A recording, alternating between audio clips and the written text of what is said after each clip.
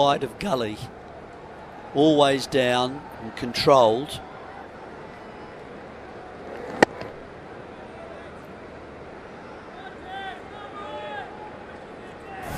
Almost looked like a late withdrawal attempt, and ball hit bat rather than the other way round. Now Jaiswal, his first taste of seeing Matt Henry, shorter of length, wider of off stump, and climbing to around about belly button height, and left alone. It sags a little as it goes through to Blundell behind the wicket. Just under 130 for Matt Henry at this stage as he sort of warms up and gets into his work. That one, just a suggestion of a wee bit of tennis ball bounce and holding on the surface a little longer, and then just going very peacefully through to Blundell. 3 slips, waits eagerly, hands on knee, inside edges. Jaiswal leans forward. He'll get his first run. We'll just nip back into him, touch, but comfortable enough. And always a great feeling for an opener getting that first run, 2 without loss. Such a good place to get your first run to, just on the onside, just a wee bit leg side-ish for, and a bit short, and allowed Jaiswal get into a position where he could just tuck it on a backward defensive stroke really, but just turning it on the leg side. Went behind square. Henry in again, moves past the umpire, leg side, tumbling stop from Blundell, and apologetic Henry puts the left hand up. Right, just trying to work that down towards long leg, and O'Rourke moved away from the bat, as Henry so often does, hits the seam and gets the ball to talk. 23 wickets thus far in 2024, Jeremy, at 17 for Matt Henry. He's been the most consistent, hasn't he? It was perplexing he did not play. Yes. In Sri Lanka. Totally. Yeah, totally. Just a reminder, Will Young in for Williamson. Henry back into the side at the expense of Santner. 2 changes for India as well, as Henry bowls full and squaring Sharma up. The bounce here as it hits high on the bat and squirts out to point no run. That's a demanding ball, isn't it? That's the first one he's really got on song to the right-hander, and just drew a forward defensive shot, but he didn't look comfortable. It wasn't easy for him. 3 slips is right, so is the gully. If it just does hold a little bit from a sort of an off-stump line, that can bring the gully into play. Lovely measured approach to the wicket as he bowls full at this time, beating the inside edge, hitting high on the back leg. They go up for an appeal, but umpire Goff is a very good one. Not buying that nonsense, clearly going over the top. Okay, that's a sort of a mixed over from Henry, but he is starting to hit the seam, and it is starting to respond as that came in and beat the inside edge of the bat. Just a tad short, but you can see certainly some movement. So 2 overs in, 2 without loss. India winning the toss and deciding to bat first. It's day number 2. 3 Test match series. Great to have your company wherever you may be listening across talkSPORT 2, the talkSPORT Cricket YouTube channel, SENZ Radio in New Zealand. Daniel McHardy alongside former New Zealand Test captain Jeremy Coney. Tim Southey with 3 slips. Starts a new over, a leading edge drive. That might go for 4, Jeremy. He's trying to work it on the onside. It's going to be overhauled by Rachin Ravindra, maybe 4 or 5 metres inside the rope. It's a 65-metre trot out there, so it shows he's got a big bat because he was defeated there. Well, Tim Southey might tell us that. 4 without loss as Jaiswal gets 2 and moves to 3. Getting a leading edge, really. He's lucky it didn't go in the air. It's all along the ground and beat mid-off to his left. So, just thinking the ball would swing, but it didn't.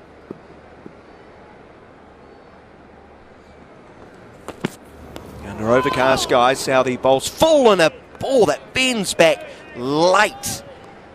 Left alone as it was wide of off stump, but there was a big cry from behind the wicket as they felt it might have threaded off stump. Blundell's taken this a long way down the leg. That's the variety, of course. It's moved late after it's gone past the Jaiswal there. A good diving take to his right from Blundell.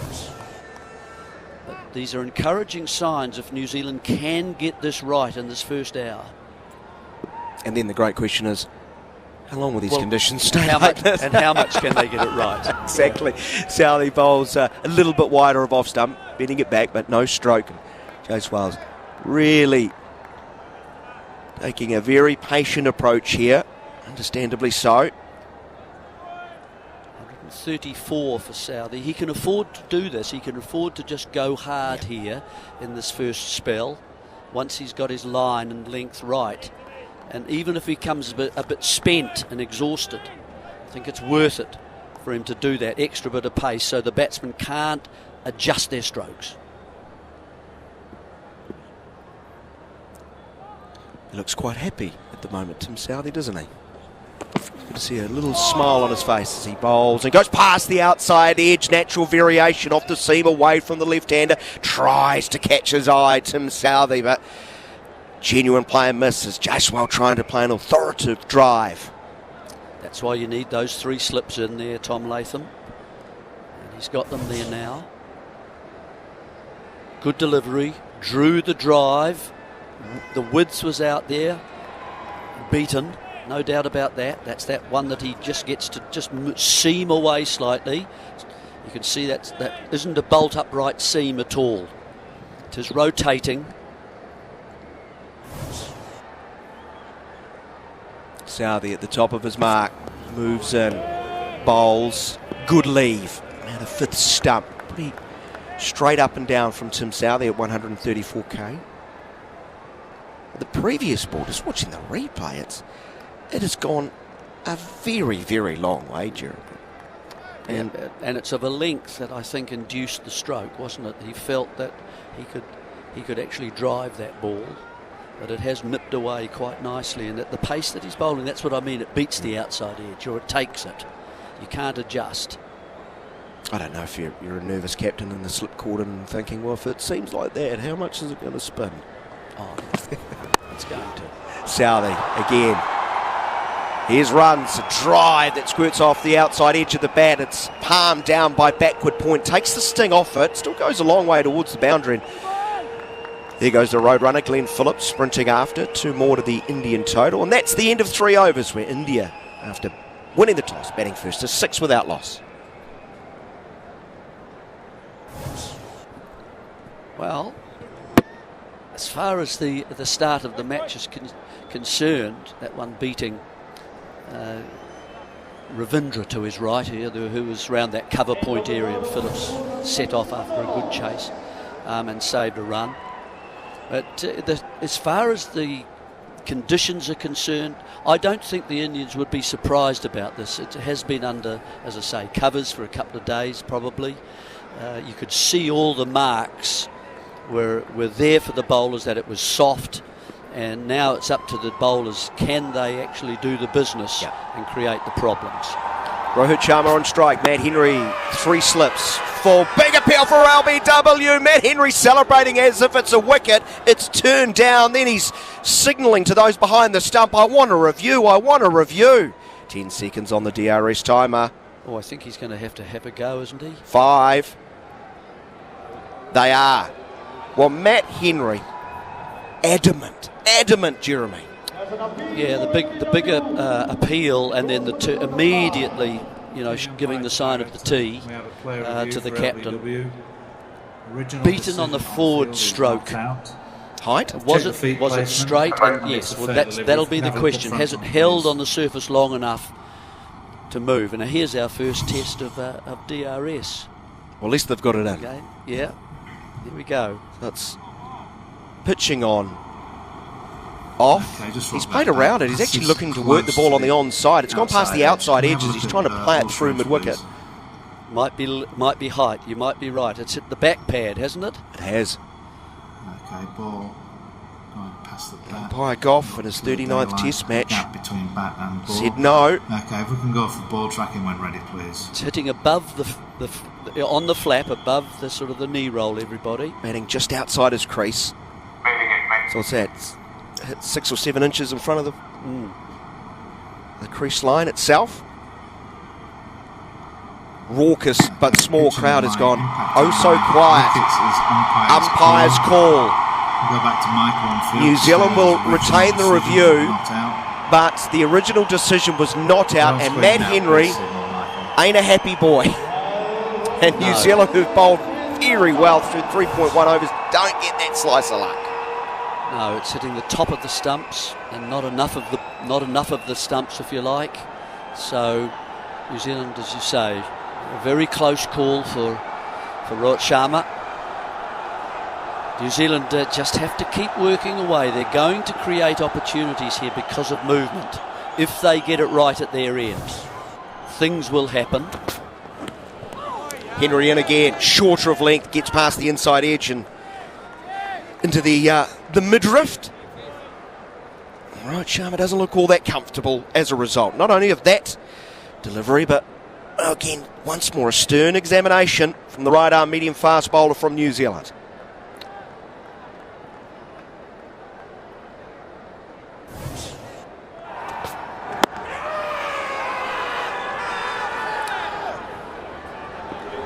Sort of into his work now. It looks as if he's settled now.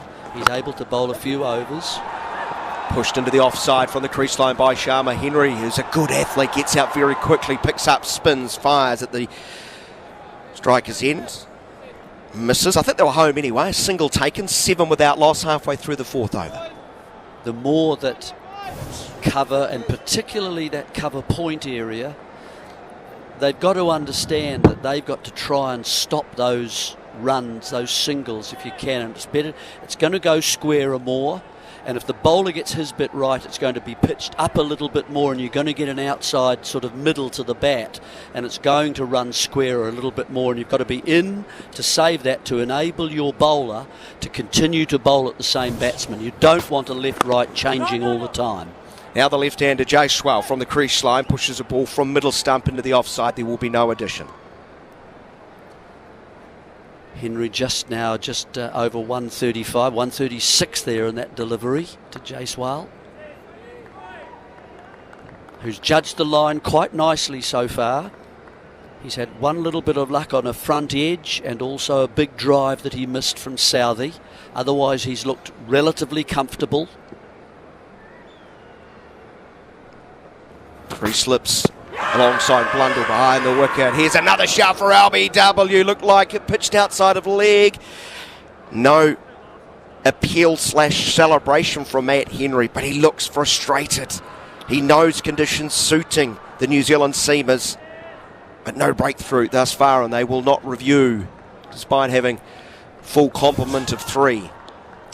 Well, the satisfactory thing as far as he is, it's actually just pitched in line with leg, and the angle that he's bowling, of course, it's held its line a little bit, but it's hit the pad and beaten that inside edge. That's what he's doing. He's beating the inside edge of both batsmen, and sometimes the outside edge.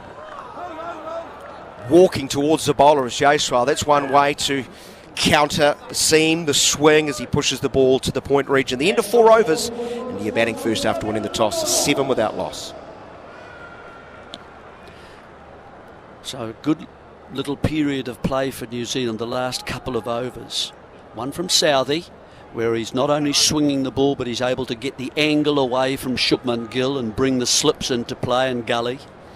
Runs hasn't been loose bowling quite so much yet, so they're just starting to target in on the stumps and allow the movement that is available at the moment to come into play.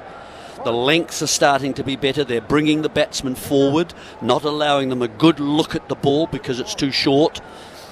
So that's the sort of pace these bowlers, 133 to 135, 136 Ks, have got to do it. Now Southey into now his 3rd over, and O'Rourke will be waiting to see what he can do and which end he's going to look at. You would think it would be Southey's end that he would take immediately. Southey, this long run up, slightly angled, left alone. Good carry through to Blundell once more as he takes over the left shoulder. And certainly the New Zealanders will feel a lot more comfortable with the 3 seamers. They can operate probably the most of the first hour and a bit, at least, with the 3 seamers by giving one bowler, say, 3 or 4 overs, which would be Southey. And then you keep Matt Henry going a little bit. And then you bring O'Rourke in after Southey, and then Southey takes over from O'Rourke. So you use your three seamers quite nicely to get you through almost the first hour of play. See how they tail up somewhat. Beats the outside edge of Rohit Sharma's bat, who was in good position early, but the ball just nipped away and he followed it. I didn't follow it enough, if you're a New Zealand fan, that is. Yeah, beware being too short in these conditions. They can look very handy and pleasant and nice bowling. You've got to get the ball up to bring the edge into play. That's beaten him, and Rohit Sharma's actually felt for that and gone with the hands. And so that's a play and a miss, a definite play and miss. Southey moves past umpire Rifle, past the inside edge, hitting the front pad high, would have drifted down the leg side, so just a few oohs and ahs. Great to have you company wherever you may be listening. And here, Jarrod Kimber, Jon Norman, Mr. Batty. I see Harmy's with us today. He's licking his chops. Well, at these conditions in India, yeah, he wouldn't have encountered too many days like this. He's just loosening the voice cords up, isn't he? He's got the sustenance there. The old drinks are going down. It is in a mug too, everybody. So I'm assuming it's tea. Well, assumptions, Jeremy. You know what they say. Yeah. You know what they say. 7 without loss. Southey goes wider of the crease. That is beautiful bowling. Vintage Tim Southey using the crease, full, moving away from the right-hander, and he looks a changed man from when he was captain. Big call, 2.5 overs into his spell. Yeah. But there's something there for him. It is. There's the use of the crease that just deceives the batsman. It's coming from wider, it's angling back into him slightly and then moving and straightening away, beating the outside edge. A legitimate forward defensive shot, just beaten, but again, maybe a foot and a half short. 3 slips of gully, a pointer, mid-off and mid-on, mid-wicket and a long leg. That's the field for the New Zealanders. 7 without loss in the 5th over. It was mid-crease this time. 3/4 seam, so no movement away from the right-hander. It sort of leaps as it goes past Sharma as he leaves alone through to Blundell. Yep. So Southey looking for the outside edge here so far in this over. Looking for movement. And then occasionally to the left-hander, of course, he'll bowl the 3/4 seam more to him to take it away from the left-hander's outside to bring that into play. More outswing to the right-handed Sharma. Ball remaining in the 5th over. Your best mate, Big Slime's already messaged Jerry early into the season. Not from the Spa pool though. 3 slips in a gully. Very full from Southey. Again, wider of the crease. Not as much movement and clamping down late was Rohit, who's on 2. Jaiswal is 5. It's 7 without loss after 5 overs. India batting first after winning the toss. Well, I reckon one more for Southey. I think the danger is, I know he's getting movement, I know he's getting some seam, but I just think you need to keep him. Don't burn him out too early. He's down at 130 that last ball. Don't burn him out too early. You've only got so much gas in the tank when you're 36, and you want to be able to bring him back quite quickly. You don't want to run any of your bowlers short too early in this session. I know things are looking right for him. He's beating the bat and so on. Very deep. Beauty from Henry, just nipping away from Jaiswal again, who took a little stride down to negate the movement, but the movement was there. And it shows even at 130k, if you can get the ball to move laterally, even the best going around will struggle. Yep. Best, I was going to say, deep first slip position. Shubman Gill walking at the bowler. He's decided he's going to try and cut the angles down, try and take the LBW out of play. Good work, Henry. Again, just a tad short. It looks nice. Henry moves in. Oh, that is even better. It's pitched middle of the leg, squared him up, chest facing the bowler as he spins away, wanders to square leg laughing. There's a few nervous faces in the Indian changing rooms too. Well, this is a battling time, isn't it? This is what you take the risk when you win the toss in conditions like this, that you can, if things go well for the bowling side, you can be 3 down quite quickly. At the moment, they're having a bit of good luck, aren't they? But New Zealand are helping them by not quite bowling full enough. Touch full of the call from Jeremy Coney. Well, you want the edge, don't you? You do. Leg side, pushing forward. Tentative little prod. Hits the outside part of the bat, squirts into the point region, no run. And I was just going to talk about the depth of Daryl Mitchell. I think he's standing a tad deep. Tad deep. It's funny, but you think you'd give yourself more time if it's going to. But there comes a time in a slip catch where you're waiting too long for it to arrive, and you're sort of closing your fingers a tad early. And I think you've got to be there and be in a normal position. Henry moves in again, much fuller into the pads of the left-hander. Works him nicely past the mid-wicket into a gap. Rachin Ravindra sprints off from mid-on. Will collect. They'll saunter back for 2. That's what you want when you've got difficult conditions early on, that when the bowler just strays, Jerry, you can work him away for 2. And that's why the square leg really, I think it's a bad ball if you get hit to square leg and tucked away that way. So I think it's offline. That's why you can be more mid-wicket and stop that ball. You've got to want to bowl at the same guy for 4 or 5 balls. Zealand has gone past the bat. Well, I don't know how many have they been. I mean, there would have been a dozen at least. Here's an awkward-looking stroke from Jaiswal as ball nipped back into the left-hander. I think he's wanting to play through the offside, had to adjust and looked very hurried. You know, we've seen the ball just hold on the surface, haven't we, there? And that, to me, that last stroke looks to me as if a little bat pad wouldn't be a bad idea, because that's actually bounced off sort of something and then onto his leg, and it's actually looped up. That tennis ball bounce just a little. Forward press, again tentative as he pushes back to the bowler. 6 overs in, no luck thus far for New Zealand. India a 9 without loss, Jaiswal 7 and Rohit is on 2. Yeah, well, it's just, I'm afraid it's more of the same, I keep saying to you, Daniel. It's just that length at the moment. It's looking likely, but New Zealand have got to nail something in this first half hour, and it will be a missed opportunity if they haven't. Run rate creeping along at 1.5, but it's fairly compelling stuff. It always tends to be Test cricket when ball slightly has the edge over bat. It's just a more interesting game when the bowlers are in the match and dominating a bit, and runs are hard to get, and batsmen not only runs are hard to get, but you're struggling to stay in. Southey started the new over, bowling to Sharma, pushes forward into the point region. Ajaz Patel quickly in. From a good point of view, that the New Zealanders haven't bowled a shocker. They haven't bowled a long, rank long hop or a full toss that you just quietly hit away for 4, and the batsman feels a lot better. Maybe just a fraction short was the only sort of critical analysis. Yeah, I think if they showed us the pitching, where the ball is pitching, you'd find it just a tad short.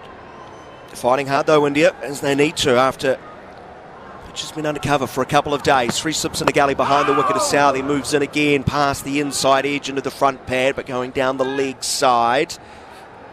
Some people will be thinking, why not O'Rourke?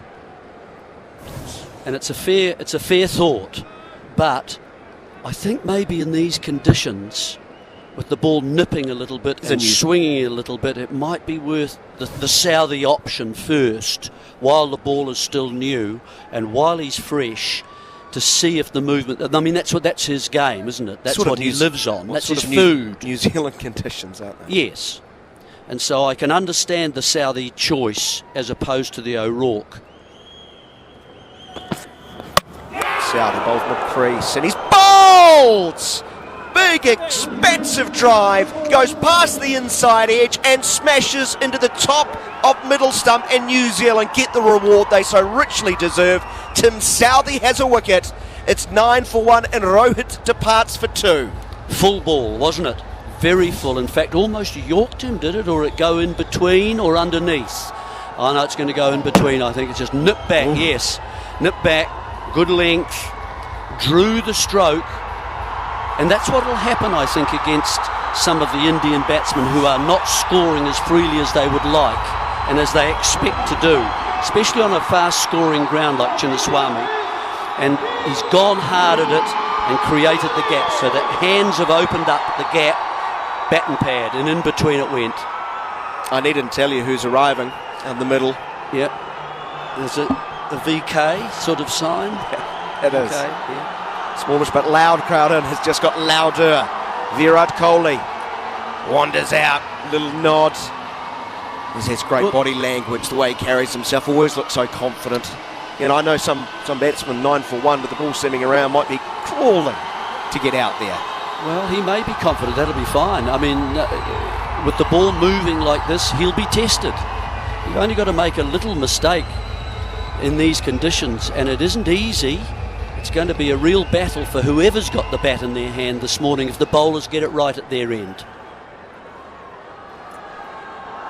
So Southey 1 for 4 off 3.3 overs with 2 maidens. Matt Henry 3 overs, no maidens, none for 5. He thought he had Rohit Sharma out LBW. It was turned down by umpire Goff. New Zealand reviewed. Henry was celebrating and reviewing at the same time when he realised the finger was not going up. On the evidence of DRS was hitting the top of off, so it was an umpire's call. But Rohit Sharma was not able to make the most of that near miss. Gone for 2. 4 slips in and a gully. Mid-off, mid-on, mid-wicket and long leg. Southey halfway through his 4th over. Leaving around 5th or 6th stump is Virat Kohli, as that one went straight on, no movement, and just starting to drop in pace a little bit, Tim Southey. Yep. Right. Question is he going to ask for another one? Is he going to ask for another helping at the buffet? Exactly. Oh, one more. Yeah, skip. But he, you know, he's got to be patient. Got another ball here. That was almost a little set up there, just outside the off stump. Hang it out there. Now, will he try the 3/4 ball to come back in here at this one? Have a look at this one now, Virat. Come back at me. Southey past the umpire, bowls that one back of a length, nipping away, shuffling across outside his off stump and then leaving alone his Kohli.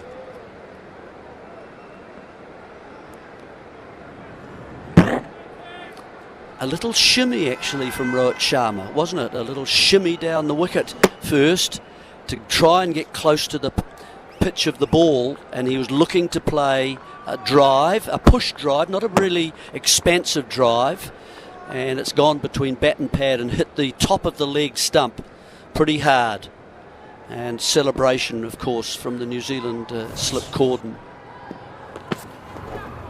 Southey wider of the crease, he goes, bowls very wide of off stump, trying to entice a drive. Kohli doesn't take the bait. The end of a successful over for Tim Southey saw Rohit Sharma bowled for 2 after 7 overs. India 9 for the loss of 1.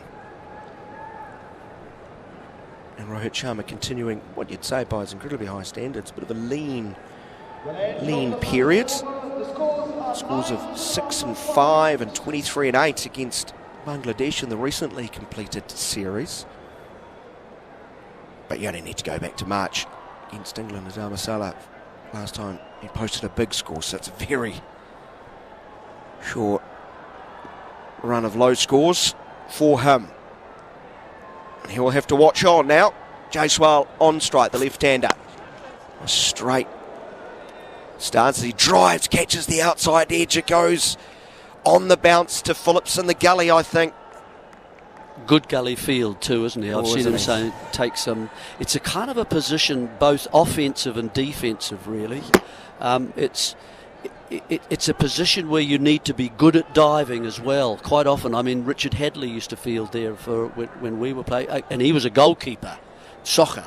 You know, he loved diving, and you don't get a big chance to see it. You're obviously watching the edge of the bat. Henry goes past the outside edge once more. We need Garrett to go back and check the tape and see how many play and misses we've seen over 7.2 overs.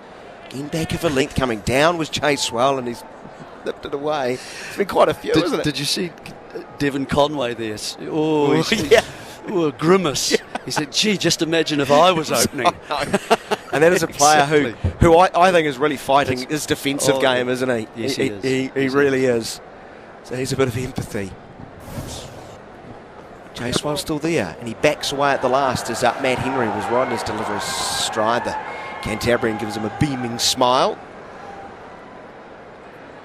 They're a very generous side, aren't they, New Zealand?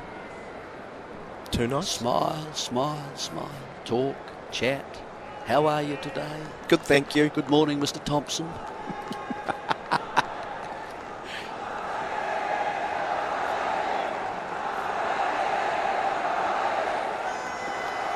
Slight adjustment as the wicket in position. Still 3 slips in the gully though. New Zealand on the attack, and why not? 9 for loss of 1. This goes past the inside edge into the front pad, but it would have missed leg stump by a long, long way. But Jaiswal, over the last 3 or 4 overs, Jeremy, he's thought to himself, I can't stay prone in the crease. I've got to get down. He's moving out at them. That's right. What Rohit Sharma actually took the suggestion as well, and he's outside. Matt Henry's just lost the line a wee bit in the first 2 deliveries of that over. He's 2 leg side-ish.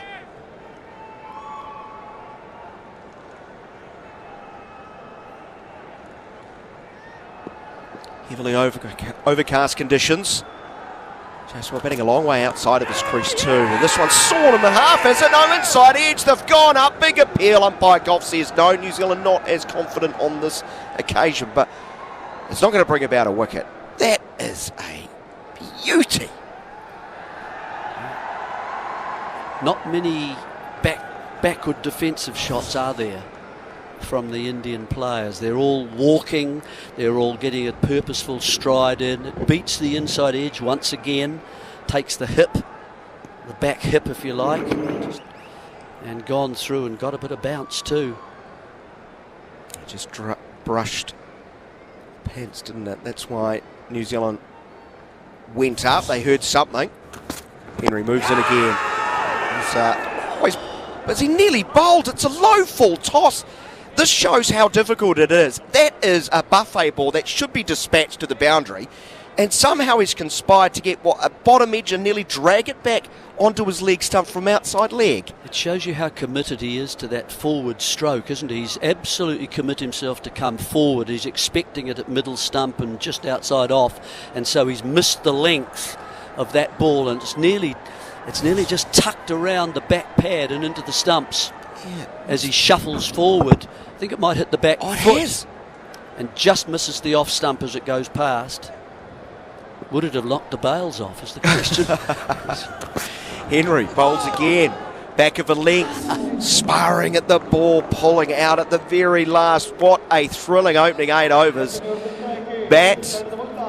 Well, a stern examination from the New Zealand seamers. Though they've only picked up 1 wicket.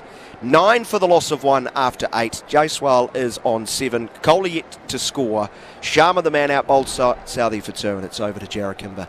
Mr. Steve Harmison, I think, and Jon Norman. Good to see you, team. Yeah, morning, good to see you guys, and how amazing is it to wake up to play, and to Harmy. Bats was here all of yesterday, didn't have a single ball to co-commentate on, but you're here for the next couple of days. Great to have you with us here on talkSPORT's commentary.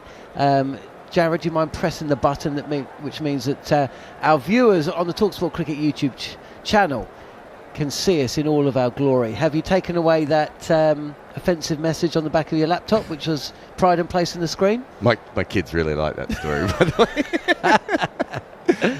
Wow, what have we got here then? 9 for 1 India, winning the toss, deciding to bat in conditions that would raise an eyebrow if it was in England. This is pitched up. First ball from William O'Rourke, and it draws Virat Kohli forward, pushes his ball into the offside.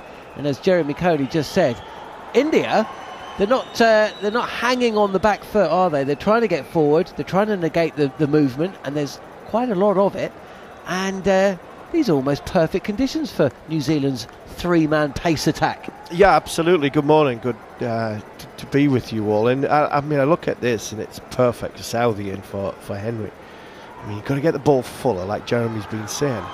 O'Rourke again, pitched up again forward to Kohli, and tries to play with bat in front of pads, pushed up to Ravindra at mid-on, no run. I'd possibly look for another over of Tim Southee. You can see what he's doing with Virat Kohli. He's trying to bring him right across the crease. He's bowling well outside off stump, trying to swing it away, trying to get the ball to nip back and get Virat Kohli to fall over it, trying to bring LB into the equation, but only 4 overs. You could see what his plan was, but they're not being captain anymore. He hasn't got the privilege to keep him on for 1 more over.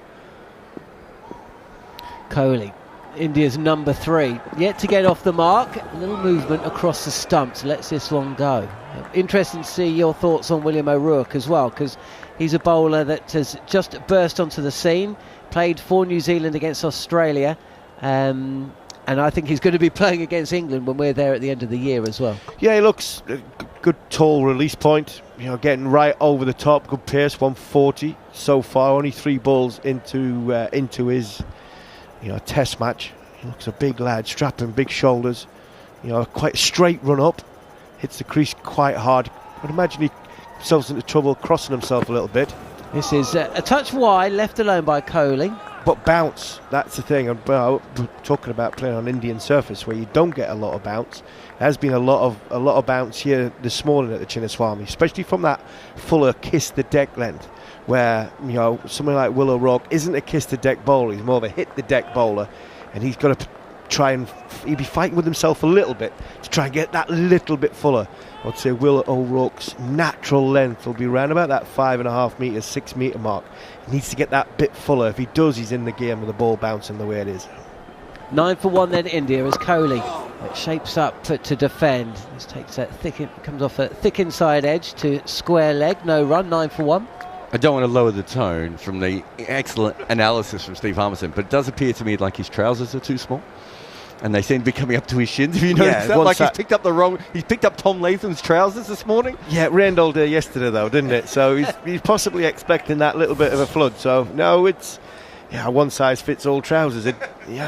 When I was playing, you used to get uncut bottoms, so you were fine. You just didn't have to get them taken up. But if that's what he's, that's the least of his worries. Last ball of the over, and has that been caught at leg slip? There's a diving Glenn Phillips. He's holding the ball up. The umpires are going to have a chat. This was on the body of Virat Kohli. Kohli's just touched his hip, left hip, to suggest the ball hasn't come off the bat, but we're going to find out one way or the other. They're checking the catch, actually, so they think it's out. You think it's out? Well, the umpires think this is out. So they're checking if it's carried. So if they're checking if it's carried, that means that Paul Rifle thinks that Virat Kohli's got a glove on it and it's clipped the hip and then gone to Glenn Phillips at short fine leg, which had looked as though it carried. It did look like it carried. We're looking at a replay of this now, and it looks to me as Glenn Phillips gets forward, 2 hands under the ball. Can see there that his fingers have brought up some dirt. So from the other angle, that looks pretty clean, I think. Yeah, that's out for me. Now, I wondered if it hit his glove when his glove wasn't even on the bat. Fingers under the ball. Well, we haven't actually seen that yet. We've seen a replay. We're watching a replay. He's gone big screen. He's ready for his decision. So he's not even looking at whether it's hit the glove or not. But Kohli might be able to review if Kohli. Right. Yeah, I get that. Yeah, I suppose. Here we are. It does feel like I've gone backwards on this decision. And the decision is out. The silence will tell you. Virat Kohli's got to go. No, he knows he's gloved it. He's actually he was halfway to the boundary before the decision had flashed up on the screen. So what a moment and what a morning for New Zealand. Rohit Sharma gone for 2, and now Virat Kohli follows him without scoring. We've got Sarfraz Khan in, playing ahead of the injured Shubman Gill, and India, who won the toss, decided to bat, might be regretting that. 9 for 2. Yeah, not only that, as he walked off, Kohli, he had his glove off and he was looking at his fingers as if to say, they don't look right to me. So terrible news for India, but a brilliant ball from O'Rourke. We're just talking about that bounce, Harmy. That has just come straight up, almost vertical at Kohli. And we heard the soft noises, and we knew there was a couple of them, but we haven't seen a replay of it. But good cricket and good field placing as well. They had the guy in the right position, that sort of halfway between, leg slip and leg gully? Yeah, they've gone for the man round the corner rather than the short leg. I think that's largely down the fact of where... As Henry is in, pitched up, driven. As Jaiswal gets off strike. He moves to 8. Again, not in control of the shot. The ball didn't go straight, didn't go to the offside. It kind of squeezed out to mid-on at 10 for 2 India. Yeah, they've gone for the man round the corner, and I think they've gone for the man round the corner largely the fact that Virat Kohli just gets squared up quite a lot when the ball is moving. And I think, saying earlier, off air, just before we came on, if there was ever a pitch to try and get Virat Kohli out early, this is the one when the ball's swinging, moving, lateral movement away, it's nipping away, so you can move him across the crease and you can always square him up. 3 slips in a gully, and Sarfraz is beaten past the outside edge. This is a prod, and Sarfraz did not need to play at this delivery. On another occasion, as he just takes a look to the heavens, it is cloudy and overcast, the floodlights are on. It's going to take him a couple of deliveries, and this is an absolute beaut that whistles past the outside edge of the bat from Matt Henry. Yeah, it is. It's a fantastic ball, full of length. Sarfraz got no idea what's going on here. His shoelaces are tied together here. He needs to get the scissors out, cut the shoelaces, get forward. Wide-eyed full again, and this is clipped to square leg. Fielded. Pressure on India at the start of day 2 of this first test of 3. But just to finish on Kohli, you can see why they've gone with the man round the corner. And we're going to see that, I've just seen a replay of this again. That is an absolute beaut from Will O'Rourke. Kohli's got nowhere to go. He gets squared up. His right shoulder does get, he's more or less facing Will O'Rourke when he makes contact with the glove. And because he gets squared up, Henry again, this is wider and clocked! Oh, what a grab! What a grab! One-handed and mid-off, Devon Conway! Almost in slow motion, he has plucked an absolute screamer to his right, and Sarfraz has got to go for a 3-ball duck, and India, who won the toss and decided to bat 3 down.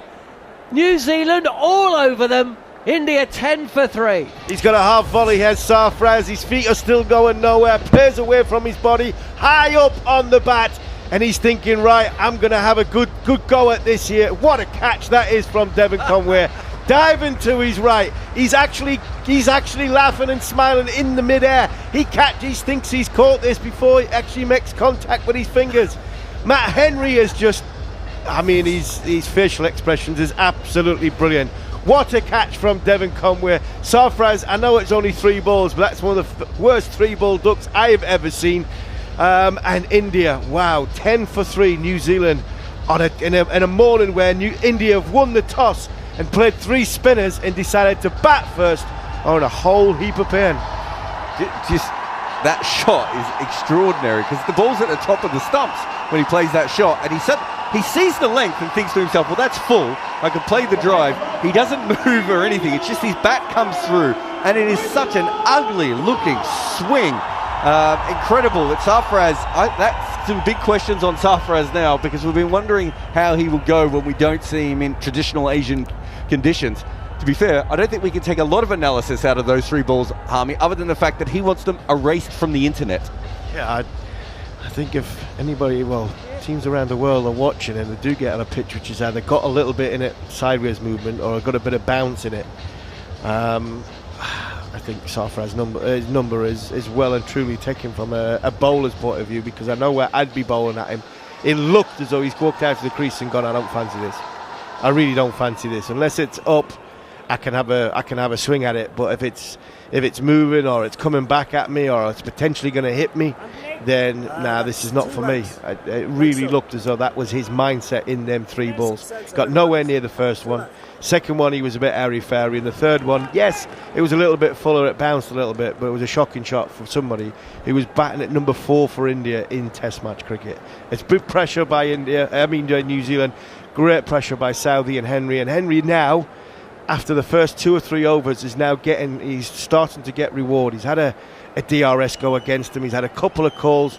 Now he's got his wicket and he fully deserves it. Rishabh Pant, the new batter, facing up, beaten past the outside edge by a ball which just held its line. All smiles for New Zealand this morning. I think New Zealand, it's incredible the way he's bat from Sarfraz, also twisting his hands there. It's such a poorly executed shot. I think New Zealand, though, this is an absolutely brilliant start, but they've got about 8 more overs here where this is going to continue to move around, and they probably need 4 more wickets.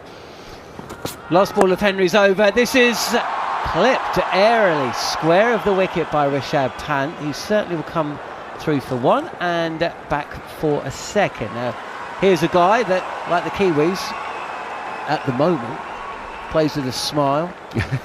Back in the Test side, of course, after his extended absence due to a horrendous car accident. And he's not the kind of guy that lets pressure get to him in the way that Sarfraz Khan clearly did. No doubt. And him and Jaiswal are going to come at New Zealand as well, and they're going to try and score back, but it gives them more opportunities. We've seen with India a lot. Losing early wickets in India has been a pretty common theme.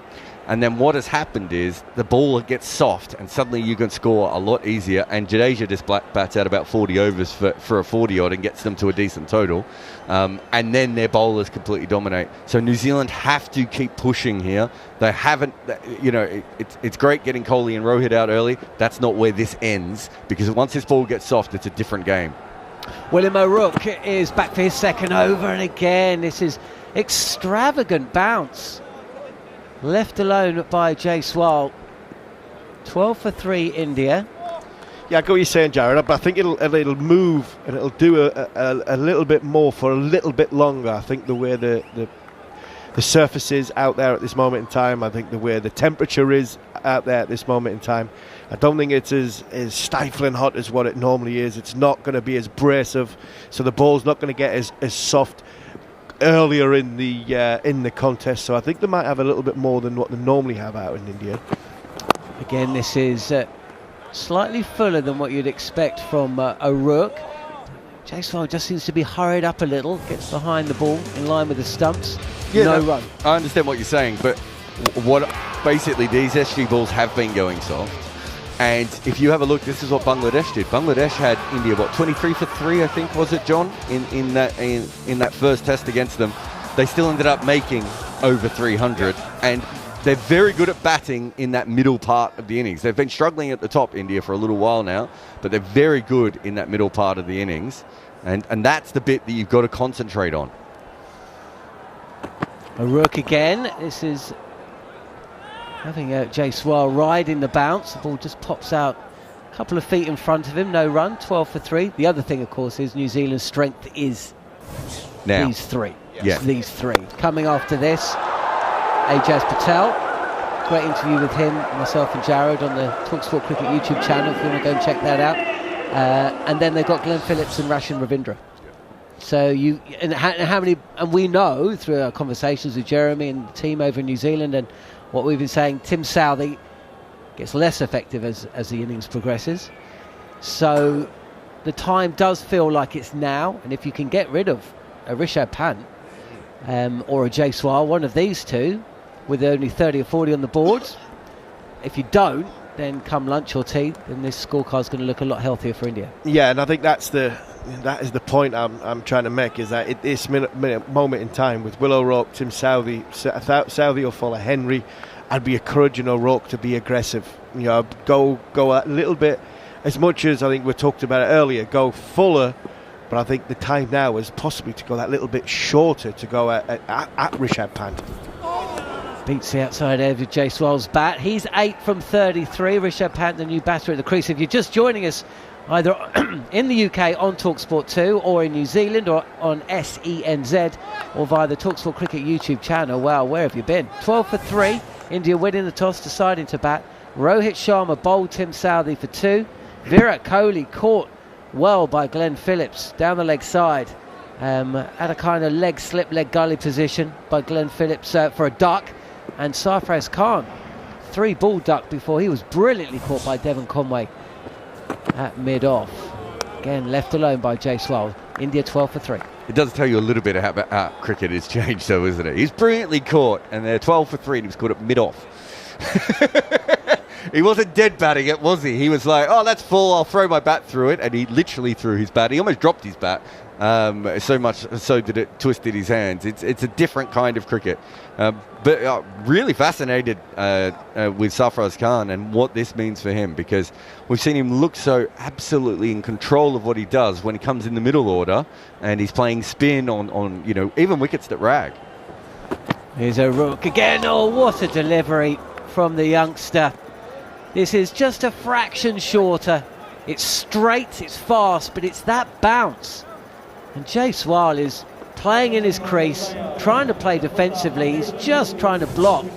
And he's beaten past the outside edge, which a ball that just lifts up.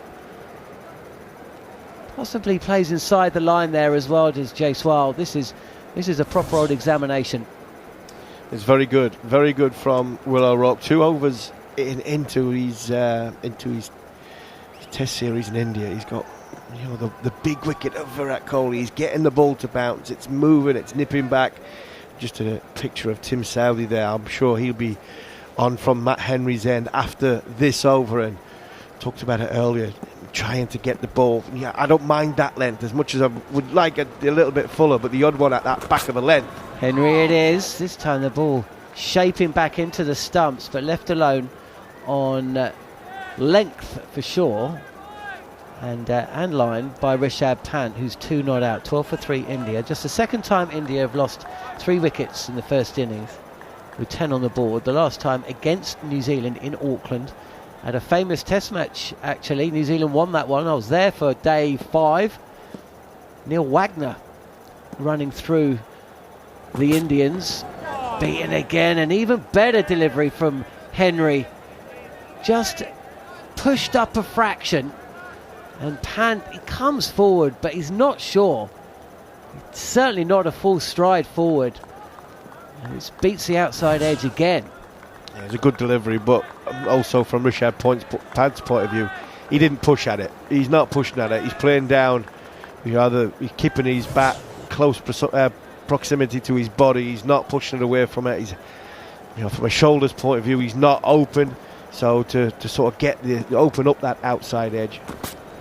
There's an expectant slip cordon there, as is Blundell, the keeper, who collects this ball. And Henry's found his line and his length, hasn't he? He's just going to hang it out there. Just wonder, with 3 balls to go, possibly in his spell, whether Matt Henry might think about going around the wicket and bringing off stump into play. 3 balls there. It's of good length. It's not of sort of really full length. Whether he can change the angle, go at off stump, and potentially get the ball to move away, bring the outside edge into play. Again, he's probing away as Henry. This time, Pant does get the bat onto the ball. Is near silence in the crowds here at the Chinnaswamy. We've got fans in, we've got play. New Zealand's morning so far. It's funny you say that, because I was just looking that up. I was having a look at the record. Both of these players prefer the right-arm bowlers to come around the wicket. So unlike most left-handers of the last couple of years, these guys really like it. So Rishabh Pant averages 30 when you bowl over the wicket to him and 60 when you come around. Over the wicket, and this is an extraordinary shot from Rishabh Pant. He's attempted a reverse pull, and he's got a leading edge which has flown up to the offside behind the stumps, and this ball could have gone anywhere, and actually did. I actually wonder if this has hurt him. I reckon this has hit him. Has this hit him on the arm? I think this might have hit him. It's hit him on the top of the glove. Yeah, he's obviously looking a bit sheepish. He's got a smile on his face. I just wonder if his hand's smarting a bit here. Oh no, it's hit the back of his bat and onto his thumb. So I think if that just hits the back of his bat, it goes straight up in the air. I'm not sure that goes past the keeper and down towards fine leg. But last ball of the over, left alone by Jaiswal. 13 for 3. Extraordinary start to the morning. When you're playing a computer cricket game, John, and you get bored, and you press the wrong button, and it plays like a hook shot to a Yorker. That's essentially what Rishabh Pant has just started a test match there, where he's like, because it was such a late decision to play the reverse, and I'm not sure really what the thinking was, because the ball wasn't in a good position anyway. That was just a bizarre moment of cricket. Are they just looking at his thumb?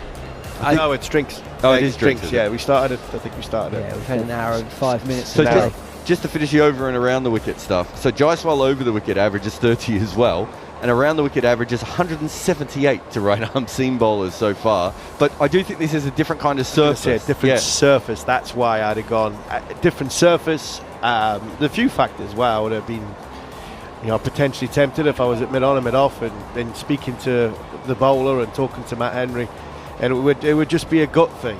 Forget what the average. This is a different surface. The ball's moving completely differently. You're 5.3 into possibly a 6-over spell. You've got this thing on a bit of string. Can you just change the angle and see if you can open them shoulders up a little bit and get Rishabh Pant playing away from his body? Because the first 3 balls, he's actually played inside the line of the ball and played quite well. So where India are at this moment in time, at 13 for 3. I mean, Tim Southey coming on, talking about Will O'Rourke, his bounce, his height, the way he's hit the deck hard. I'd be looking for, if I was Tom Latham, I'd be encouraging O'Rourke at Pant and at Jaiswal to make sure it hits their body. If it's going to nip back, nip it into their body, making sure, because what I've got Tim Southey. I've got 4 overs possibly of Tim Southey moving the ball. We're in England, we talk about Jimmy Anderson a lot. If you look at someone like Anderson and Southey, especially with their skill sets, their ability to find off stump and move the ball either onto it or away from it, especially in these conditions, is so valuable. I think 4 overs of Tim Southey here could really ask questions of the 2 left-handers. And if Will O'Rourke is either pinning them back or actually pinning them on the crease and hitting them, then Southey becomes more and more dangerous in that 4 or 5 over spell that he's potentially going to bowl now. The only thing I would say is, I think if I was a New Zealand batter at the moment, I'm hoping that the wicket settles down a little bit before I have to face Bumrah on this pitch as well. He could be an absolute handful here, right? Yeah, I mean, Siraj as well, but when you look at it, somebody's read this wicket wrong, and then at the minute it looks like Rohit, because not only is he batted first on it, you look down the team sheet, you've got Bumrah, Siraj, Kuldeep Yadav, you've got R. Ashwin and Ravi Jadeja. You're going, Bumrah's going to have to bowl a hell of a lot here in these conditions. He is. I know, the great late Shane Warne used to say, if it seems, it'll spin. I don't know if it seems you need 3 spinners. I'm not sure you need 3, especially on a surface like this. And I think it's bounce more than anything. Yeah. Now, saying that, I mean, sometimes Jadeja does feel like a left-arm seamer sometimes, so he could be a handful on it as well. But there's a great story about Kuldeep being a seamer when he started and saying he wanted to be Wasim Akram, and one day he worked with Wasim Akram, and Wasim took him aside and said, it's probably best just go up spin. Yeah, well, Wasim might have had a crystal ball and realised that Kuldeep Yadav was never going to get above 5'5". I think that was always going to be the factor that in India you're not going to get very big, so you're not going to, unless you've got ridiculous skill sets from a seamer's point of view. We're just watching a bit of a highlights package of the morning and seeing the ball move lavishly and the bounce and the sideways movements, not only through the air but off the surface. You as a bowler, sometimes you're given these conditions. If I was looking at that, I would have said, and not being here for the toss, I would have said New Zealand must have won the toss and bowl first, because this is bowl first conditions. But when you do that, sometimes you are under pressure as a bowling unit. I'm looking at the ball, Jarrod, in Will O'Rourke's hand there. It still looked brand new. The SG, it still looks brand new. We're 12 overs in. Normally in that part of the world, if you've got a Kookaburra or even an SG ball, I mean, it looks like the dogs had it after about 15 or 16 overs. That there looks brand new still. So it's probably hit the gloves and the thigh pad more than it has the actual bat so far. So yeah, that's really good news for New Zealand. That instead of giving them an extra, what did I say before about the 18 over mark? If they can keep this ball moving till 25 or 30, that's huge. Short leg in place, 3 slips, gully, as William O'Rourke, who's yet to concede a run, is in, and this is short and ducked by Rishabh Pant. 13 for 3. Some of the chat on the talkSPORT YouTube cricket channel is about KL Rahul, who seems to be the player everybody wants out the side, now seems to be the player everyone wants to be batting at 3. He can't win, can he? And if he did come in at 3, he probably nicks off early on, and everyone's like, that's why he shouldn't be in the side. He did play in a similar game in South Africa, didn't he? Very difficult batting conditions, and Sonny Gavaskar was, full of praise for the score he put on the board. But I tell you what, this is an attempted leave by Rishabh Pant, and he's got lucky for the second time in 2 overs because he hasn't got the bat out the way of the ball in time. The ball is deflected down into the turf and fielded by Blundell behind the wicket, but again, this could have gone absolutely anywhere. Yeah, that's completely accidental there. Just maybe a little bit slack by Rishabh Pant.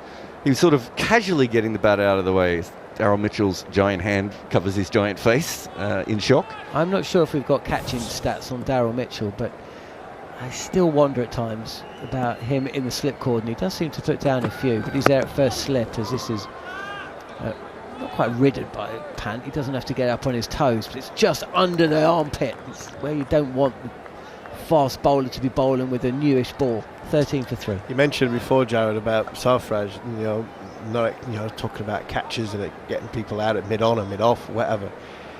I'm looking at this now, and I've watched Rishabh Pant bat for now 10 balls. Rishabh Pant could get out caught anywhere on this ground at this moment in time.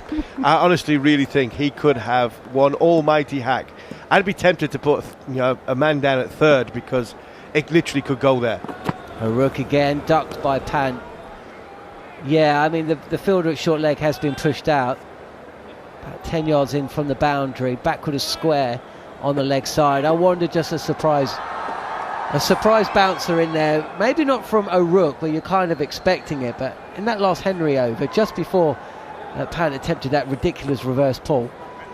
Just wonder, just get it up there and see what he does. I can see a pitched up ball half volley, which Pant looks to try and clip through mid-wicket or over the leg side, going straight over slip and carry all the way down to third. It's raining.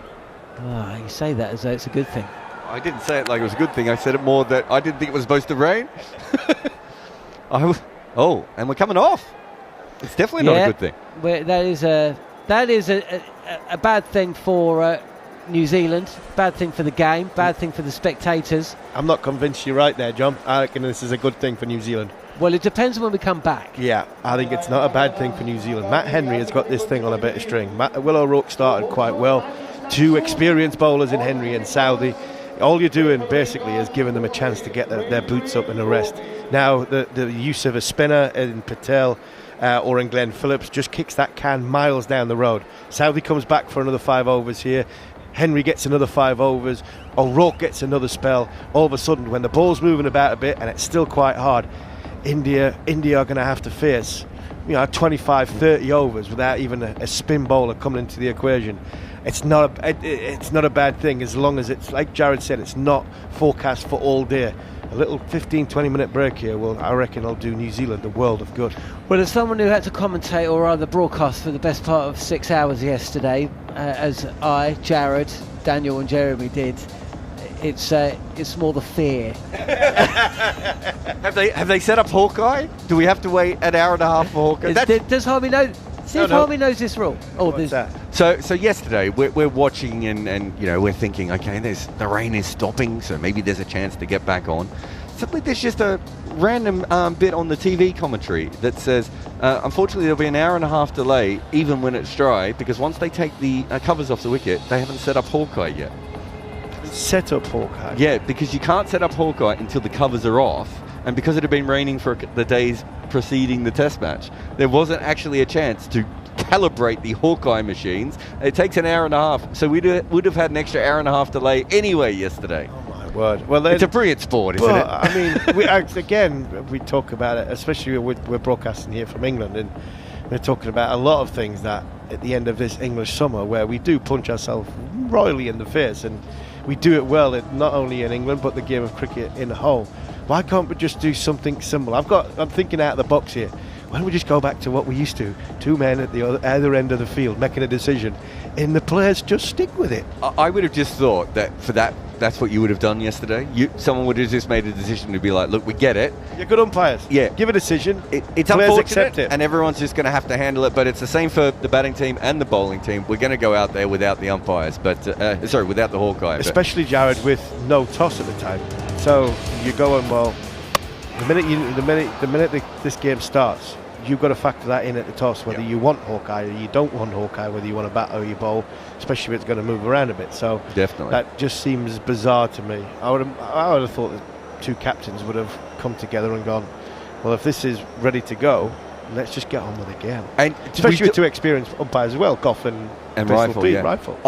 The only thing I would say is I don't know if they ever had a chance to do that because it never actually stopped raining. So I don't know if we were ever going to get to the situation where common sense would have just come about and they would have had a conversation at least. And then maybe one of the captains might have said, no, we want to wait for Hawkeye. But to be honest, I don't think there was ever a 5-minute period where it looked like we were going to have any play yesterday. There were 4 cheers for the grounds crew, but when the umpires went out and had a look at the run-ups and they walked where the run-ups were, you could see their foot marks. There was no way that we were going to get on. But the fact that we were still expecting an hour and a half delay when there should have been a conversation worries me. But hey, it's cricket. We'll find a way not to play it in any way we can. The covers are on. Sadly, we've had 12.4 overs of action on talkSPORT 2 in the UK, SENZ in New Zealand, and on the talkSPORT Cricket YouTube channel. There's lots of movement out there on the outfield, which is always a kind of a good thing. It's when there's nobody to be seen that you really worry, but we are set for a little bit of a delay. Gary Morgan's got in touch, our scorer. He's gone a bit early, I think. India's lowest totals versus New Zealand. I love that he's done that. 81 at Wellington in 1976. Do you know what? Actually, was Jeremy playing in any of these? Maybe not. No, unless he was there in 76. But if you look at the lowest totals there, the thing that interests me is that 3 of them are in India. He's also got in contact with us. Daryl Mitchell in the slips has taken 32 catches but dropped 10. That seems a bit high to me. You want to be the best slip catches. I think Faf du Plessis was around a 90% success rate, and I think Ross Taylor was high 80s for a long period of time. But you want to be certainly above 75%. So that's not good. So I had a point. Yeah. I still think Ben Duckett is the number 1 fielder in world cricket. He dropped a catch. Yes, day 1. Did he? Yeah, diving catch at mid-wicket. Probably should have taken it. Oh, that's right. He did. It was a tough one, though. Yeah, well, Conway would have taken it. If he was a foot taller, he would have taken it. Well, then he's not the best fielder in the world, is he? He shouldn't be fielding there. That's the captain. Best flip fielders. Triscothick was the best I'd seen. Michael Divinito at Durham. He didn't drop any. I mean, he was unreal. Australia's assistant coach, but.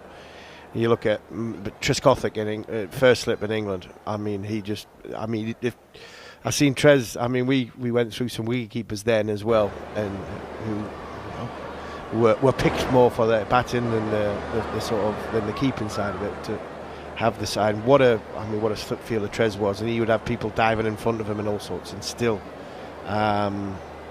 take them catches. We'll bring you updates from Multan as well. England up against it. 241 for 6, is that? Yeah, I think there was just a drop. I think Cars hit a caught and bowled. Was it Duckett? Duckett again. No, it was a caught and bowled Sajid, the off spinner. To be fair, Cars whacked it back, but he probably would have preferred to get more of it. He's got 4 for 88. Bowled really well with the new ball. Then they smashed him around for a little bit, and he's fought back. I've enjoyed his bowling so far, and he's got an excellent moustache. Talking about excellent moustaches, Dan McHardy. Has Daniel got a moustache? He does, doesn't he? I thought it was the microphone yesterday in a weird shadow, but it is. Well, let's find out. Let's find out from the man himself. Is that a microphone's weird shadow or a moustache? A question that's never been asked of a man. Daniel? No, that's never been asked of me. Jeremy Coney. Is it a moustache or a microphone? He shaves the microphone.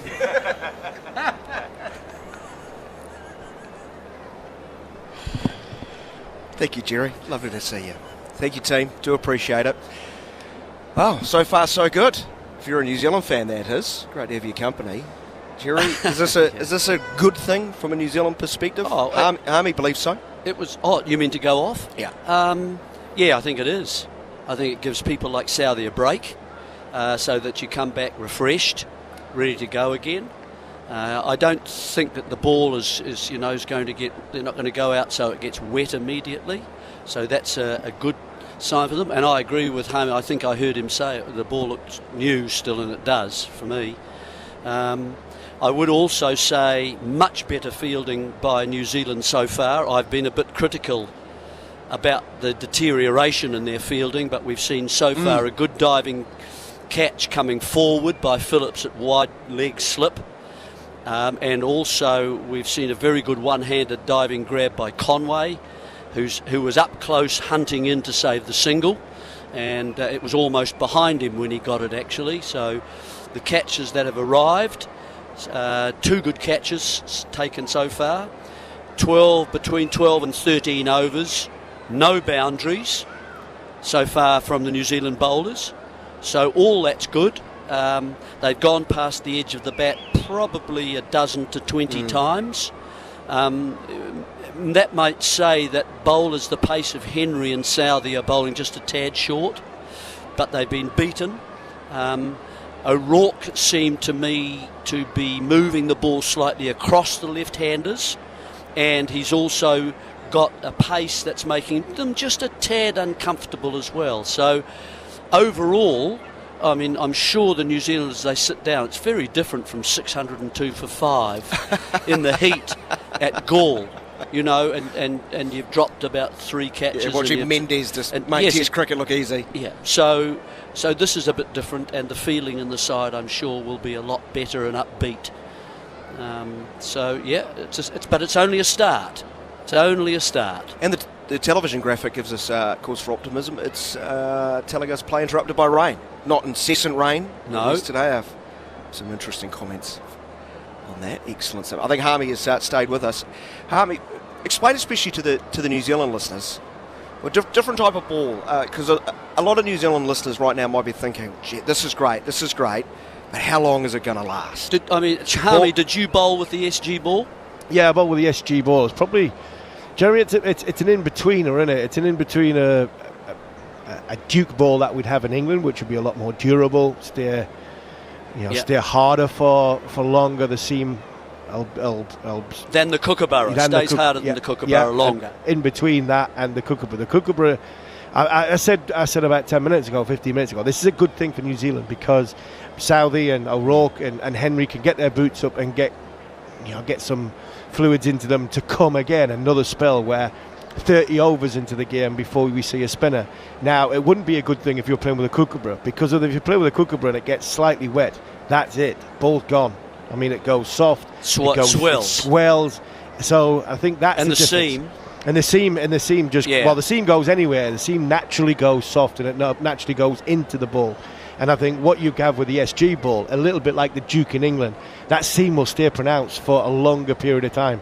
And if this, the sweat that's happening at this moment in time on the surface, once that comes off, then we should still see some lavish movement for another spell each from Southey, Henry and O'Rourke. And I think that is what encourages me if I was a New Zealand fan. So the ball is actually perfect for these conditions, which is overcast and going to move laterally, because it's going to swing that little bit more through the air, and it's also going to move off the seam because the seam is going to stay pronounced for possibly another 10-15 more overs. Leaves me scratching my head though that one side dropped a quick for a spinner and the other side dropped a spinner for a quick. Well, I think it's natural for New Zealand to do that. Yeah. They will see the rain there and they will say, will our third seamer do a better job than another spinner? And a spinner that doesn't get many wickets maybe, or in the case of Bracewell's only played 8 tests, even though he's a dangerous spinner, I think.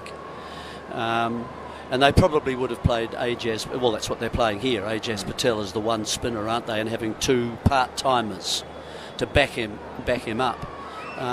But the majority of the bowling should be done by those 3, as long as they don't burn one of them out, because then as soon as you do that, you burn 2 out, Harmy? Yeah, and that's the possibly the beauty about the change of captaincy of Tom Latham, where you just, Tim Southey's not worrying about how many spells he's got in his locker, how many overs he needs to bowl in one spell. Yeah. Working out the game while bowling, where he can just concentrate, run up and bowl. And you've also, if it does, get a bit warmer and it does start to turn, you've also got Darryl Mitchell, who can run up with potentially the wicketkeeper, stand up the stumps, rolling his fingers across the seam and bowling stumps to stump and a little bit straighter. So there is options from that. So I look at the New Zealand side from a distance and think it's actually a really nicely well balanced side. You've got 3 seam options if you've got this movement, and you've also got a couple of spinners. You look at the India side, that was natural to play Jadeja and Ashwin, and it was just whether you drop Kuldeep Yadav. And having been in India with England just recently, Kuldeep Yadav has probably been India's best spinner in recent times. So I think their side naturally picked themselves as well. Yeah, the other thing about getting back into the shed is that it allows the bowlers to have a good close look at the lengths that were really effective. They were generally there and thereabouts, weren't they? And you might say we beat the bat maybe 20 times. And if we were just that little bit fuller, I mean, it's hard. You're talking about quite small margins there. And I think it's one of those pitches, as you say, that if you land it near the seam and on the seam somehow, it will grip. And it's showing that. If you look at after 12 overs, there's quite a bit of damage to the pitch, isn't it? Where you can see where the sort of the traffic of the bowlers have been. It's quite, it's that kind of grippy kind of surface that does respond to the ball quite nicely. Yeah, 100%. Steve Harmison, Jeremy Coney.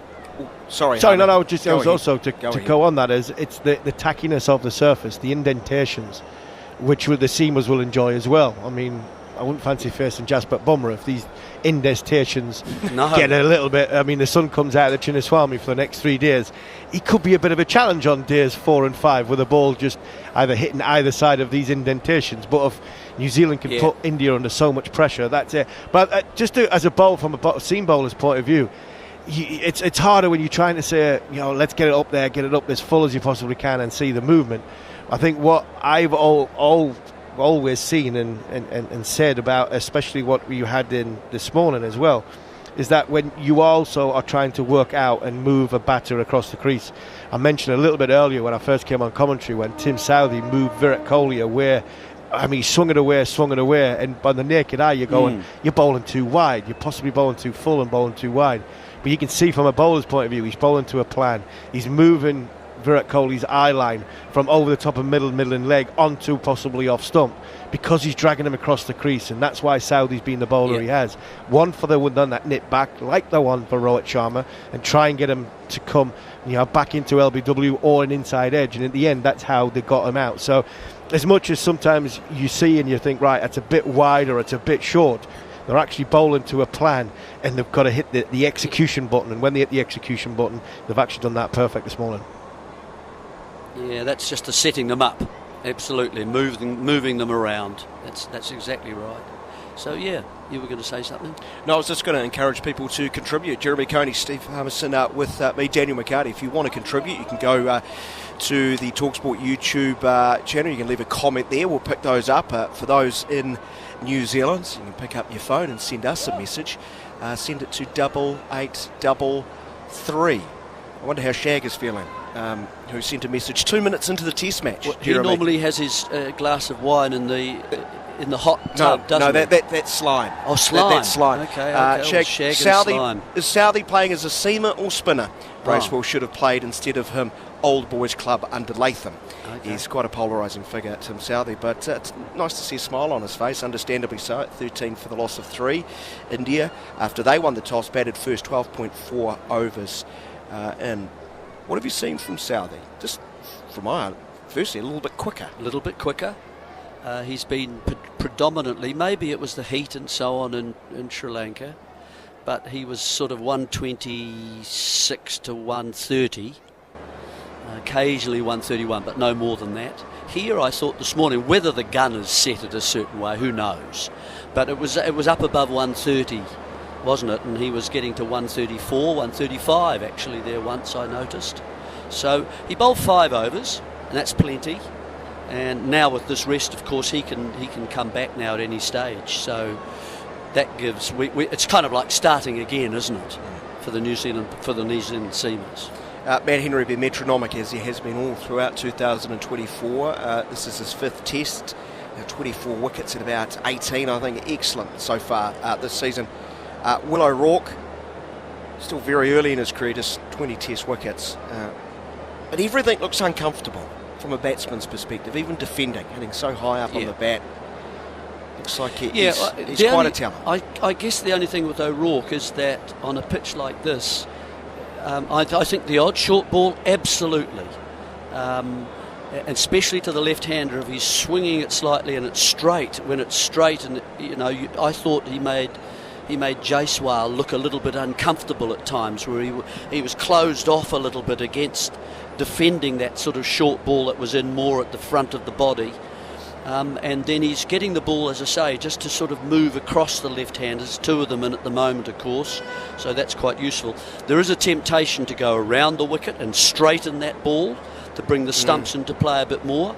The only thing that will happen with that, of course, is that you then start to create rough outside the right-handers off stump, and maybe the batsman, whether that comes into the decision or not, I don't know, but that's another option certainly that O'Rourke has, and that he used quite well against the left-handers in Sri Lanka. Right, let's recap what has happened if you're just tuning into our coverage. Firstly, thank you so much for being with us on talkSPORT 2, talkSPORT YouTube cricket channel, and SENZ radio in New Zealand. Daniel McHardy alongside Jeremy Coney, where India won the toss, decided to have a bat after the pitch had been undercover for a couple of days. Rohit Sharma, the skipper, mentioned that, described it as it looked like a sticky surface, and you could definitely hear in his voice and his thoughts, he knew they needed to bat well through the first couple of hours. He knew the first hour and a half, 2 hours were going to be difficult, Daniel, didn't he? But he wanted runs on the board. Yeah. He feels runs up top are going to be so very important. And when you look at that surface, you identified lots of cracks, despite it being under. Well, he always, if you pick 3 spinners, you want to be bowling second and fourth, don't you? Yeah. So that all sort of fitted in together as far as his plan was concerned. But it was always going to be a very tricky first session. What we saw a pitch that's, is cracked, so that therefore, and some of the areas between the cracks are slightly greener than others, so you're going to get slightly different pace coming off one to another, and one might keep a little bit lower, it hurries onto the batsman a bit more. It certainly has time to grip and to move, and we saw a lot of movement, really seam movement, and players like Henry and players like Southey, that's kind of a pitch that you would roll up, put in your coffin and take around the world, and you would just say, I'm going to bowl on this, thank you, you can do whatever you like, bring this out when we start to bowl. Bring out the pitch. That's right. My own personal drop-in. That's it. I like the sound of that. Rohit Sharma, he fought himself, I thought, for about 14, 15 balls. He did. He is a batsman now who wants to play shots. And it was a shot that brought about his downfall. Good bowling from Southey, getting the ball to nip back. Expansive drive, quite a gap between bat and pad, and he was gone for 2, the first wicket falling at 9. Prior to that, of course, he survived a very tight LBW shout. Matt Henry was adamant. I don't like the celebration appeal as Matt Henry went with, back to the umpire. He thought it was absolutely dead and buried. It wasn't the case. They reviewed Sharma survived, but not for all that long. Virat Kohli caught down the leg side at a leg gully. Great field positioning, scouting from New Zealand as O'Rourke got Kohli without scoring. 9 for 2. Then it was 10 for 3 after Sarfraz Khan's quite bizarre 3-ball stay, including had played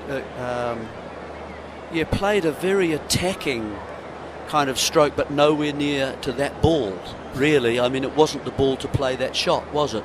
He kind of didn't move the front foot, stood a bit taller to try and get on top of the ball. It was hitting up around about the splice, and so he didn't really supply the power. If he'd really gone and lofted it, it'd probably been okay, because Conway was in tight. At mid-off. Yes. Great hunting, catch. Very good catch. Diving away one hand Well, to he his had right. to stop. He had to stop suddenly. Was expecting the big shot, and then suddenly it didn't carry very far, and he was able to dive and nab it with the right hand. It was a good grab, and so that catch and the Phillips catch, both very good ones. Sarfraz Khan into the side, caught Conway, bowled Henry without scoring 10 for the loss of 3. Since then, Rishabh Pant 3 off 11, including a reverse pull attempt. That was extraordinary. Yeah, and I think he's going to come out and try and set a tempo, thinking, well, defending's not doing us very well. And I just imagine Jaiswal will continue to bat because he has really cherished his wicket. 8 off 37. He's played and missed a lot. It's the type of innings that sort of gives you hope that this extraordinary start to his career might just continue. Yeah, he's remained pretty calm, hasn't he? He's only 22, and he's been beaten a substantial number of times. Nearly got bowled off his back foot when he was so concentrating on not giving a catch to the slips or getting a glove to the slips or playing the ball on, that he forgot to actually hit a full toss on his leg stump. And it hit the back foot and then nearly rolled onto the off stump. So he had a little bit of luck, but I think he's backing his defence, isn't he? He is. Whereas Punt said, I can't defend this. And so he then chose a stroke that ruled out 95% of just orthodox cricket shots. Tried a sort of a reverse lap ramp over the slips. And did he get actually a glove to it?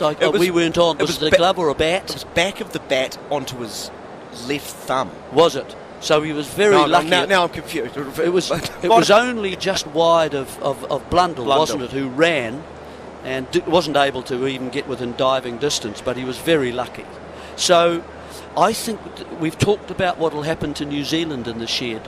I think India, as they've now pulled away, by the way, they've cleared the covers, as it looks as though the rain has ceased here. The umps are out on the ground as well and reviewing things. Stumps are going back in. Yeah. So it looks as though in the next 10 minutes we might get a restart. Yeah, the umpires have been out there for a number of minutes and have decided, conditions warrant taking off the enormous wide cover.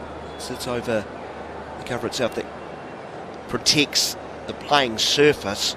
Well, it's the blocks adjacent to the strip they're using for this test match, and the best job, the groundsmen are out there, aren't they? The best job in the world, isn't it? Driving one of these carts around, super soppers behind. Little race. I know.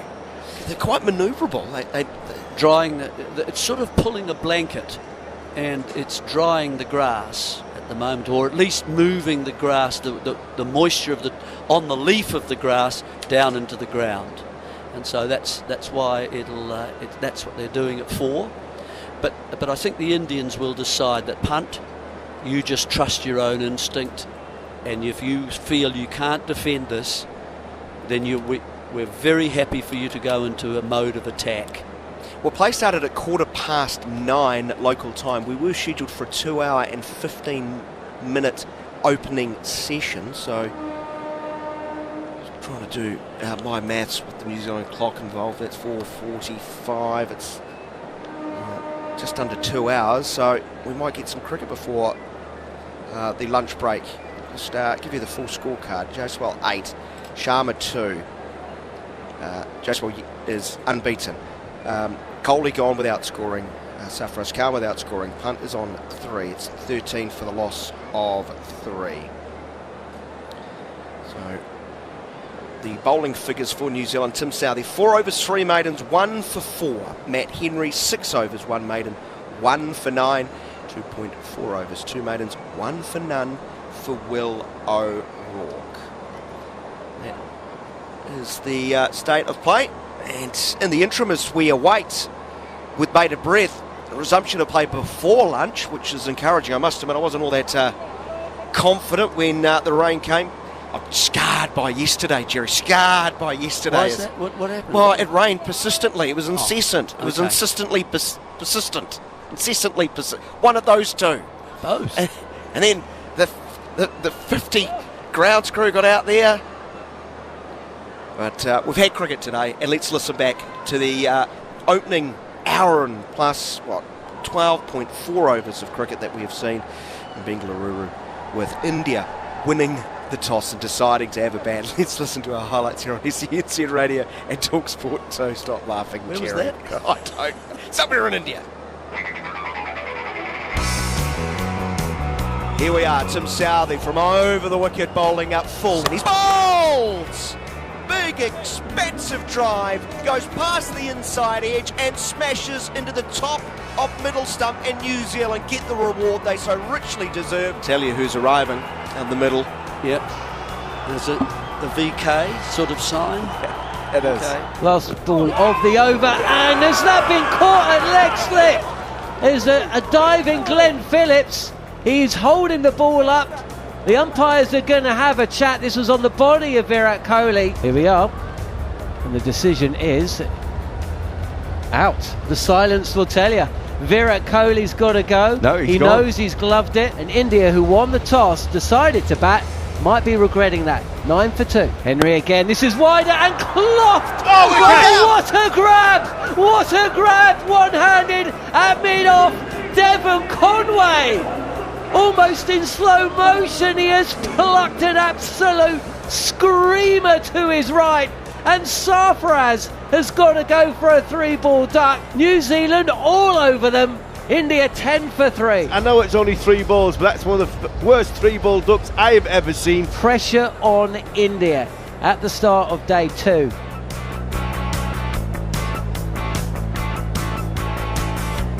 There you have it. Plenty of action as far as ball dominating bats. If you love runs, it hasn't been your game thus far. 12.4 overs have been bowled. India 13 for the loss of 3. 1 wicket apiece to Southey, Henry and O'Rourke. Right, we should have cricket resuming in maybe 8 or 9 minutes. So, on my math, we've got about 55 minutes remaining in this session, Jeremy.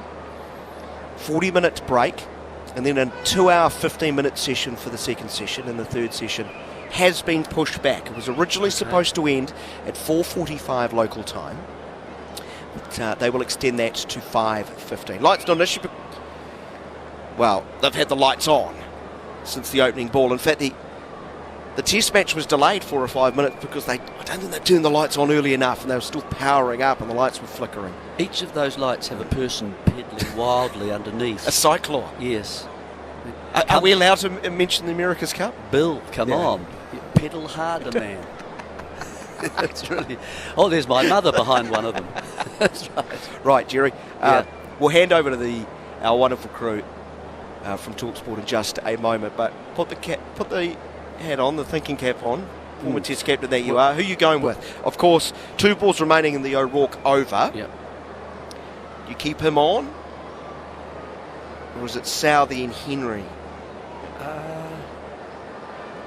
I think probably if Punt is batting and facing, I'd like O'Rourke bowling. And the reason for that? Just a bit more pace, and also going across him a little bit. Then if the ball's moving like that, it's harder for him, I think, to pick up with the height of the delivery from O'Rourke and the length that he's bowling. Okay, he might pick up 1 or 2 and it might go in strange places on the leg side, or maybe even over the slip cordon or backward point, those kinds of area. But, you know, it could equally get a top edge and maybe provide a chance. And also, he's just a little bit harder to pick up, I think. And so I think I'd have him going at one end. He's had a break now. He's only bowled how many of the 12 overs? 3 overs? 2.4 overs. Yeah. So I think O'Rourke, and I think the other end, it doesn't... I mean, Henry has been tidy. Henry and Southey, very similar kind of bowls. One swings it a bit more, one nips it about, and that's more Henry. So I'm happy to go with O'Rourke plus 1. Well, you hear the thoughts of Jeremy Coney as this test match progresses across talkSPORT 2, talkSPORT Cricket YouTube channel and SENZ Radio in New Zealand. Let's head across to Jon Norman and crew. Thank you, Daniel. Yes, here we are. We will be having play. New Zealand fielders just inside, just outside the boundary, just waiting to make their way back onto the field. Jaiswal's there as well, bat in hand. He's looked as assured as any of the 5 Indian batters that we've seen today. Rohit Sharma, Virat Kohli and Sarfaraz Khan have all been and gone. So it's Rishabh Pant and the young opener, two of the biggest names in Indian cricket, world cricket, Jaiswal and Rishabh Pant. you'd imagine that they are going to be playing for India for a long time. Jaiswal, who really burst onto the scene last year, scored a bucket of runs since that 171 against West Indies. How many runs has he scored? Quite a few. He's only 22, 750s and 3 100s. Average of 64. That's not bad going, is it, Harmy? Obviously, just 11 test matches. 2 doubles in there as well. We commentated on both of them. Yeah, we commentated on both of them from out in India, and he looked, when he first came into the team, he was a breath of fresh air. You know, not a great deal of moving parts. Stands there, looks to hit the ball aggressively. Stays more leg side of the ball. I think he, you know, even though he does open up and he wants to play on the leg side, he does sort of steer leg side the ball so he can get his hands free and hit the ball over the offside. But he does, if you do drop it short, he has got the cross-bat shots, or he has got the aggressive shots into the leg side. I think that's what's, you know, served him well this morning, that there is less moving parts. You know, Rohit Sharma was a little bit like he can do early in his innings with like a cat and a hot tin roof, and you know, becoming at the ball and on the move as the ball is either making contact with the bat or contact with him or going past him.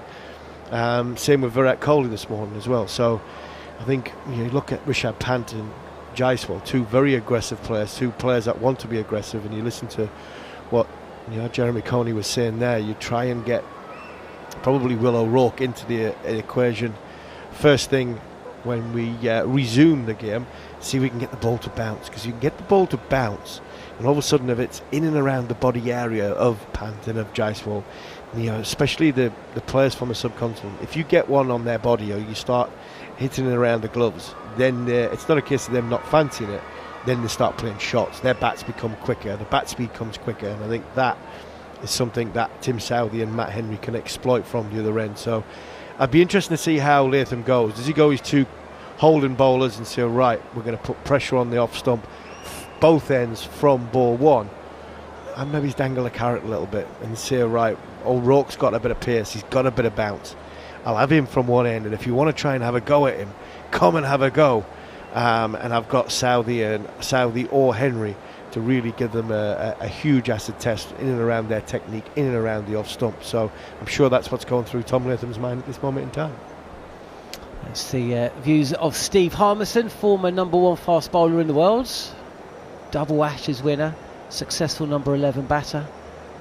Terrific record with the bat at the Oval. Less successful number 9 and 10, is that what we're saying? Yeah, very less successful at number 9. Yes, number 9. Second Ashes defeat. You must have had a nosebleed batting at number 9. Yeah, second Ashes defeat wasn't a pleasant one, batting at number 9. Brett Lee was still fresh then when he was bowling, and you know, Shane Warne wasn't quite as tired when I was coming in at number 11. But no, I was a very, very, I think, a world-class number 11. But the higher I went, the class system dropped a little bit. One of the points that's being made on the talkSPORT Cricket YouTube channel is the decision at the toss. 4-day game, and it's going to be rain affected, we knew that. But there are, even when you put to one side, the helpful conditions for bowling in that first session, there is an argument that maybe bowling first would have been the better decision. Yeah, I totally agree. I think looking at it, hindsight's a wonderful thing, and yeah, bowling first is it. But we mentioned to Dan and to Jeremy about 20 minutes, half an hour ago, New Zealand's team more or less picked itself. He could have played the third spinner. He probably will play this third spinner later in the series when it's a bit hotter and it's a bit drier and it's a 5-day test match. But India's team picks itself. You couldn't drop Kuldeep. You need Ashwin and Jadeja, so you had to bat first. Action here at the Chinnaswamy, and it's William O'Rourke who is in and driven square of the wicket by Rishabh Pant, and that may well be the first boundary of the day. It was a very friendly ball, wasn't it? It was very wide and very full.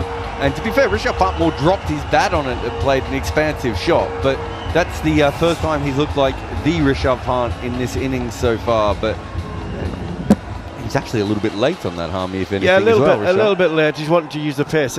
Since Pant's come in, he's not really picked the bat up with any sort of flourish, has he? He's looked to survive, he's looked to defend, he's looked to play for his off stump. He's played inside the ball, but when you're given a gift like that, you've got to take it. Last ball of the over then. O'Rourke again, and this is left alone. Better length from O'Rourke. Bounce as well.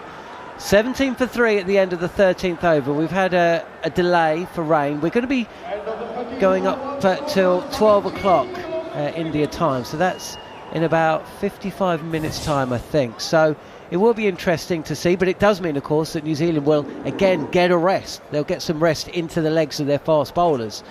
O'Rourke, Henry and Southey. New Zealand going in with 3 seamers, 1 out-and-out spinner in Ajaz Patel, who took 10 wickets in the innings the last time he bowled in India. We commentated on that as well. We did indeed. And then we've got a couple of part-timers in Rashan Ravindra. Just seeing another. Jarrod made a point of it. We're just seeing another a long shot of William O'Rourke. He is long. He is a big lad, and he's definitely got somebody else's trousers on. Tim Southey's back. He fancies it, and this is straight and beats the outside edge of Jaiswal, who was playing a forceful forward push at a delivery that's in the channel. Southey picked up the wicket of Rohit Sharma. With an absolute beaut of a delivery. Rohit Sharma playing out of his crease, and Southey got the ball to nip back, castling the Indian skipper. So 17 for 3. It's been a really impressive start for New Zealand. Tom Latham, his first test as permanent skipper. He has captained the side on numerous occasions. I think his last test might have been one of the Bazball tests, as he's just pushed to backward point for no run. Jaiswal 8 not out, Rishabh Pant 7, 17 for 3. Was he not captaining at Edgbaston? I think it was Nottingham. I think it was the Johnny Bairstow one. Yeah, I think that was that not Edgbaston. No, that's Nottingham. That's the Trent Bridge one. That's one I meant. The one when Johnny went berserk after tea. Yeah. Probably not the one you wanted to be in charge of, is it? No. Well, it was all right for 3 and a bit, 4 days, and then 4.5 days. We'll talk about that test in a second, actually. I should talk about it now because Tim Southey's going to have to go back to the top of his mark. I can't remember too many test matches where on day 4 at tea there were so many people who honestly had no idea where the test match was going. 139 for 4 England. They needed 300. Well, 299, and there was about 30 odd overs to go, and we couldn't call it because England had lost wickets early, remember, and at that point Bazball had pitched up by Southey, driven to mid-on, no run, 17 for 3, and then Johnny Bairstow came out, literally a game that had seesawed, and you couldn't call it tea on day 5, and England were 139 for 4. And 16 overs later, they'd won the game. Well, you didn't call that beforehand. It really was. It was funny. I was writing about the 2 games recently, the Bangladesh-India one, where they obviously, forced a result through, and then the last test between England and Pakistan. Here is Southey again, a little tempter pitched up, and that has kept very, very low, hasn't it? That's just scuffed along the foot mark, I think. Yeah. Possibly at the foot mark, bowler's foot mark following through. But you're right, it has gone low, and it's 135. Let's just have a look here. Yeah, no, maybe just missed hit the foot mark. I don't know, but certainly reacted weirdly off the surface. Ball's still got the lacquer on it. Yeah, it looks good, doesn't it? I mean, it's only been hit off the square once. It's hard to lose the lacquer if all you're doing is occasionally hitting the thumb. I wonder if Gary Morgan can tell us the last time India took 13 overs to hit a boundary. I imagine it's been a while. Well, with Rohit Sharma opening, it's not a natural thing, is it? I bet you it's before Jaiswal. Before both of those guys, perhaps. Murali Vijay and Gautam Gambhir? I can't imagine Sehwag, holding back. When did Akash Chopra play? Again pitched up, movement back towards the left-handed Jaiswal. He's not going anywhere near that, though. It's not a fast delivery, but it's hooping. Well, what's been interesting is he's bowling those 3/4 wobble seam balls and trying to get it to seam across. and he's beating him outside off stumps. So that one is just like, I'm just going to bowl a conventional swinger. He probably over-pitched it in the end, but it certainly came back. England 269 for 9, as been seeing Leach play some reverse sweeps and all sorts of things. The ball's running along the ground there, Harmy. England might be in a bit of trouble. Yeah, a little bit of trouble. Jack Leach's scoring rate's 100%. Last ball of Tim Southey's 5th over. This is on an off-stump line, and it forces Jaiswal to play at a delivery that is swinging. Is that swing? Yeah, certainly looks like it. And Jaiswal pushes this ball down the track into the turf. It bounces up over the bowler, fielded at mid-off. No run. 17 for 3. And wow, we had to wait a long time yesterday. And we've had a rain delay today. But the action is coming thick and fast. 17 for 3, India.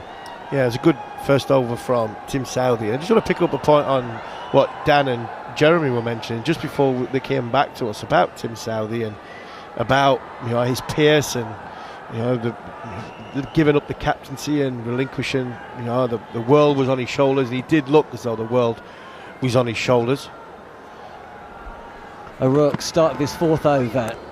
Again, extravagant bounce, but left alone. 2 wide this time from O'Rourke, who's bowled 3.1 overs, 1 scoring shot coming from his 3.1. He's picked up a wicket as well.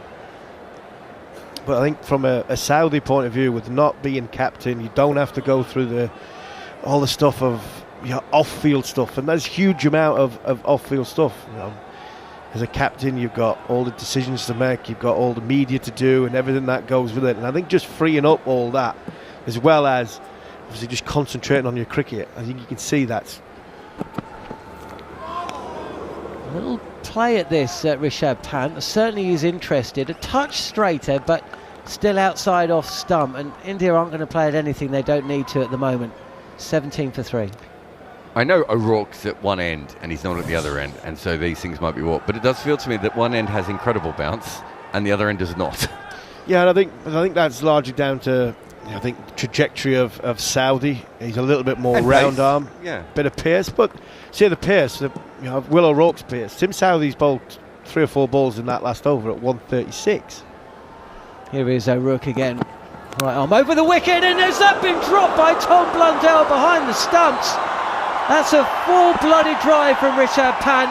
It's gone straight to the keeper, and it almost seemed like Blundell was getting ready to celebrate. Yeah, he's thrown it in the air. He's thrown it in the air as Tim Blundell. Before he's thrown it in the air, he's thrown it on the ground. Oh my word, that's as easy chance as you'll get. It's a beautiful bit of bowling. When you look at this ball in isolation, it's a big, wide, juicy half volley for Rishabh Pant to have a go at. But because of the balls he's been bowling, the bounce he's made, the pushing Rishabh Pant back, he's pitched one up, he's nicked it, and that's it. Both thumbs of Tom Blundell, and both thumbs were facing down, and the ball's gone down. Beaten again past the inside edge this time, I think, from William O'Rourke, who's just seen Rishabh Pant drop. There was no run. Shake of the head from Blundell. The camera person has caught this beautifully, by the way. I'll describe that in a second. I'm just seeing a replay of this. Pitched up delivery, an under edge. On the side on camera, just watch Tom Lathan's expression. He's smiling before the ball has hit the gloves. It's a straightforward chance. There's no massive deviation. It's hit Blundell high, almost at the top of the palm, just at the bottom of the base of the thumb, and he's put it down. It could be a massive moment in this test match.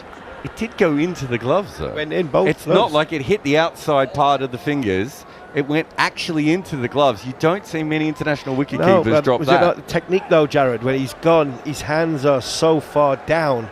The tips of his fingers are pointing down. So the only place where the ball can go into the gloves is to the corner parts of the thumbs, and he's trying to sort of jam it together. And as he's jammed it together, it's gone into the ground. And what's made it a hell of a lot worse here is Will O'Rourke just bowled a no ball. That's what the sound was.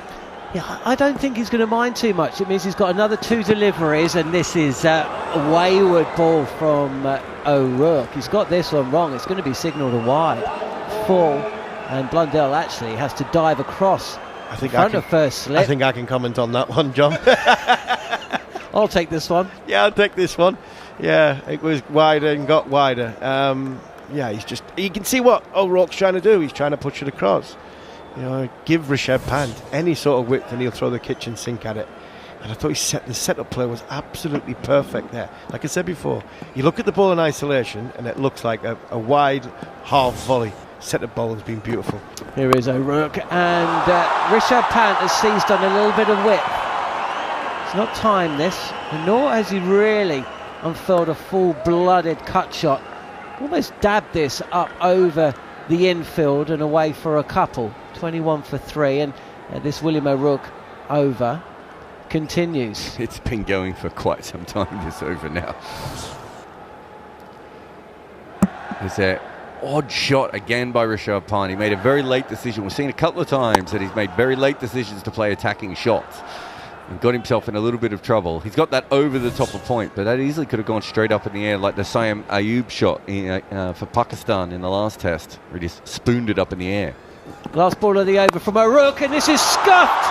And again, as Rishabh Pant tries to whip this ball straight, I think, through mid-on, possibly. We'll have to have another look.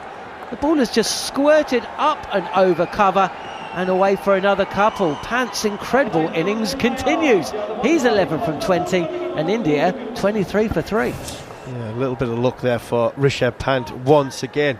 He's not looking to pick his bat up at all. Here is Rishabh Pant. He's one-handed that. He's looking to flick that through. It's probably the most backlift he's had in the innings so far. He's looking to flick that through mid-wicket, and it's gone through wide extra cover, one-handed. The ball twists in his bat, Sarfraz style. And he's not, though. Rishabh Pant, you're not seeing the full flow of the bat when the ball's not bouncing that much, and it's a bit flatter, and Rishabh Pant's coming in to put his own stamp on the game. He's in survival mode. He's not picking the bat up anywhere near the full flourish as he come, because he's trying to survive, trying to play for his off stump, because he knows how difficult the bowling is at this moment in time. Here is Southey, driven airily by Jaiswal. There's swing away from the left-hander, and he came so close to edging that either to the keeper or into the slip cordon. It does seem like India's approach since that rain delay has changed somewhat, but I'm not sure it's the right way to go about things. Yeah, I think because they've been so defensive and so much on the back foot, the weight transfer is back. Jaiswal there, his weight transfer is all on the sort of on the instep of his back foot. Same with Rishabh Pant. And their balls you'd be coming forward to on a normal day, nice sunny hot day at Chinnaswamy, they'd be rocking forward and smashing that through extra cover. 3 slips and a gully. There's a backward point. They're all waiting for the edge as this is left alone by Jaiswal. He's faced 45 deliveries for his 8, so that kind of possibly goes against how it seems. It seems like he's trying to get on the front foot. He certainly was at the start of the innings, trying to push the ball, trying to play the ball, but he's yet to hit a boundary. The answer to that question I asked, the last time India took 13 overs to score a boundary, actually you don't have to go back anywhere near as far as I'd thought. 2021 at Lord's, Rohit Sharma hitting Sam Curran for 4, the first boundary of the innings. Southey's gone for just 4 runs from his 5 overs, and he's in again, and this is driven just to the left of gully, and it will squirt away. In fact, it will race away to the boundary for 4, but Jaiswal was not in control of this shot either. Once again, his movements are all back. His body position is back. He's coming up with the ball, and that's why it squirted through that sort of 5th slip gully region. His tip of his toes coming forward, but all his body weight is on his back. He's leaning back, his head's back, pushing away from his body. This is good signs for New Zealand. He's gone for 4, but I wouldn't say it's a moral victory for the bowler, because you're still conceding a boundary. But Jaiswal and Rishabh Pant both getting caught on the crease here. This time left alone, Jaiswal shapes to play and then withdraws the bat at the last second. 27 for 3. This is such engaging cricket. This is the kind of cricket where a bowling team, it's almost, they know there's wickets there. We've just seen one go down. They took 3 early, but as Jarrod said, they need to make this moment count now. and a little bit, I imagine, will come down. And Southey's been around for a long time. He knows how to play this. O'Rourke, though, he's the one I'm interested in. Does he just maintain that line, that length, or does he go searching? No, he's got to keep that line and length. The disciplines, that's been serving him well. Jace Wild plays this beautifully. This is straighter. Southey's just been pushing it out there. It's been 4th, 5th stump line, and then he gets one on off stump. Jace Wild, though, that's as correct as we've seen him look all day. 27 for 3. And this is where Matt Henry's key for somebody like Will O'Rourke. Nobody really needs to tell Henry or Southey the areas that they were looking to bowl, but the young man just had a drop catch, big catch as well. Rishabh Pant could go searching, could strive to go that little bit fuller or that little bit shorter, and your bowling partner at mid-on and mid-off just calming you down and talking through the experience will be so valuable for Will O'Rourke. But this has been an excellent over from Southey again. Last ball of the over, and he pulls out the big drive, does Jace Wild. This is extravagant shot for a team that are 27 for 3. And not for the first time. He's beaten past the outside edge. And New Zealand have taken 3 today, but they'll be starting to think we should have taken 4 or 5.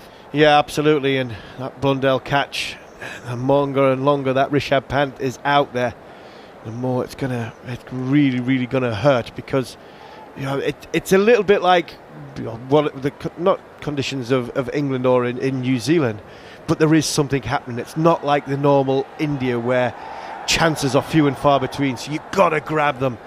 New Zealand are putting the ball in the right area and creating chances, and now it's about hopefully getting a bit of luck, getting the edge to carry, getting the edge in the first place, but making sure you catch them, because you can't drop Rishabh Pant or give Jaiswal too many chances, because this wicket is going to get a bit easier to bat on. These boys are going to be getting more comfortable being out there in the middle, and when that happens, well, we know how quickly they can score.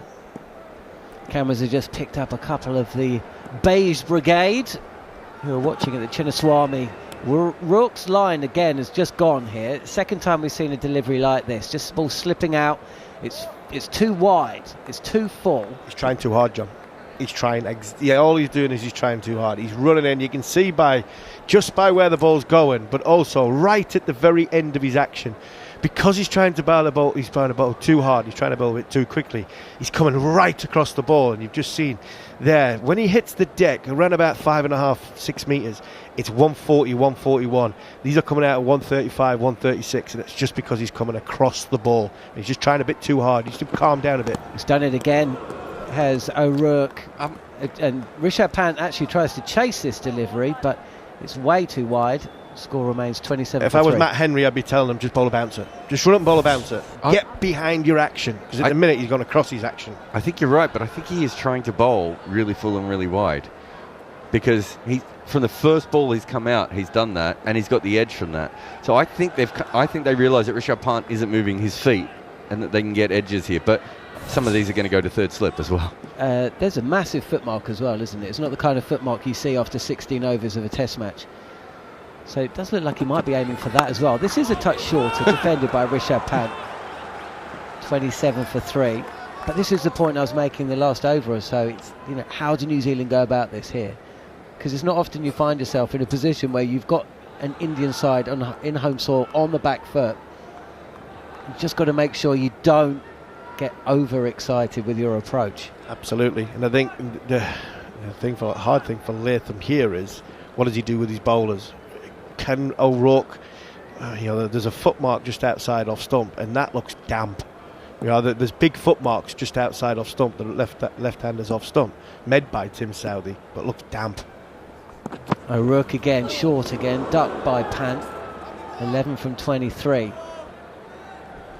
That footmark does look as though there's a lot of moisture in that surface, in the one that Tim Southey's making from the opposite end of Will O'Rourke. But from a Tom Latham point of view, it's where do I go with my bowler? Matt Henry is probably more durable, as in the longer spell, from 5, 6, 7 over, where you don't really want to be getting Tim Southey into a 6, 7 over spell and trying to keep your 3 seamers rotated. Can Will O'Rourke bowl a 6 or 7 over spell to rotate Henry and Southey from the other end?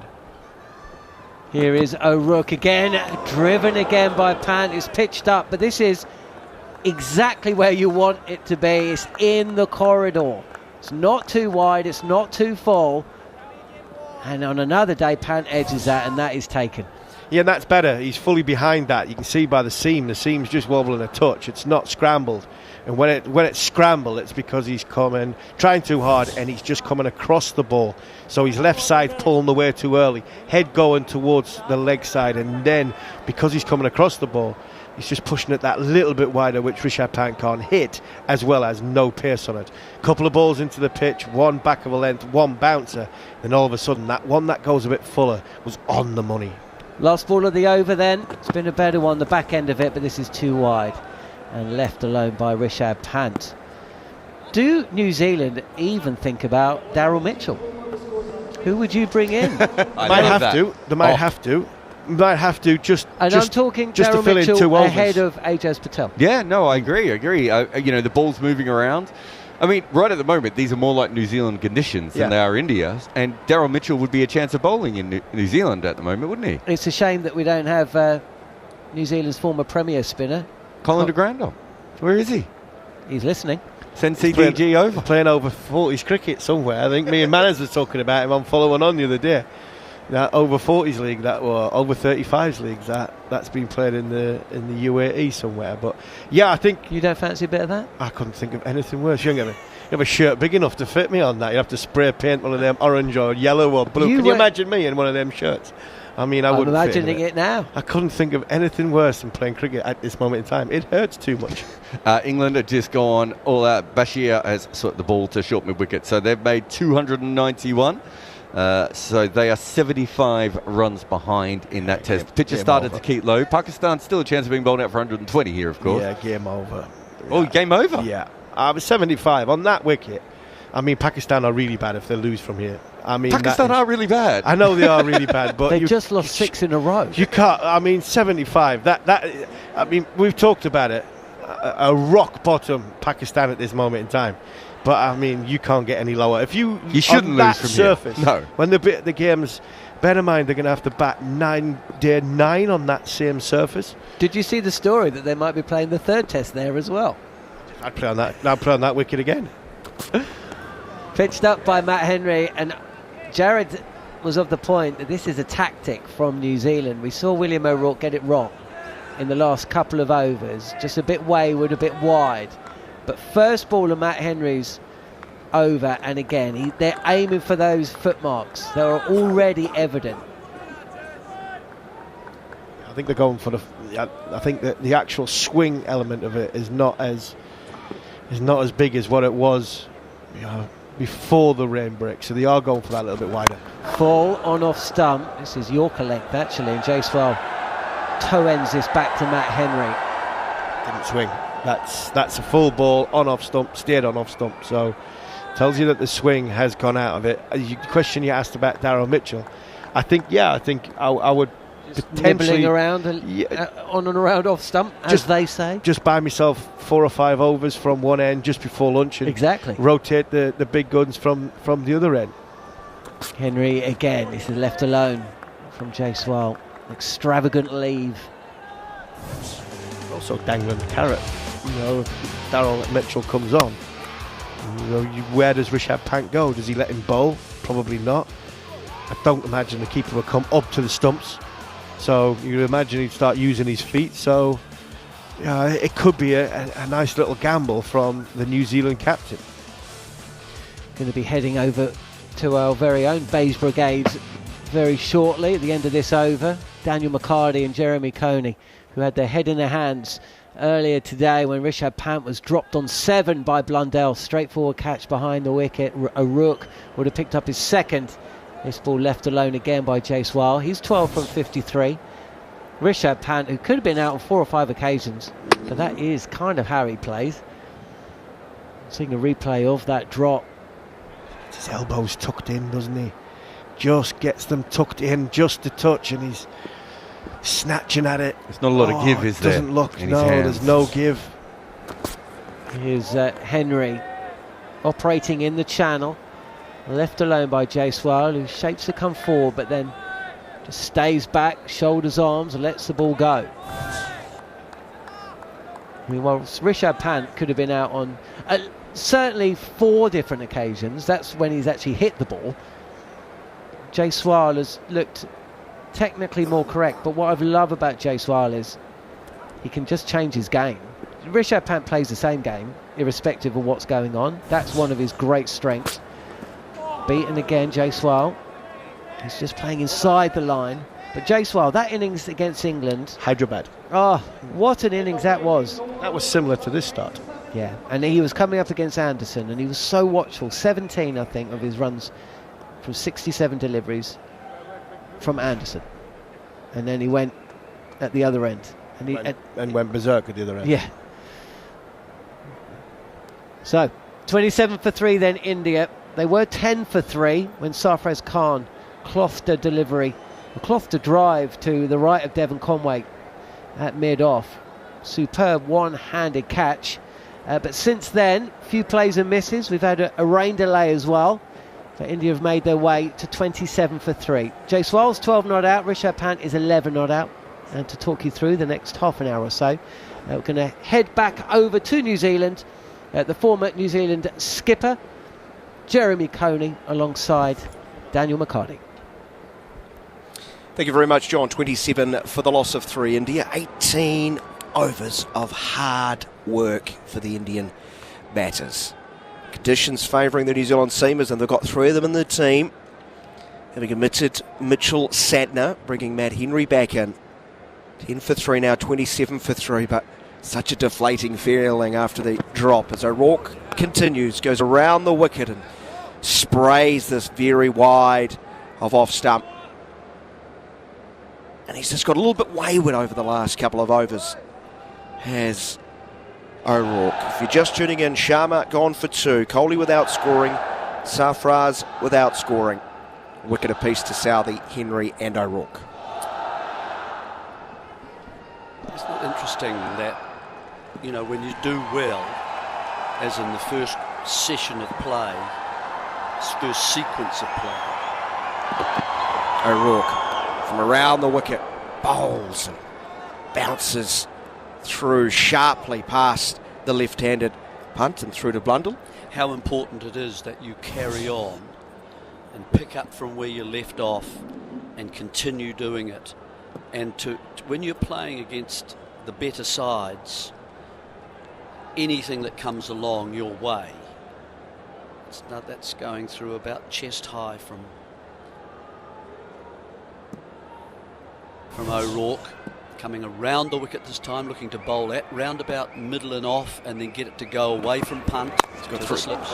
3 slips in a gully. Here's a drive forward of point past Rachin Ravindra. Long chase effect. It's Ajaz Patel. He slides. Takes quite a big dividend in outfield. The following trailing man collects, returns. They come back for 2, 29 for the loss of 3. It's like watching you on the 6th, Jerry. Heavy dive. Yes, exactly. It is, yeah. So he's just lent on that, hasn't he? That one's a bit more controlled, that stroke. Punt has come out and has tried to play a bit more aggressively. That's more controlled, that one. Didn't look to overhit the ball either. On the top of the bounce, it's easing onto the front foot.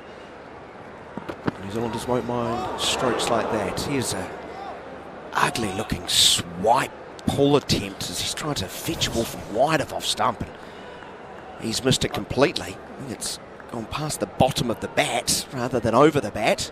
Yeah, so O'Rourke trying to change things, because I think clearly he was a wee bit upset about that. It was a very comfortable catch. We should make that clear.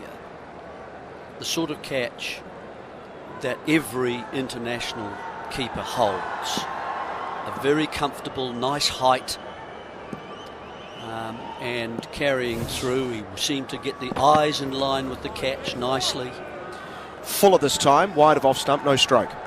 And then he just didn't judge the speed at which it was coming, so it went through past. Instead of pouching it in the nice part of the hands, it went through and hit the heel of the hand and bounced out from there. So there was the misjudgment. Well, yesterday during the rain delay, you spoke about the standards, traditionally very high of the New Zealand fielding group, having fallen away over the last couple of years. And I'm sure you were delighted when Devon Conway took a brilliant grab. Phillips too, good catch round the corner at leg gully. It's just hard to fathom. A club cricketer dropping one, let alone a test keeper as Blundell. It was a huge blunder. Last ball of the over, once more wide of off stump, the end of the 19th over of the innings. It's 29 for 3. Yeah. Well, it's... I don't know. It's just become a bit too common for New Zealand. It's really one of the reasons, and there are others, that New Zealand are now are sliding. They're also... You don't get quite as many chances as they're creating here at the moment today, going past the edge. And when you don't do that, of course, the catches become few and far between, or the opportunities to catch. And then if you put those down, as they did in Sri Lanka, then it sort of compounds itself. And everyone feels a bit sort of flat. Henry starts a new over, bowling to Jaiswal, who's on the walk down towards the bowler, then defends, pushing into the offside. There's no run. It's a very interesting coverage, actually, isn't it? As we're watching this, as Henry delivers, he sort of disappears. As if something by magic is happening. Or the batsman suddenly disappears too. It's great. What a scramble picture we're enjoying right now. Yes. We're doing our level best. What are you doing? You're doing nothing about it.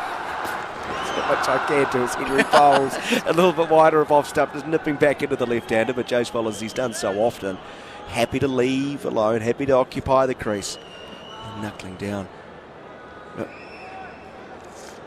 You could understand if Blundell has issues standing up in Asia, because as we talked about at length yesterday, New Zealand don't have spinners, don't use spinners in New Zealand, but standing back. That should be his strength. That's his. And that's what makes it all the more frustrating. 29 for 3 it remains. Here's Henry getting the inside edge of Jaiswal's bat. Ball diverts down towards long leg. He was trying again to come down the wicket. Inexplicable, actually. It's hard to explain. I mean, how on earth do you explain it? He's taken other deliveries. He's seen the pace of the ball. He's watched O'Rourke before. He's seen how it's coming off the wicket. Yes, you tense up slightly, of course, because you've heard the edge. 30 for the loss of 3. Matt Henry 1 for 10. He's halfway through his 8th over. We all creep forward on our seat. What an eventful 13 off 32 it's been. It really has. And right on cue, leaves the ball alone outside of off stump. Henry's that they've replaced Southey rather than I just wondered when O'Rourke was just bowling across himself a little bit. He does collapse, doesn't he? He falls away to the offside as he delivers. And he's got to be careful, I think, with the stress put on that front leg, the knee and the ankle and so on later on if he bowls a lot. But he was losing the line as well. Tentative front foot prod in the inner part of the bat, very late in his defensive stroke. No run back to the bowler. Yeah, by falling away. But he's then tried going around the wicket. Punt again. Just he's just waiting for one that he feels he can go for, doesn't he? Don't you get the feeling, Daniel? Yeah. New Zealand seemingly attacked with a wide line outside of off stump, but Henry's been much straighter this over, again tucking up the left-hander, returns the ball to the onside, but only as far as Henry, who can gather in his follow-through the end of the 20th over after India won the toss, decided to have a bat. They lost Sharma for 2, Kohli without scoring, Sarfaraz Khan without scoring, wickets falling at 9, 9 and 10. That's a 20-run partnership. Over 35 minutes of play, interrupted by a break in play. An extended first session as a result. We've got about 21 minutes by my count through to lunch. 30 for the loss of 3. But a good little period. They've had a bit of luck. They've survived that India. Now a wee partnership. It isn't a big partnership. But, they're starting to feel as if, yes, we can score. It's not impossible to score here. and certainly the batsman following will be feeling better. O'Rourke starting a new over, short wide of off stump, taken above his left shoulder by Blundell. New Zealand not quite the accuracy perhaps, and I'm thinking In about this segment, yes. without question.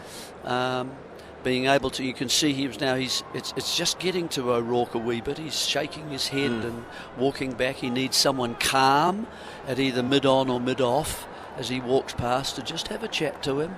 Gone Just back keep over it- the wicket to yeah. start this over. Yep. It's all right, just keep doing what you do. Just bowl this one here. Let's go one at a time. Don't think about the past.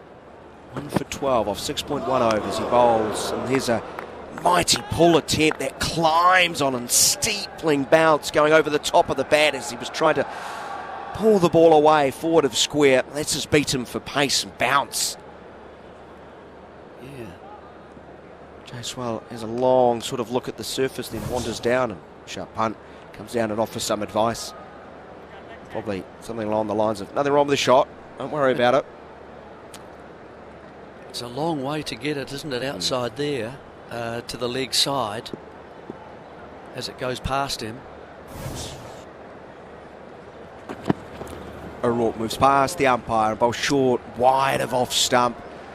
Very lucky not to be called wide. In fact, it is wide. The umpire rifle rightly turns around, extends the arms, and I've seen that 4 or 5 times from O'Rourke. When it goes wrong, it's gone quite wrong. Again, wanders back, shaking his head. As Harvey said, he's just moving to the offside and going across the ball on delivery. He's trying very hard. He's almost trying too hard, isn't he? Need to get the wrist behind the ball, is that what you're saying? Yep. 31 for 3 with that wide.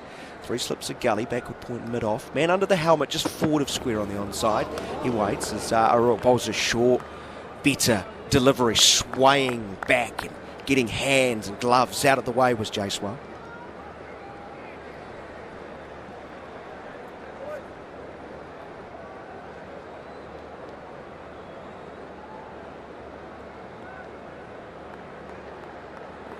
Tense looking faces in the stands, Jaiswal Stadium.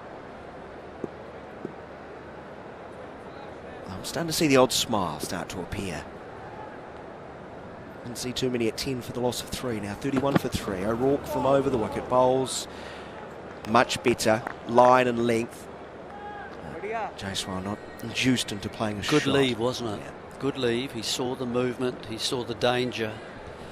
And is judging things. It's the value of actually spending time at the crease, and sort of judgment becomes just sort of absolute split timing and just knowing exactly where that off stump is now.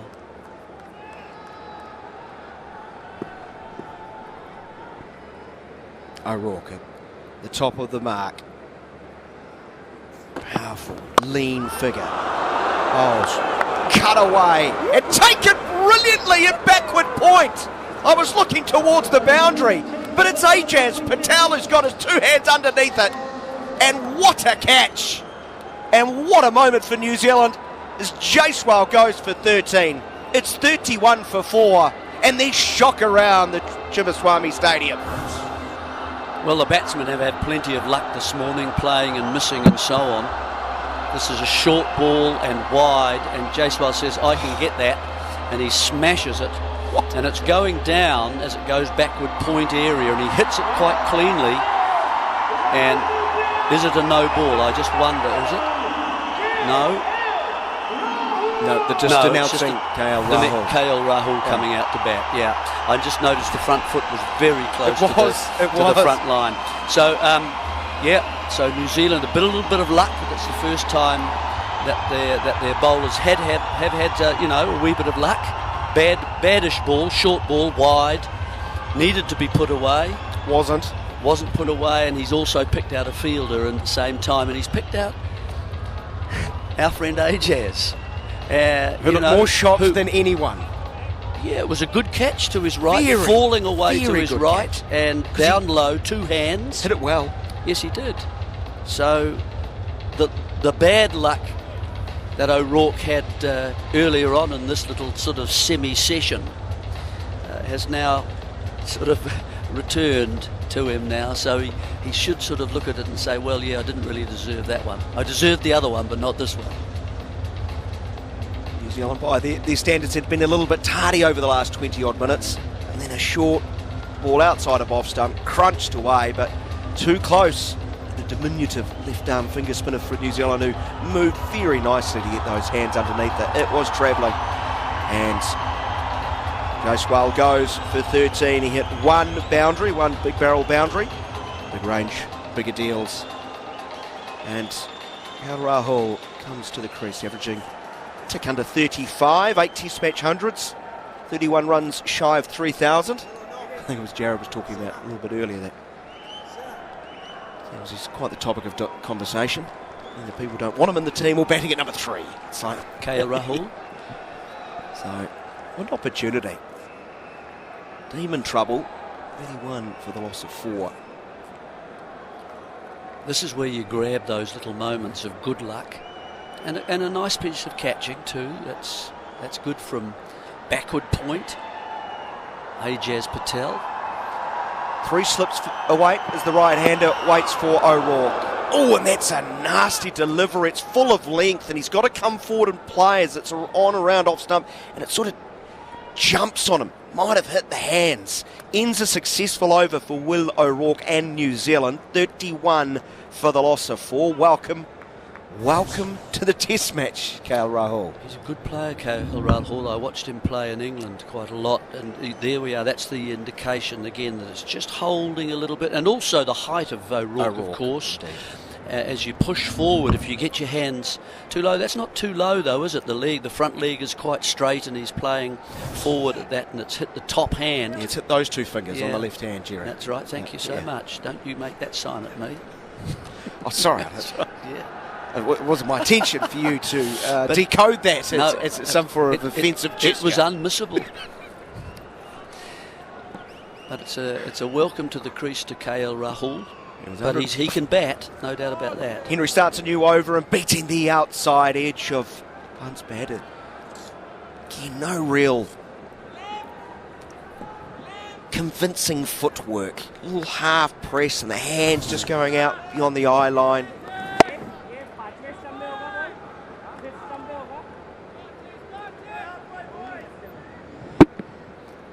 Yeah, it was a real half tracker, wasn't it, from O'Rourke? He did well to hit it quite that well too, really. Henry bowls middle and leg onto the front foot, pushing back to the bowler. His punter remains on 13. 31 for the loss of 4. Henry in his 9th over has 1 for 10, including 2 maidens. Southey 6 overs, 4 maidens, 1 for 8, and O'Rourke now 7 overs, 3 maidens, 2 for 12. You wonder 13. sometimes with a wee bit of bounce too, that as punt comes forward, he looks to play it on slightly leg side, so the bat is slightly closed, and if it bounces a bit more, you could get it caught and bowled.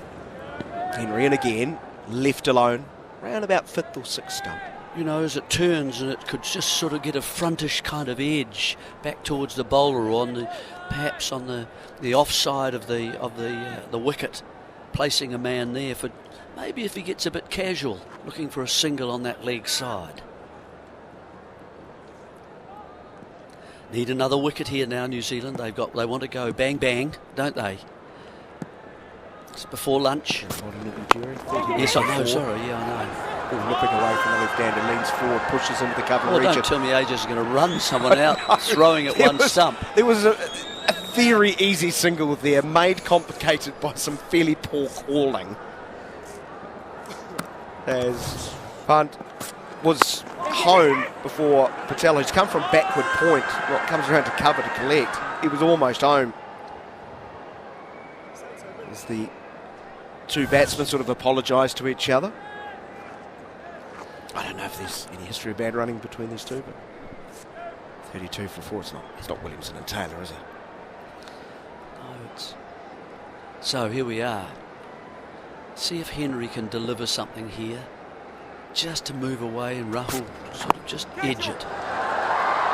Puts the ball into leg stump, and maybe an inside edge onto pad. We look towards umpire Goff. And leg by, signalled. 33 for the loss of 4, so Rahul remains on naught. Put it back on strike.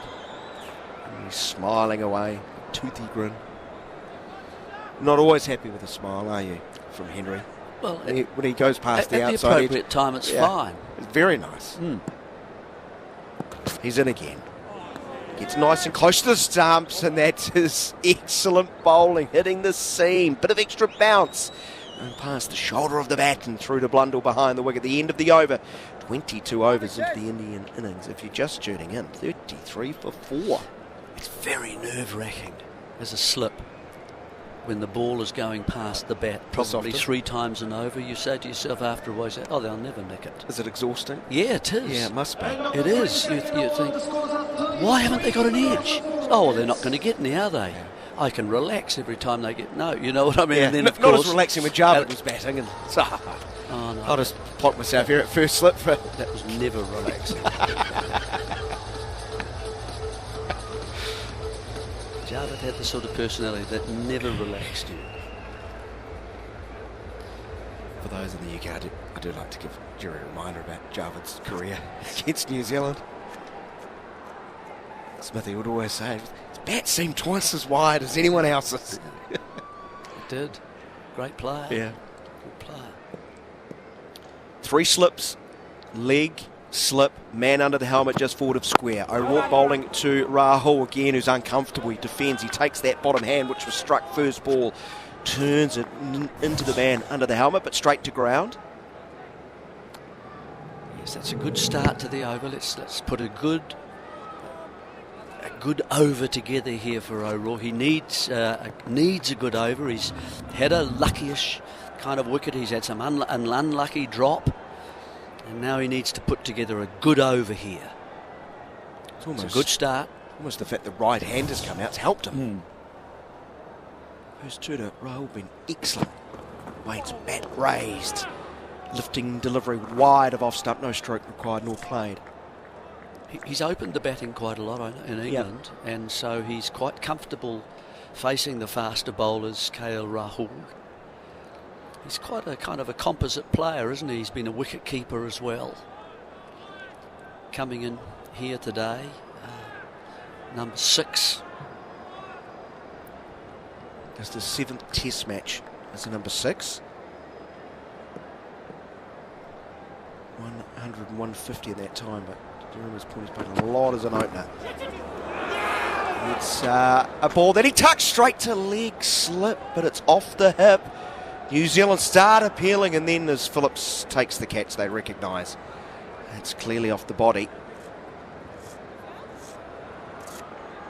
But with the bounce that O'Rourke is getting, it's quite a dangerous stroke to play, just that little turn down towards fine leg, and the angle is naturally there. It beats the inside edge of the bat this time. Closer to the gloves. At the top of the thigh pad, sort of ballooned away. Bit of an indication that it's not from bat during that flight of the ball. 33 for 4 it remains. O'Rourke wide of the crease and a little straggle down the leg side. Big appeal by the New Zealanders, especially those behind the wicket. Umpire rifle has given him. Rahul wanders off, and New Zealand have another. Rahul shaking his head. It's 33 for 5. Scarcely believable stuff. Yeah, another one down leg side. We're saying it's quite a tricky place to play when there's a keeper and there's a bat pad and there's also a leg slip. Oh, he's got a little inside. He's played outside the pads and he's got a little inside edge. You always feel once it's a mistake.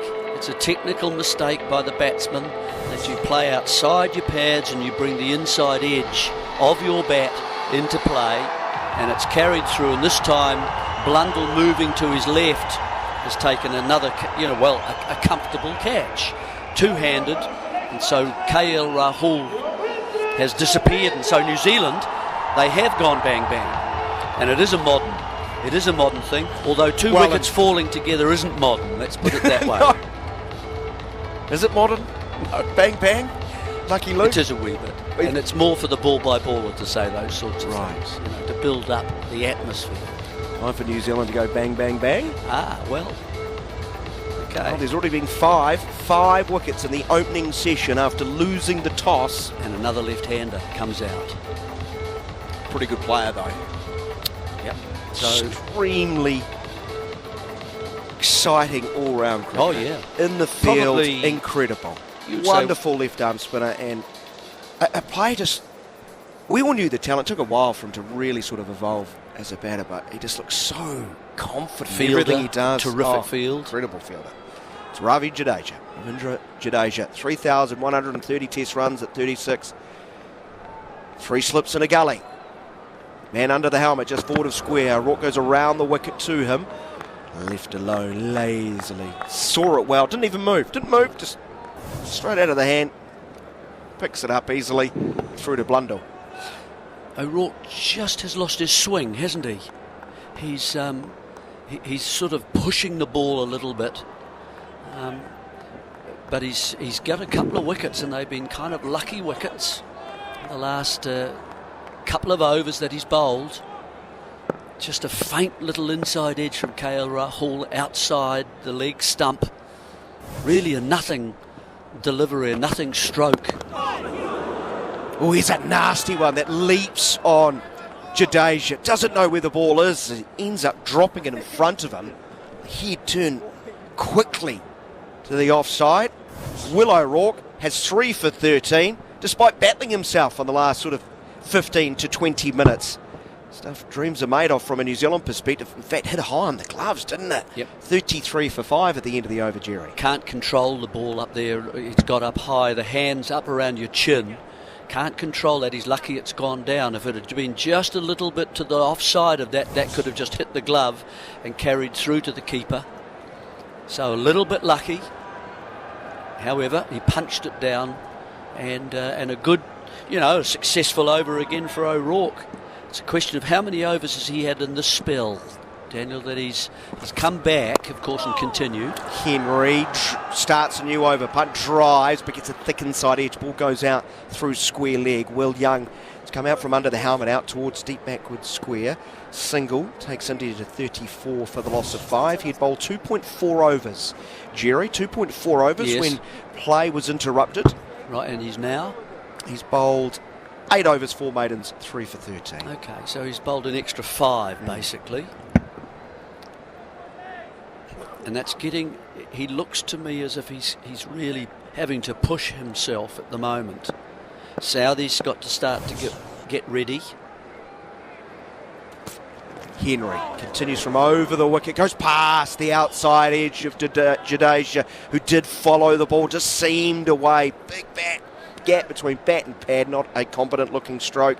Punt wanders down, loves life, just chuckling to himself, laughing to Jadeja. That's all right. Yeah, well, I suppose what else can you do? You're just getting beaten probably 3 times and over at the moment. That ball has just continued. It hasn't moved. It's not a good stroke. No. It's followed. Jadeja has actually gone too hard at that ball. He waits the left-hander. Good leave. Very good leave. Just angling across and trusting.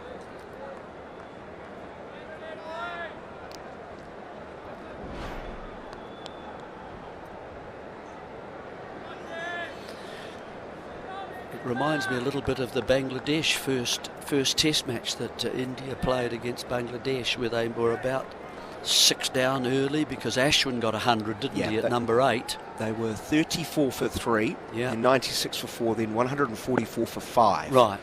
So, had 110 more on the board. But Ashwin, as he often seemingly does, is Henry. Back of a length, angling across once more through to Blundell, who collects the ball that keeps quite low. And when others are struggling, the ball's nipping around. It's amazing ability to come out, just play a stroke. Well, he bring his own. He actually bring his own surface. He actually, yes, he probably would like to do that as well as a bowler. He has all sorts. He has his batting coffin for the putting that in there, and then he has his bowling one as well. Yeah. It's probably why they don't take him on tour. It's just too heavy for the baggage. So they were 5 for 144, then 6 for 144 when Rahul went.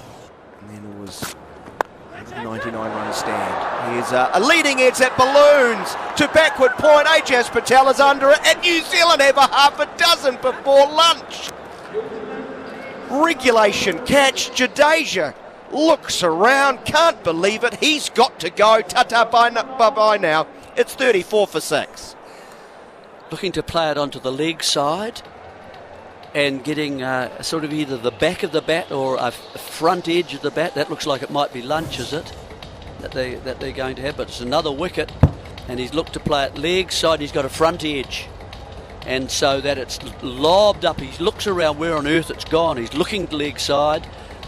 Ajaz positioning himself comfortably behind. That's a much more comfortable catch for him as he moves to his right, gets the reverse cup and takes it very comfortably, just coming down. It's one of those ones that your mum hits up to you, practice. And New Zealand, delighted with the way that they've finished this little sort of sequence of play here. Jadeja, a very dangerous player, leaves and hasn't really troubled New Zealand much. 34 for the loss of 6 at lunch. In the last 20 balls, just when New Zealand was starting to look a little ragged, they'd been excellent.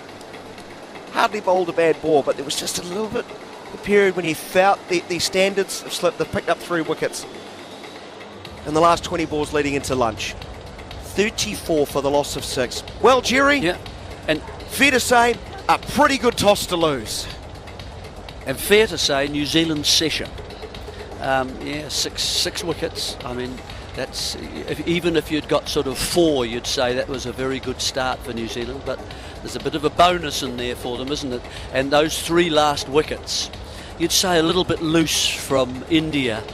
Attacking stroke from Jaiswal, getting caught at backward point well by going nice and low to his left, Ajaz Patel. And then we saw, who was the next one to go? It was... Well, the wickets fell at 9. Rohit Sharma first to go. Then it was Virat Kohli caught at leg gully by Phillips without scoring. Then Sarfraz Khan gone. It was 10 for 3. Yes. And then, the semblance of a partnership between Jaiswal and that was the Sarfraz. one. And then the next one, though, was... Well, was it Jaiswal, KL Rahul down the leg side, another loose stroke. Little strangle, playing it outside of his body down the leg side. And then a loose shot early on from Jadeja, looking to flick it onto the leg side, but the ball holding slightly and taking, instead of missing the sort of the face of the bat, and as it's turned, it's hit the leading edge, and that's been comfortably caught as well. So 3 little loose bits of cricket from India has caused them to be 6 down at lunch. So really good session from New Zealand, obviously. Bit of movement here and there, bit of bounce here and there on a pitch that's given them a bit of assistance. Right, so from a New Zealand bowling perspective, quick look at the bowling figures. Southey, 6 overs, 4 maidens, 1 for 8. Henry, 9.5 overs, 2 for 12. And Will O'Rourke, 8 overs, 4 maidens, 3 for 13. Just the 3rd time India have had 4 ducks in the top 7 of an innings. You've got to go back to Leeds 1952 and Manchester in 2014. They're under a lot of pressure.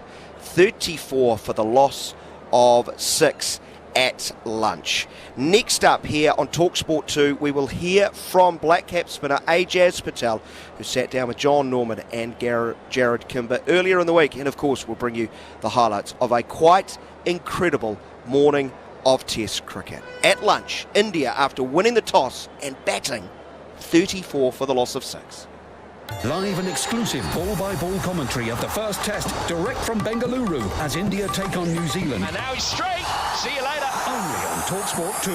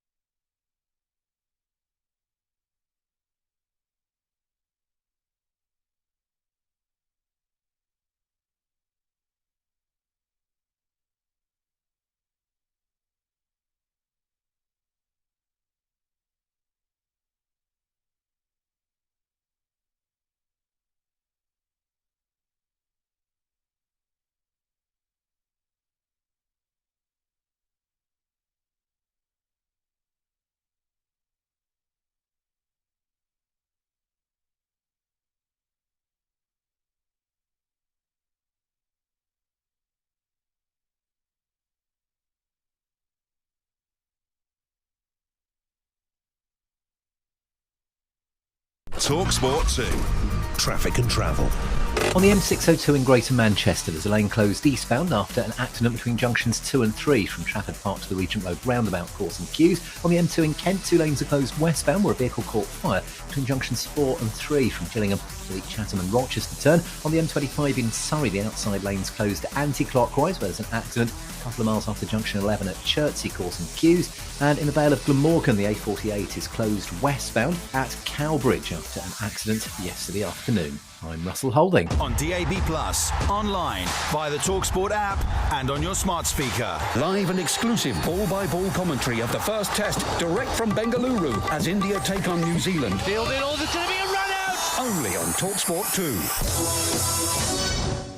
Well, what a morning we've had for you here on talkSPORT 2 in the UK, SENZ in New Zealand and on talkSPORT Cricket YouTube channel. If you have missed the action, well, what have you been doing?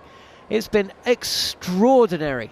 We're bringing you live and exclusive coverage of India against New Zealand. 3 test matches between the undisputed kings of cricket, India, and, well, a team that always perform. And they've performed today, New Zealand. They've come into this test match under a little bit of a cloud. And they bowled today with exactly the same thing. Overhead conditions firmly in favour of a team that picked 3 seamers. And they made it count. After losing the toss and being asked to bowl first, they have, at lunch, India 34 for 6. Do not reset your sets. 34 for 6. And if Rishabh Pant hadn't been caught, or rather dropped, behind the stumps when on 7, could be even worse. Rotation from the New Zealanders, who took advantage of a 35-minute delay, rain delay, which meant that their fast bowlers could bowl throughout that session. Tim Southee picking up the wicket of Rohit Sharma early, advancing down the track and being bowled by a delivery, a beautiful delivery from Southee that nipped into the right-handed Sharma and took the stumps. 9 for 1 at that stage, became 9 for 2. Virat Kohli caught at leg gully by Glenn Phillips for a duck. One of 4 ducks in India's top 7. The first time that has happened since they played England in Manchester in 2014. You have to go back to 1952 for the other occasion. 4 batters departed without scoring inside the top 7. The second to do so, Sarfraz Khan in the side ahead of the injured Shubman Gill. The 3-ball innings that Steve Harmison described as the worst 3-ball duck he's ever seen. Superb catch to dismiss him though. Devon Conway stationed at mid-off, diving to his right, took the catch one-handed. Brilliant stuff from him. Sarfraz Khan clothing a drive. He had to go. A recovery of sorts, a 21-run partnership for the 4th wicket that would have been broken if not for a bad drop behind the stumps by Blundell. O'Rourke would have taken Rishabh Pant's wicket if that catch had stuck. It didn't, but the catches after that did. Jaiswal brilliantly caught at point. Full-blooded cut shot, and Ajaz Patel, who hasn't been asked to bowl, only field, taking the first of 2 catches. Brilliant grab. And then a couple of runs later, KL Rahul caught down the leg side without scoring. Final ball of the session, Jadeja trying to play a ball into the leg side, squared up, leading edge, and Ajaz Patel at point had all the time in the world to position, get ready and take the grab. So at lunch it looks like a minefield. The scoreboard and possibly the pitch. Rishabh Pant still there, 15 not out. Ravichandran Ashwin will be the new batter after the break. But boy, oh boy, that session was nigh on perfect for New Zealand. And despite losing a full day's play yesterday, well, could well have a result on this track if the weather gods play ball. Right, breathless stuff for the first couple of hours of our broadcast. We're going to have a little bit of a more sedate 20 minutes or so. Ajaz Patel, who I made mention of there, who took 2 catches in that morning's session. In conversation with myself, Jarrod Kimber, with myself and Jarrod Kimber on the Following On India show, which is available on YouTube, on the talkSPORT Cricket YouTube, or via the Following On podcast feed. Check it out. But before you do that, sit back and relax. Oh, before you go, and listen to that. I should also tell you there's action in a test match in Multan. 22-1 Pakistan. They lead by 97. England earlier today bowled out for 291. So that will be a fascinating game. We will keep you abreast of all the action in Multan whilst we have full focus on the action in Bengaluru. But before we get underway for the afternoon session, sit back and enjoy this chat with myself, Jarrod Kimber, and the New Zealand left arm finger spinner, Ajaz Patel. Well, thanks for joining us on the show, Ajaz. You know, considering the task that awaits you, I mean, I imagine there are rugby teams that would have felt more confident playing the All Blacks at Eden Park than a cricket team rocking up in India to play, you know, the team. What at the end of this 3 tests would you say, apart from a 3-0 win for the Black Caps, you know, what would success look like, do you think? I think the biggest thing over here is competing, you know, and we know how good that Indian setup is when it comes to playing at home, and how balanced they are from both a batting and a bowling aspect. I guess they've got something for all conditions to a certain degree. The modern Indian cricket team can play on a green seamer, but do just as well on an absolute turner. So I guess the challenge for us is looking at what presents to us based off of, I guess, the wickets, and then I guess challenging them on that, you know, being better than them in those departments. And I think if we can walk away from the series going, you know what, we were actually better than them in all or most of those facets, and I think as a team we can kind of be very happy with that. International touring sides traditionally don't do very well in India, so it would be nice to kind of, you know, do the opposite of that. And at the same time, I guess a lot of the times you can think negatively as soon as you kind of arrive, and it's about kind of putting that out of your mind and really just going out there and playing your best cricket. And I think if you look too far ahead, then you kind of get, you know, caught up in all of it. But if you play to whatever's in front of you, you've got the best chance, I guess, to try and succeed. It's been an interesting time because obviously you were supposed to play the test in India against Afghanistan, which obviously never happened. But you've played some other tests in Asia, so you've actually got this incredible long Asian run of matches. It's very different though, and I know New Zealand cricket plan quite a lot. But how do you plan for a team that has no real holes on paper? Like, I mean, you know, I've been doing this thing recently of trying to work out like which teams through history would actually tour India at the moment and be successful. There aren't that many that would have it. How do you plan for that sort of thing? It's a little bit like going to the West Indies or Australia in their peaks, and it's not obvious, is it? No, it certainly isn't. But you know, at the same time, it's a sport, right? Like, and everyone has their day, and everyone has good days and bad days, and I think what we tend to forget sometimes is they're still humans at the other end as well. You know, they're not, I mean, yes, they're phenomenal cricketers, but they're not machines, and they can't all just turn up and play as good as their stats say every single day. So it's really making sure you capitalise in those moments, especially within Test cricket, because those small moments can shift and change a game. And so for us, it's I guess, you know, understanding when we're in those moments and making the most of them, because they can really shift a game one way or the other. Because if you step up to the challenge, then you can really take it, you know, with both hands. But at the same time, if you kind of falter in those moments, then they can really capitalise. And that's something that India are very good at. And those moments, they don't really tend to give them away to you too easy. So I guess for me personally, as a bowler, it's just making sure that I present the best that I can while I'm out in the middle, and I guess adapt to the challenges that we face, because we know that there are going to be challenges. There's no doubt about that, and it's just kind of seeing, you know, how we face them and how we adapt to them. We've done a lot of, I guess, like you say, preparation for the subcontinent. We've been fortunate to train in facilities that have been turning a lot and all of that kind of stuff. So it's really about just trying to put that all out in the middle, and sometimes it's easier said than done because it's more of a mental battle sometimes as well. What about, you know, if we look at how you go about things, because, you know, a lot of the other Black Caps players, even if they're not playing Test cricket, they'll be playing a lot of other cricket elsewhere in the world, different formats.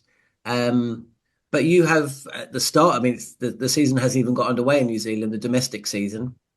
So there was quite a gap, wasn't there, between your last first-class cricket, essentially, and that abandoned Test match followed by the first Test against Sri Lanka. And I was watching some of that and I was thinking, and we actually spoke about it between the Test matches.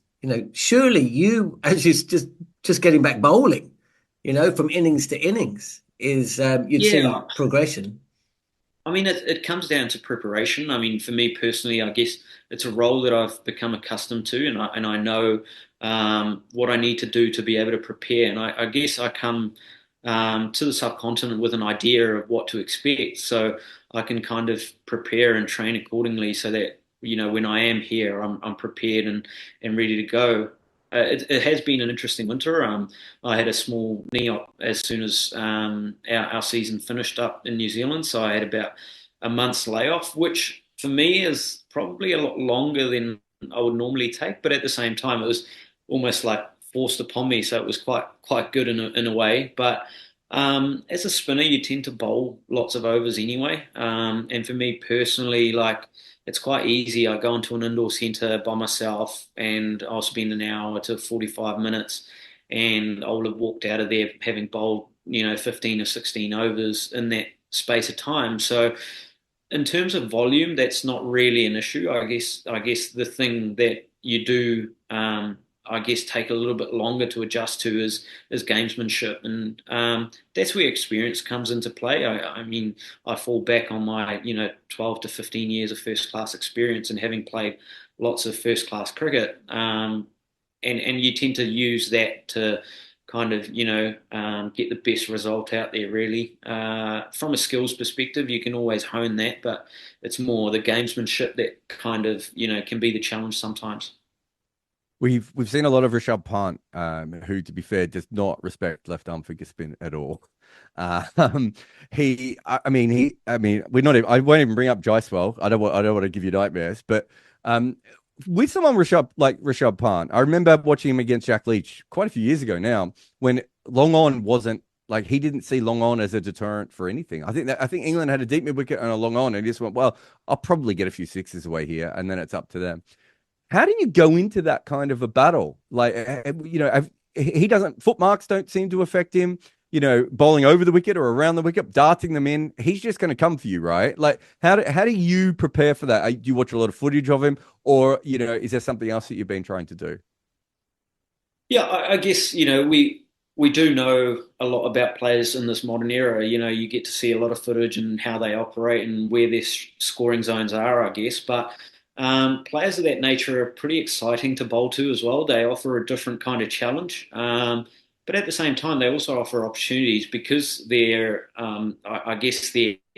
mindset is so positive and such an attacking frame that if you can get your bowling right, that it also presents opportunities for you.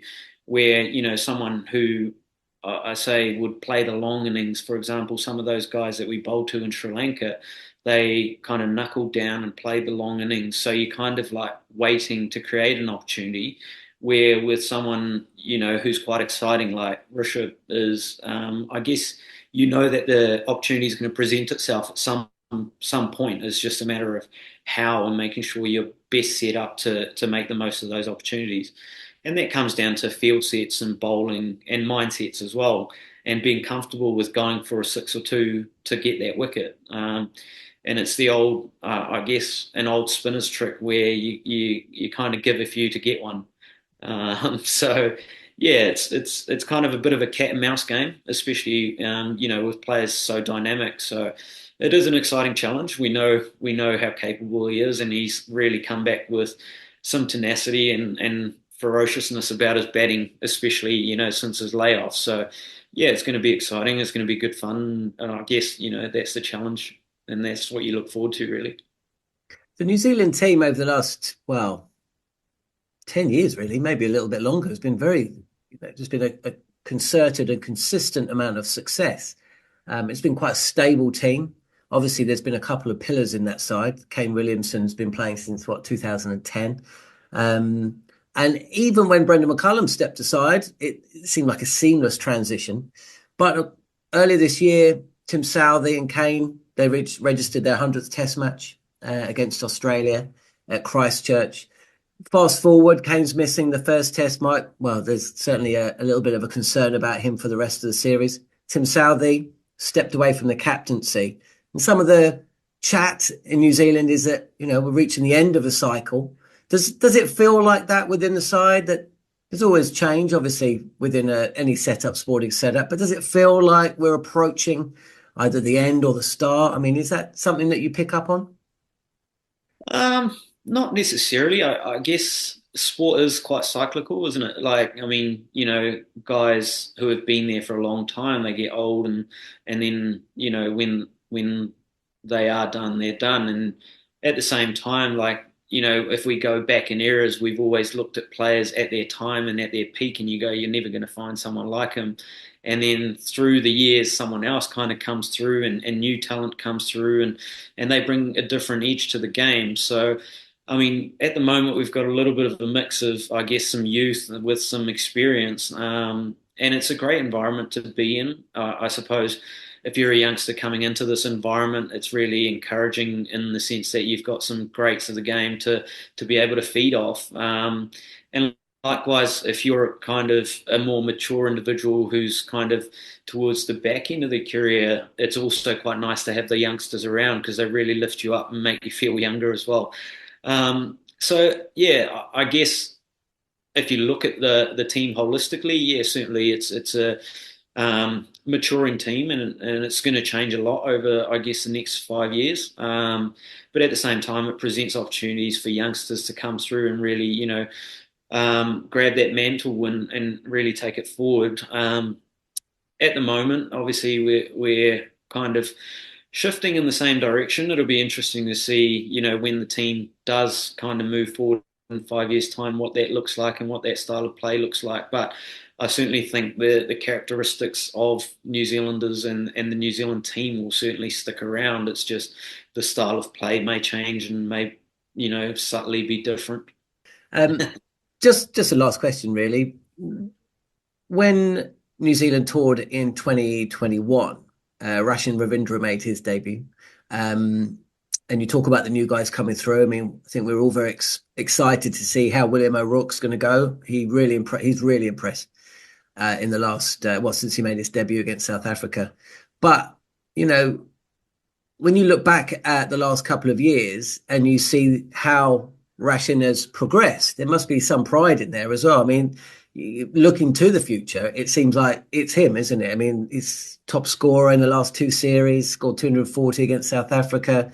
He's playing in the IPL now. He's gone a long way in a relatively short space of time. Yeah, I think even when he started off, there was no doubt he was going to be a world-class cricketer. I think it was, I guess, when I look at it, it's probably giving him some time to grow into that role. In the last couple of years, it's probably allowed him to do that rather than kind of, put him into the deep end real young. But obviously, from a management perspective, I have no idea what that looked like. But certainly, when you see what he's been able to do in the last 12 months, it's been phenomenal. And you look at someone like that and you go, wow, like he's someone that you can kind of rely on to kind of carry those others who are going to come through behind him. But he's also had the luxury of being around some of our best batters. The guys like Kane, guys like Ross, guys like Tommy.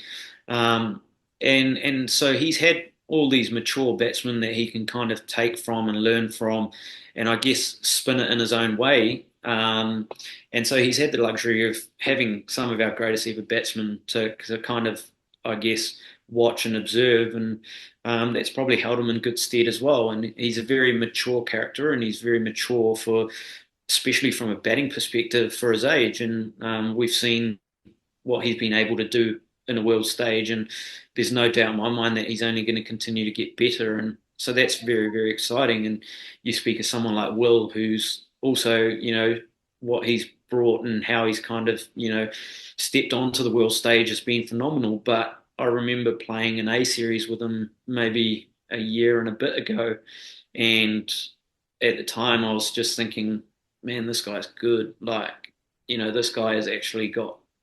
Well, looking at him then, I thought this guy's good enough to play international cricket. And you don't really see that too often from, a young fast bowler. So it's quite exciting. I think the young crop of fast bowlers that are going to, I think, come through have certainly got what it takes to take to international cricket. So that's exciting as well. And they've got big shoes to fill. I guess you look at someone like Tim and Trent, who have been phenomenal for New Zealand over a long period of time. And, when those guys leave, the new crop is really going to have to stand up, and they're going to have very, very big shoulders to kind of fill. And so I think we're in a good space, but certainly it is going to be different to the New Zealand team that we've seen for the last kind of 10 years, but it is also exciting to see the youngsters come through and really, I guess put their own spin on it. Brilliant stuff. Well, I really appreciate your time, AJ. Of course, the last time you were in India, you took 10 wickets in an inning, so everybody's got to improve. So first person to take 20 in a match. I mean, it's not been done, so hat-trick. Yeah, there's 2 hat-tricks, back-to-back, 6 wickets in 6 balls. There is a bit of pressure on. I did say to the boys in Sri Lanka, if I ever scored 100 in international cricket, that would be me. Because there's not much more I don't think I could achieve in an international cricketing stage. So, that's probably one that I'm aiming for more so now than the bowling side of things. But yeah, no, it's pretty special to be back, and I guess being born and brought up in Mumbai and being in India, it's always pretty special to kind of play against India. And, it's the craze for cricket in India is just something different, isn't it? And I don't think you can replicate it in most places around the world. So, yeah, it is quite cool. Are you recognised more when you're in, I mean, you wear your kit most of the time, but I mean, are you recognised more in India than you are in New Zealand? No, it's quite interesting because I think when I am in India, no one expects me to be in India. So when they do see me, they're probably there. You can kind of gauge that they've recognised you and they don't know from where, or they've kind of recognised you and thought about it and then gone, "There's no way he's here." So then they kind of just carry on, which is great. And also, I think IPL is the big one over here. The IPL players just. They're there as just different gravy. If you've been playing in the IPL, you can't really walk around on the streets because you'll just get mobbed straight away. So I'm quite fortunate. I hide behind the IPL players and just sneak off. You make 100 or 40 balls, maybe you get a contract. Yeah, 100%. That's the way to go on it. Brilliant. Look, mate, really appreciate your time. And thank you very much. Thanks for having me. We commentated on your 10th. In fact, Jarrod called your 10th wicket. Oh wow, that's awesome. A career highlight. I couldn't believe it, to be honest. It was just fantastic. Oh, you and me both. You and me both. When the ball was in the air, you must have been like. See, the thing is, everyone kind of asked me, like, when did I start thinking it was a possibility? And for me personally, knowing cricket and knowing that anything can happen, it wasn't a possibility till I got to the ninth wicket. Yep. But then also in my head, I was thinking, well, I've got 4 or 5 balls to get this 10th wicket. Otherwise, there's a wicket falling at the other end. And it just so happened that it went sky high. And when it went up... was it Ravindra? Who caught it? Rachin caught it. It was Rachin, wasn't it? Because it did go. It went high. It was perfect as well. You could give it the big one as well. Like it's in the air. You can set the scene. Just sky high, and you had plenty of time to watch it come down as well. And it was just like airy hush around the ground, but then it was just madness afterwards. So yeah, it was a really special moment, and I'll probably, I guess, appreciate it a lot more after I finished playing. But when you're playing, you're constantly thinking about the next objective, I guess, and you kind of, try and put the past behind you and kind of look at what's ahead. And I guess once you're done with cricket, that's when you can kind of go back and look at those things and go, wow, that was a special time, and those memories will probably always stick with you, which is the great thing about it. My memory was that if you were a proper club spinner, when that ball went up, you would have looked the other direction, just been like, I don't even want to see if it's dropped, and I'm looking the other way. It's like it wasn't even dropped. That's how a club spinner would have handled it. But a professional's like, oh, I'll have a cheeky look, see if he gets this. Yeah, well, I mean, I think everyone's eyes were on Ruchin, but also it was like I was nervous for him. I wasn't really worried about the 10th wicket, but I was nervous for him because typical Kiwi. No Australian in the world would say that, would they? I was worried for Rashid. No, but the thing is, like catches like that, you have a lot of time under them, and so it certainly would have crossed his mind around what that catch meant, more so than anyone else. And the youngest kid on the park playing his second or third game or something like that.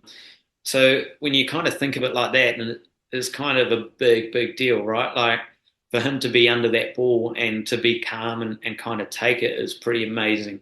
Because I know I certainly would not want it coming my way, and I was the one bowling it. Brilliant stuff. Well, let's hope we call that one again, eh? No, or something similar. Yeah, I appreciate that. Hey, Des, thanks, mate. Really appreciate your time. I know I said 5 or 6 minutes. That's more like 20 minutes. So, yeah, sorry, I talk a lot. So no, you don't need to apologise to us. It's all right. That's not how. Again, Kiwi. I mean, no one. We'll get you a job in podcasting. Don't worry. Yeah. I appreciate that. Thank you very much. That was Ajaz Patel. Thanks to him for chatting to myself, Jon Norman, and Jarrod Kimber. We've had such an amazing first session here on talkSPORT 2, SENZ, and the talkSPORT Cricket YouTube channel. Plenty to discuss. We're going to have full commentary throughout the day, the afternoon and the evening session, all 3 test matches, and news of not 1 but 2 wickets in Multan. 3 wickets. Harmy's saying 3 wickets. I think we mentioned the first one, but Harmy, don't say anything. We've got to hit a break, and then we'll be back very shortly for live and exclusive commentary of the afternoon session on day 2 from Bengaluru of India against New Zealand. Live and exclusive ball-by-ball commentary of the first test, direct from Bengaluru as India take on New Zealand. And now he's straight. See you later. Only on talkSPORT 2.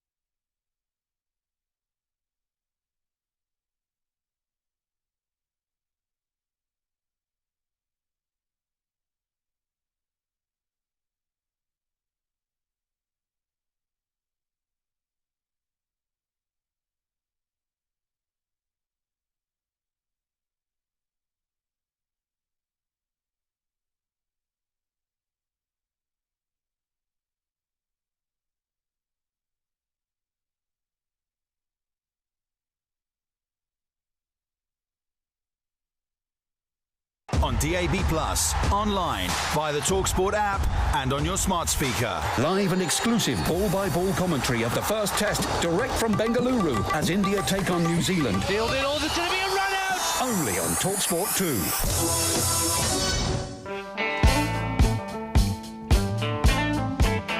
2. Here we are, Tim Southey from over the wicket bowling up full. And he's bowled!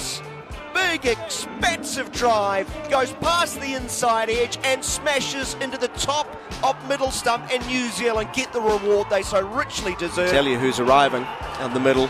Yep. Is it the VK sort of sign? It is. Okay. Last ball of the over, and has that been caught at leg slip? There's a diving Glenn Phillips. He's holding the ball up. The umpires are going to have a chat. This was on the body of Virat Kohli. Here we are. And the decision is out. The silence will tell you. Virat Kohli's got to go. No, he knows he's gloved it. And India, who won the toss, decided to bat, might be regretting that. 9 for 2. Henry again. This is wider and cloth. Oh, what a grab! What a grab! One-handed at mid-off. Devon Conway and Sarfaraz has got to go for a 3-ball duck. New Zealand all over them. India 10 for 3. I know it's only 3 balls, but that's one of the worst 3-ball ducks I have ever seen. Pressure on India at the start of day 2. William O'Rourke, who is in and driven square of the wicket by Rishabh Pant. And that may well be the first boundary of the day. Right arm over the wicket, and has that been dropped by Tom Blundell behind the stumps? Will race away to the boundary for 4. But Jaiswal was not in control of this shot either. Taken brilliantly at backward point. Sajaz Patel has got his 2 hands underneath it. And what a catch. And what a moment for New Zealand as Jaiswal goes for 13. It's 31 for 4. The crease and straggle down the leg side. Big appeal by the New Zealanders. Umpire rifle has given him. Rahul wanders off, and New Zealand have another 34 for the loss of 6 at lunch. And that's how it sounded on talkSPORT 2 in the UK, where the sun is just coming up, and on SENZ in New Zealand, where the sun is going down. In India, we got hopefully 2 full sessions to come. No action on day 1. Too much action in the first session of day 2. Thanks for joining us here on talkSPORT 2 SENZ and the talkSPORT Cricket YouTube channel. Myself, Jon Norman, former England fast bowler Steve Harmison alongside me, and you've just been hearing commentary from Daniel McHardy, Jeremy Coney and Jarrod Kimber as well. We make up the team for this, the first test of 3 between India and New Zealand. And any fears it may be a one-sided encounter, but they've come true, but not in the way that we kind of expected it. Plenty of cricket though to come, as Matt Henry, the one change, is in and over the wicket, is edged and caught in the gully. First ball after the lunch break. Glenn Phillips it is, an absolute dolly, all the time in the world, and Ravichandran Ashwin has gone for a first ball duck. Is that 5 Indian batters in the top 8 that have departed without scoring? Well, that's a question that can wait. What we know is, though, is that India, incredibly, at the Chinnaswamy Stadium, 34 for 7. The bounce, massive bounce from Matt Henry. R. Ashwin's looking down at the wicket at the Chinnaswamy. He's looking at the shoulder of his bat as he's walking off. R. Ashwin's going to walk off thinking, I was actually in a good place here. It's actually broke his bat. He's just as he's walking off the field and going over the rope, there's a little corner, top edge corner of a piece of his bat just hanging off, and he's probably thinking, I'm in a good place here, standing there 22 yards away from Matt Henry, 34 for 6, thinking all sorts is happening, and he's got himself in a good position. He's looking to lunge forward, got himself head position down the pitch, and as he's pushing forward, the ball just bounced a touch, straightened, hit the shoulder of the bat, and it's not, you'll never get an easier catch at gully than what's just lollipopped to Glenn Phillips. Was it Glenn Phillips? I think it was. Glenn Phillips. And I mean, if the first session was unbelievable for New Zealand, Well, the second session hasn't started too badly either, Jon Norman. Whoa!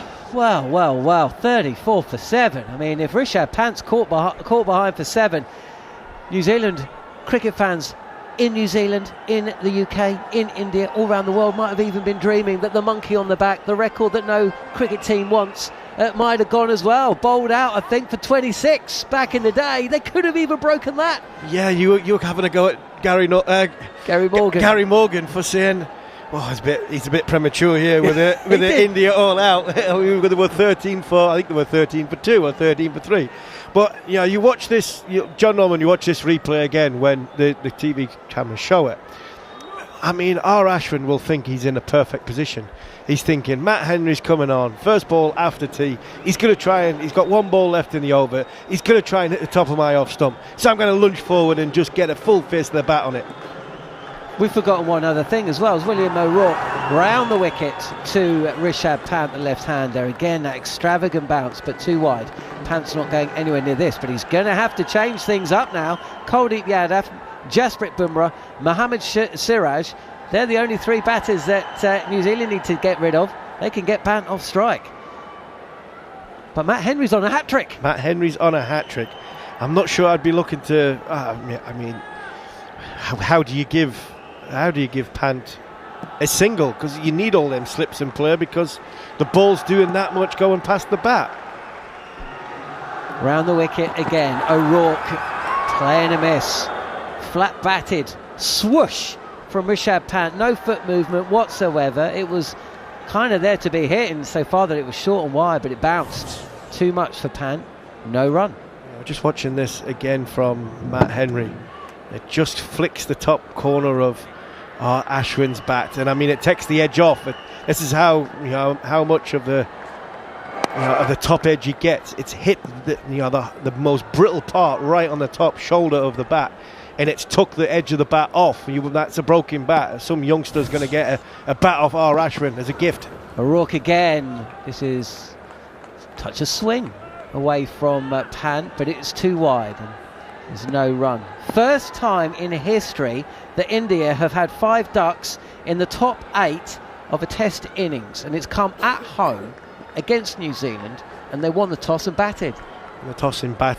In conditions which probably would favour more New Zealand than they would in India. The lavish movement, pitches bounced a touch, but when you have surfaces like this and the movement, you've got to put it in the right area, and that's what New Zealand have done. 3 for 13 from his 8 overs. O'Rourke is in, and this will reach the boundary. Rishabh Pant is forward. I think he's trying to play this touch straighter, possibly through mid-on, but hasn't gone a million miles away from the fielder stationed at wide mid-off. In the air for a touch, almost whipped by Pant, but it is 4 runs to the score. Yeah, he's looking to try and play this on the leg side. He literally has got fingertips on the bat. He nearly dropped the bat there. It's 2 or 3 times now he's done that. Sarfaraz did it. The hands are coming off the bat. They're just getting caught between a rock and a hard place. And stand there and survive, or try and be aggressive and try and hit it. There's mid-on in place, mid-off, square leg, 3 slips in a gully. A short delivery from O'Rourke. This is well wide of Rishabh Pant. And again, it's not a full-blooded shot. It's a strange shot. It essentially helps this round the corner, but he helps it round the corner from about 2 foot outside off stump to square leg for a single. Yeah, he's trying to get off strike, and there's 2 balls left in the over. He's got to try and farm the strike. This is going to be a huge challenge now for Rishabh Pant to try and get India to some sort of respectability of a score, which would be 80 or 90 at this moment in time, the way the ball's moving around. So you'll find that Rishabh Pant might take the field on if it's up in the first 4 balls of the over, and then somehow walk across the crease, run into the ball basically to try and get down to the other end. So he's on strike for the first ball of the next over. Last ball of the over. O'Rourke is in, and this is left alone by Kuldeep Yadav. Again, extravagant bounce. And that's the end of the over. 39 for 7 then, India. Apologies to Gary Morgan. I did say he went a little bit early. with the India's lowest totals against New Zealand, 81 at Wellington in 1976.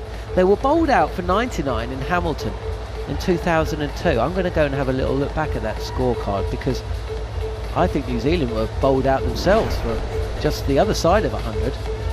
So we'll have a look at that. But all eyes now on Matt Henry, brought into the side ahead of Mitchell Santner.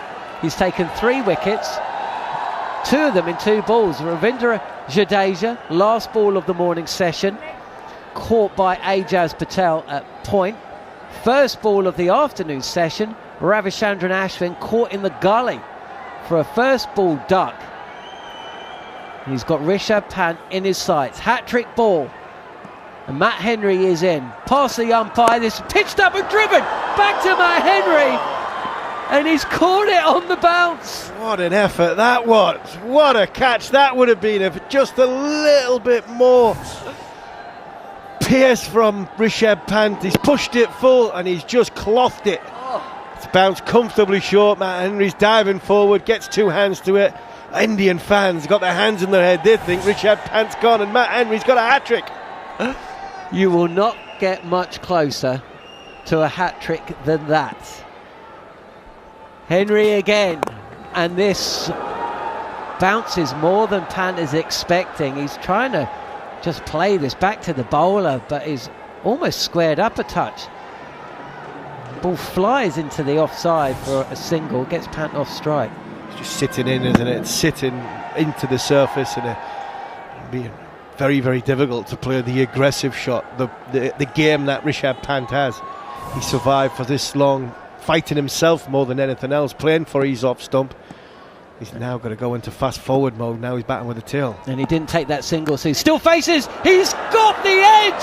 Henry's got the edge of Rishabh Pant's bat, and it's flown into the slip cordon. It's been grabbed. There's a shake of the head by one of the many fans inside the stadium.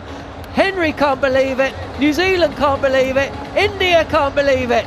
Pant's gone. India, incredibly, on talkSPORT 2 and SENZ, 39 for 8.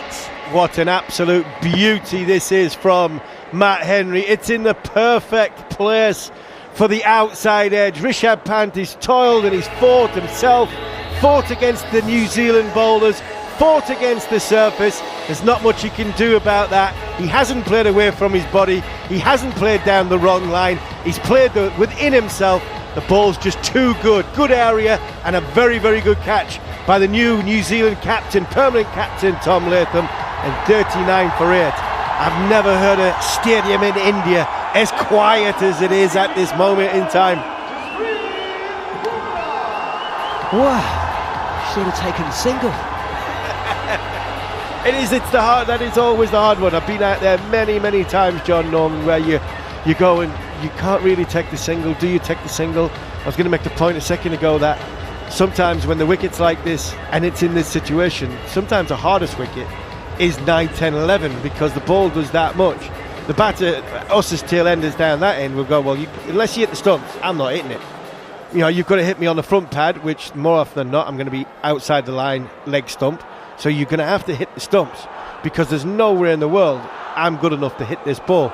And I think sometimes from Rishabh Pant or the batter's point of view, maybe he's getting the single or getting the 2 and exposing the tail ender might frustrate the bowler who has bowled so well to get them to this point anyway. But Pant's gone now and Jasprit Bumrah's in. And that roar from the crowd will tell you one of India's heroes.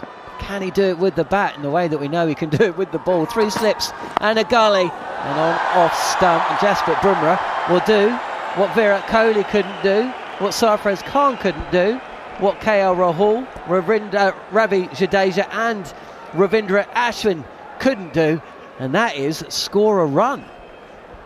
Just clipped to fine leg for a single, and that will bring Kuldeep Yadav onto strike. So what a morning, what a day we've had. India 40 for 8, going in with 3 seamers.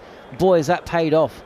4 for 13, Matt Henry in for Mitchell Santner. 3 for 18, William O'Rourke. 1 for 8, Tim Southey set the tone early, dismissing Rohit Sharma as Kuldeep Yadav Just playing inside the line, beaten past the outside edge. 40 for 8. Rishabh Pant and Ravichandran Ashwin dismissed after the lunch break. We thought the first session was action-packed. Well, New Zealand have just picked up where they left off. Incredible test match. Rohit Sharma winning the toss, deciding to bat.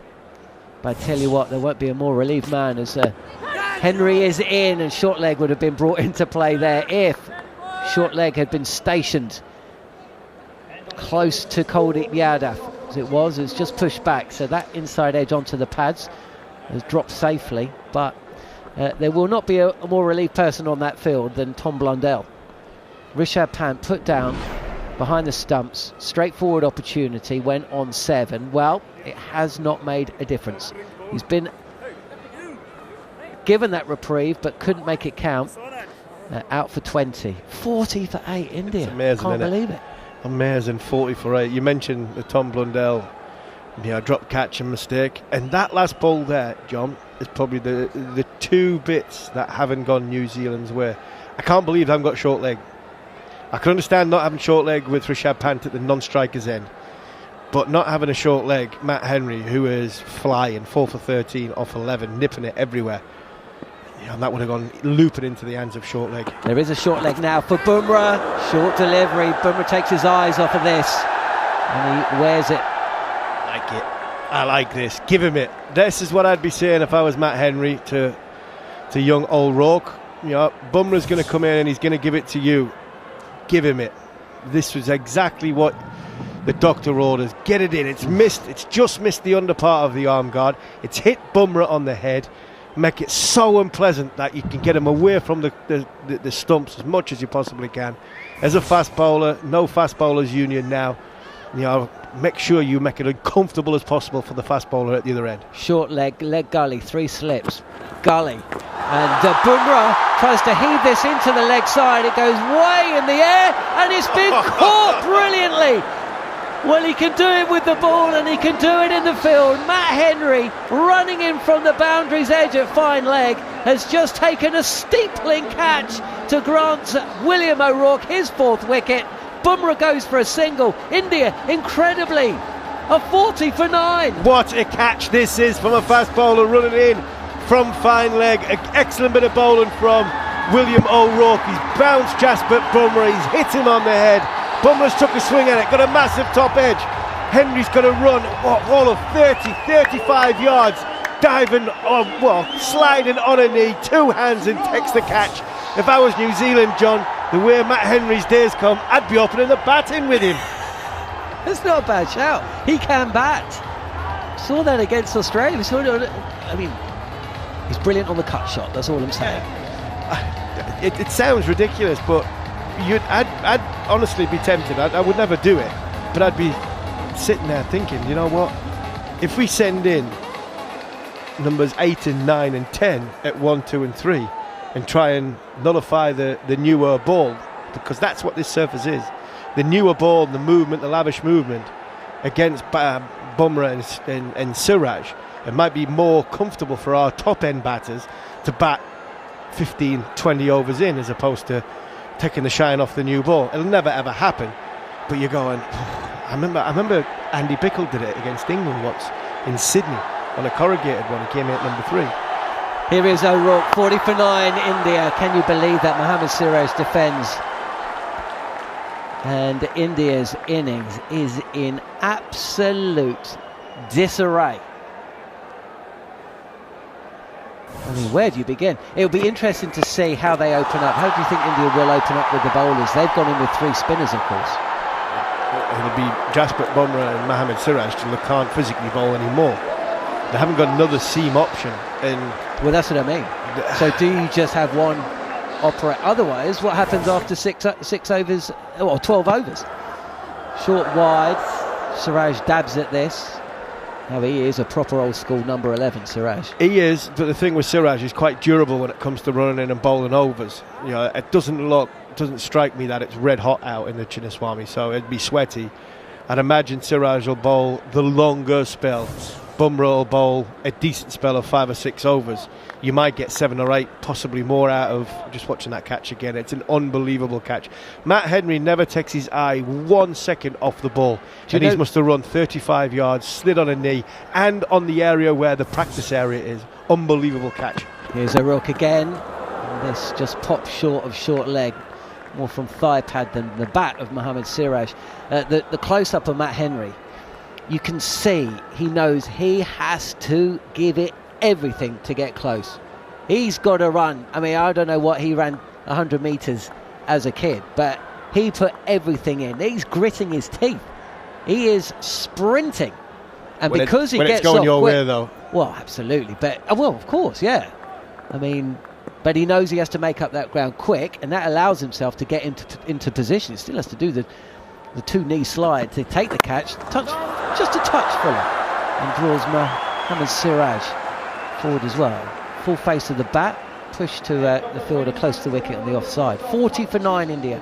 That repeats, or is worth repeating. Do you know what? About 20 minutes ago, I promised our listeners and viewers on the talkSPORT Cricket YouTube channel an update from Multan.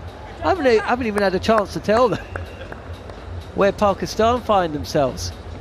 In second innings, 43 for 3, a lead of 118. And Shoaib Bashir has taken all 3 wickets, 3 for 27 from his 7 overs. So England bowled out for 291, giving up a healthy first innings lead on a pitch which is turning. 118 behind at lunch on, what is that, day 2? Day 3. In Multan. So 2 really enthralling test matches. Kuldeep Yadav facing up. There is a short leg, and there'll be no run from the bat of one of 3 spinners that India have selected for this test match. So 2 different styles, much like the match in Multan. Pakistan went in with 4 spinners and a solitary pace bowler. England went in with 3 seamers and 2 spinners. And here at the Chinnaswamy, New Zealand, who came into this test match having lost 2 matches against Sri Lanka, as Kuldeep Yadav will get off the mark. Not a million miles away from short leg, clipped, but it clipped fast. I mean, that would be some catch, even if it went straight to the fielder station there. 42 for 9 India. And a good start to the over from Matt Henry's getting the ball into that right area. We've just seen another clip of the catch again. He ran 41 metres to get to it, but when it's your day and everything's going for you, and you got the team 42 for 9, that sticks, goes in the middle of their hands, and it sticks. Confidence is everything. As Kuldeep Yadav is forward and shapes up nicely, actually. Jarrod Kimber is also alongside myself, Jon Norman and Steve Harmison, former England fast bowler, former #1 bowler in the world. India 42 for 9. I mean, you don't actually have to go back too far in history for them to have been bowled out for less than that, right, Jarrod? And they went on to win that series, incredibly. Yeah. The 36 all out in Adelaide. So it's a hell of a way to start a series, I suppose, but that's not the story that New Zealand fans want to hear right at the moment, that you can roll them and still lose. Are they slow starters? I wonder. Ask Gary Morgan. As again, Henry, who has switched to round the wicket, firing this in middle and off, and it's defended again. 42 for 9, because they lost that test against England, lost twice against England, 2 series against England, and the Pune test against Australia. So most of their losses in the last 13, 14 years have been in the first test. So yes, they are slow starters. If you can look at 3 losses. But didn't they lose a test against South Africa recently, the first test? Actually, they went to South Africa a couple of years ago. You mean in South Africa? Yeah, in South Africa. Yeah, I'm talking about this well, that was against Adelaide as well, the 36 all out. Was it Adelaide? Defended into the covers, this time by Kuldeep Yadav. And I mean, it's not their job to get themselves out of this situation, Kuldeep Yadav and Mohammad Siraj, but they must be thinking, what do we do here? Because there's going to be a ball with our name on it. We're not going to be facing any spin in this innings. New Zealand all over us. I mean, as a tail ender, you try and have a sort of a half idea of a defensive shot, but you're always looking to hit that positive. back foot push from Kuldeep Yadav that is going to get him into all sorts of trouble with that lateral movement and the bounce. 3 slips, there's a gully, a backward point, and that shot's only going to get you a single. Yeah, it's going to get you a single, or it's going to get you in trouble. And what I mean by, from a tail ender's point of view and experience, a very, very experienced number 11, it was, can I hold a defence where I can defend the stumps? So if it's going to be on the stumps, I can keep it out.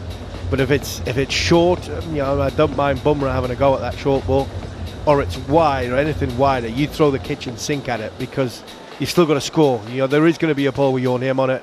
They are too good when it comes to the bowling department. So if I can flare one down to third, or get pick up one through the leg side, or anything that can just put the bowler back under pressure. Short delivery down the leg side and no run. 42 for 9, 28 overs. Gary Morgan, our scorer, has just sent through this stat. Most wickets in a day's play at Bengaluru, 24. We're on our way. The only thing that's probably going to stop us today is if there's another couple of rain showers. When was that? That was against Afghanistan in 2018. Is that going to that'll be finishing the game or not starting the game? I would hazard a guess. I don't think there was a lot of Indian wickets in that one. There.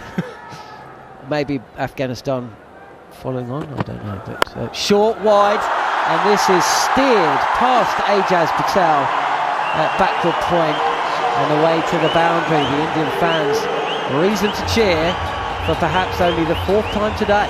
46 for 9. Yeah, and that's what I mean. And if you can get anything, that's why. Just get something on it. If that flies to slip, well, it's not your job to do the scoring of the runs. Just somehow get a good piece of the bat on it and see if you can get the ball into the gap and use the pace. From Will O'Rourke's point of view here, I mean, be nasty. Really be nasty. I know he's trying to be aggressive. He's gone for the short ball. He's hit Bumrah in the head. Go hard at Siraj. Really make it uncomfortable for the numbers 10 and 11. O'Rourke again. Siraj facing down the leg side. Blundell takes. His line has been a bit wayward today, hasn't it, O'Rourke? He was bowling we were debating whether he was bowling too wide. Been ordered to bowl too wide, and I think he was being, but it was still a little bit too much. And again, we have seen catches down the leg side today, but with 2 tail enders, I think target the stumps. I think Will O'Rourke will get catches down the leg side because he's got that natural variation. That was something similar where you just come across it and go in, and naturally comes in off their hand. Doesn't mean it, but it works effectively. This is on the stumps and doesn't drop too far short of Rashin. Ravindra stationed at wide, mid on. I'd like to see the speed of that. Possibly a slower delivery. Either way, New Zealand couldn't have dreamt of such riches. India pushing 50, but they've lost 9 wickets. Yeah, and that's credit to the bowling of Matt Henry, Will O'Rourke and Tim Southey. They really have been on the money, and the catching apart from the wicketkeeper has been absolutely spot on as well. 4 for 22, chasing a 5 for his Rourke. This is banged in by the 6'4" William O'Rourke, who's going to cause England some trouble later this year when talkSPORT and SENZ bring you live and exclusive coverage of the 3 test series between New Zealand and England. But for now, New Zealand are all about getting rid of this 10th wicket. Siraj 4 not out, and Kuldeep Yadav 2 not out. Incredible scenes at the Chinnaswamy. No play on day 1, more than made up for it on day 2. Siraj readies himself. This is fired in on the pads, and Kuldeep Yadav sends Mohammad Siraj back. Siraj wanted the single. Kuldeep was having none of that, and that brings to an end William O'Rourke's 11th over. 4 for 22, India 46 for 9. I've just been looking up the measurements of cricket blades, John. Of course you have. And the reason is there was a test here in 2022, and the average bounce was 74 centimetres high. So just normal Indian wicket, the ball's coming onto the middle of your bat. It's basically at a metre. So it's about 26 centimetres more than normal. So a bat blade is between 81 and 85 centimetres. So if you think about it from that point of view, every ball that the Indians are trying to play, if they think it's going to hit the middle of their bat, is at best hitting their splice. And some of those balls have bounced a lot more than just 24, 26 centimetres. Henry is in. He was on a hat-trick earlier today. He picked up a wicket with the last ball of the morning session, a wicket with the first ball of the afternoon session. He's taken 4 wickets on his return to the side, and he gets a healthy outside edge from the bat of Kuldeep Yadav. Fancied the strike, but no danger. 46 for 9, India. So essentially, it's slightly inconsistent high bounce is what I would say, because they're not all doing it, but it's about a foot higher than what you expect it to be anyway. That is a very, very tough situation. Forget the fact that balls also move laterally. Short leg in play, short delivery, ducked by Kuldeep Yadav. That didn't go too far from his helmet, actually. Again, it's that bounce that's been causing India so many problems today. So very, very tough conditions. It should be tough to face Bumrah on this as well. The only problem is, Harmy, as you would probably know too well as an England player, sometimes it's not easy to defend 50. No, not to defend 50. But I think as a bowler, you come out, you put that to one side and you say, right, what can I do on this surface? And Bumrah will be a handful. Down the leg side, too wide this time from Matt Henry, who's been exemplary today. Absolutely phenomenal. There's a lot of talk about him and Tim Southey, who stepped away from the captaincy. How long has Southey got? Southey is, 35, 36 now? Henry's not a young man, but he's a young man in terms of test played. He's 32, but his average since the start of 2022 is 24. No Kiwis taken more wickets than he, 23 in the current World Test Championship cycle, as this is defended back to the bowler. And he's certainly staking a claim here. If we do throw forward to India's bowling as well, there is a bit of a question mark on the third seamer. May I suggest Virat Kohli starts to warm up and bowls he bowls like Chris Harris. He bowls those little leg cutters. Unplayable on this pitch. Yeah. May not get the bounce, I actually think, no, I don't think you'll get the bounce. I actually think Jadeja could be a handful on this pitch. Bowling that a little bit faster, driving it into the surface. I think you'll see Jadeja come into the equation very, very quickly. The extra bounce will help Kuldeep as well with the wrist spinner. Absolutely, yeah. But I also look at Siraj, and it depends on how much lateral he'll be looking at sideways movement rather than off the surface movement. But if Bumrah runs up and targets middle and off, top of, I tell you what, he could be. We will definitely be a handful. Here is Henry again, and this is a wide delivery from the fast bowler, bowling over the wicket to the left-handed Kuldeep Yadav, who just sits back and watches this go past. No run. 46 for 9, India. If we get peak Siraj and peak Bumrah bowling on this wicket, and and Siraj is so up and down, we never know if he's going to be. But if we do, we're going to see India bat again today. You'd think so, but it all depends then on the catching. Henry again, pitched up and defended by Kuldeep Yadav. So, what a session we've had here on SENZ and talkSPORT 2. India starting the session 34 for 6, half an hour into the afternoon, at 46 for 9. And they've lost Ravichandran Ashwin, caught at the gully, first ball after lunch. Rishabh Pant departed for 20. And Jasprit Bumrah has been caught brilliantly by Matt Henry. To see whether New Zealand can take that 10th wicket and get themselves into bat anytime soon. We can throw to our commentary team stationed eagerly with anticipation. Former New Zealand skipper Jeremy Coney, and part of talkSPORT's team for the last time England were in New Zealand, and will be gracing the airways for us later this year as well. Be Daniel McHardy. Thank you very much, John. Incredible. New Zealand cricket fans in a fever dream right now. 46 for the loss of 9, India. Staring at the very real possibility, lowest test total they have made at home. Quite amazing. 46 for 9. Will O'Rourke hunting a 5-wicket bag. He's got 4 for 22. Starting his 12th over. Leg side. Trying to flick the ball away was Siraj, but he missed out. Hello, Jerry. Fairly standard half day's work for New Zealand. Yes. It's been quite a productive session, both sides of lunch really, hasn't it, for them? O'Rourke probably will feel that he hasn't bowled as he can. We've seen him even in the test matches that he's played. He's been a bit more, his line has been lost, I think, in this innings just a bit more than he would like. He's it again, moves past umpire, rifle and a play and miss to a short ball outside of off stump, tried to ramp the ball over the slip cordon.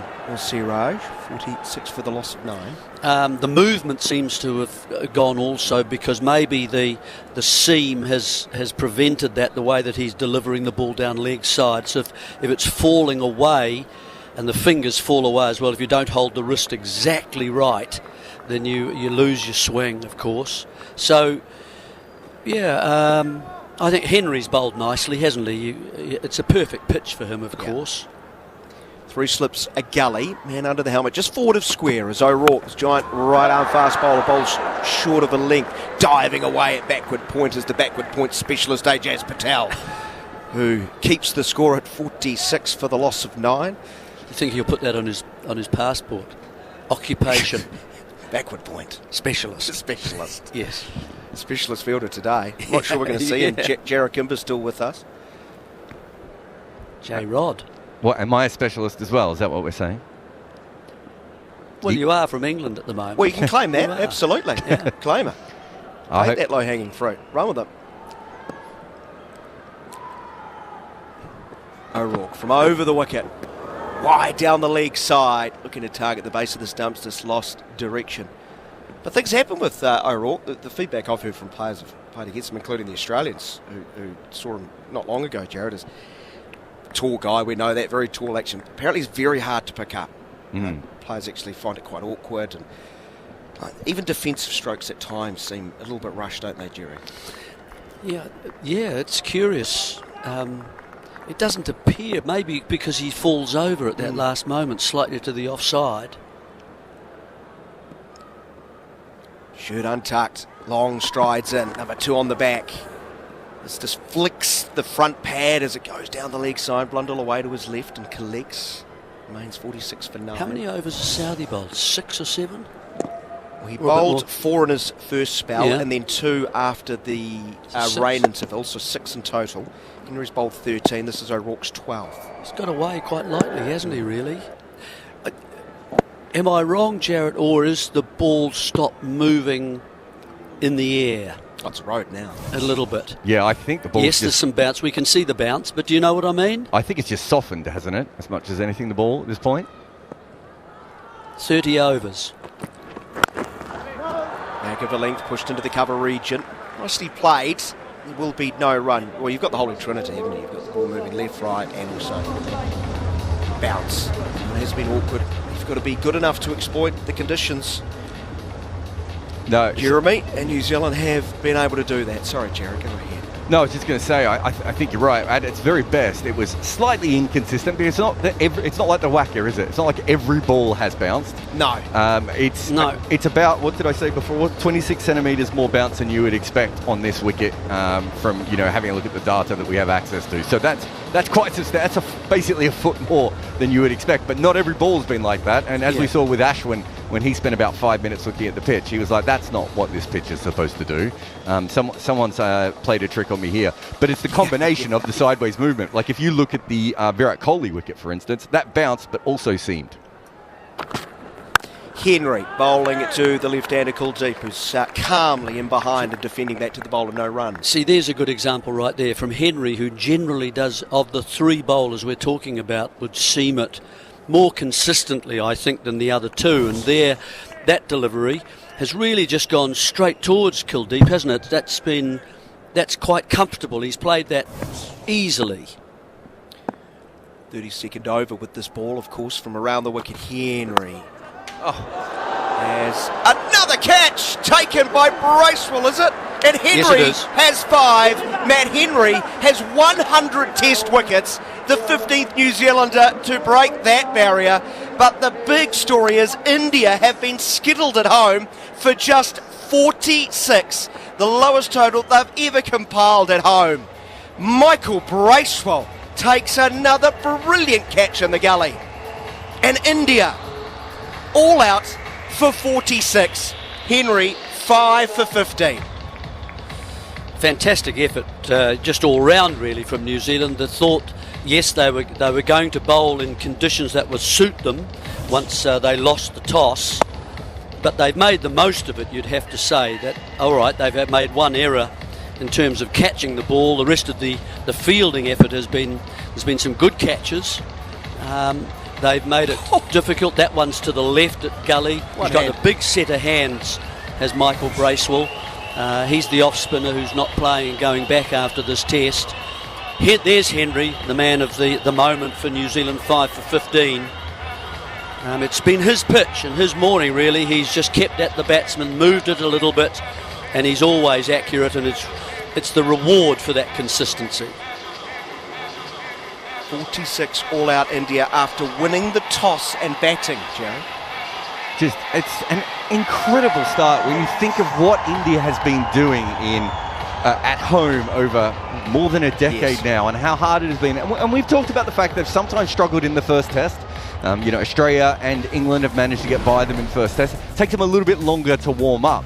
And we also knew that if New Zealand was ever going to have a chance, it was going to be, with the seam bowlers probably on day one, and then hopefully Ajaz Patel backing it up. There's still a long way to go. But what India have been brilliant at is when they have lost early wickets, Ashwin and Jadeja and people like Kuldeep have managed to get through and score and push the innings on.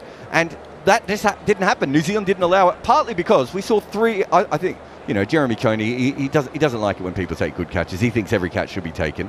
But we saw three outstanding catches in this innings. Basically balls behind two of the fielders, with them sticking their paws out and taking a catch. And a great one out in the deep as well, covering a lot of ground. New Zealand did everything right except for the one wicket-keeping error that we saw. And they kept the pressure on. And I think we all thought at times maybe they didn't even bowl the perfect length. But they really did work out where to bowl to Jaiswal and to Rishabh Pant. They kept the pressure on, and it's 46 all out. It's not bad, is it? That's all right. You take that. Coming in, you guys would say that's slightly above par, wouldn't you? Yeah, I guess so.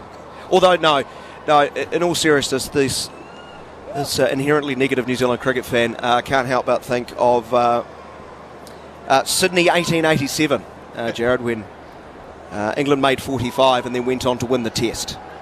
So a young Jeremy Coney was at that game. Did they go on to win this? He was on the bank.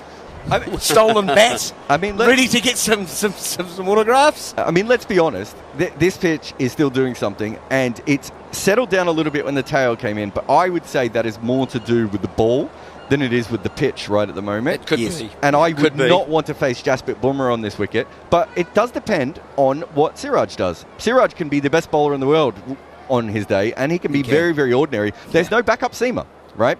We've already made the joke that Virat Kohli is hopefully stretching his hamstrings out to bowl. Well, he's the only other one, isn't he? Yeah. We were talking about that, Jarrod. He's the only other one really able to do that. With his Chris Harris-like deliveries, but if Bumrah gets it right and Siraj gets it right, it doesn't matter on this wicket. They should be just as destructive as New Zealand were.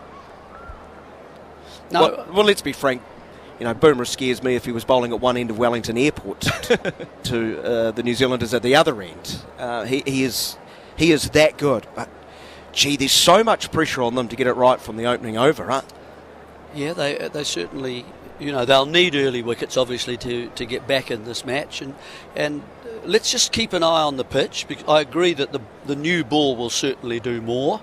It seems as though the footmarks indicate, and the depth and the size of the footmarks, that this pitch was quite soft, and a big man like O'Rourke is going to create footmarks, and that means that outside a left-hander's off stump, and New Zealand have two of them, of course, opening, and then they have other ones as well. So it's not going to be easy for someone like facing Jadeja with the spin coming back in.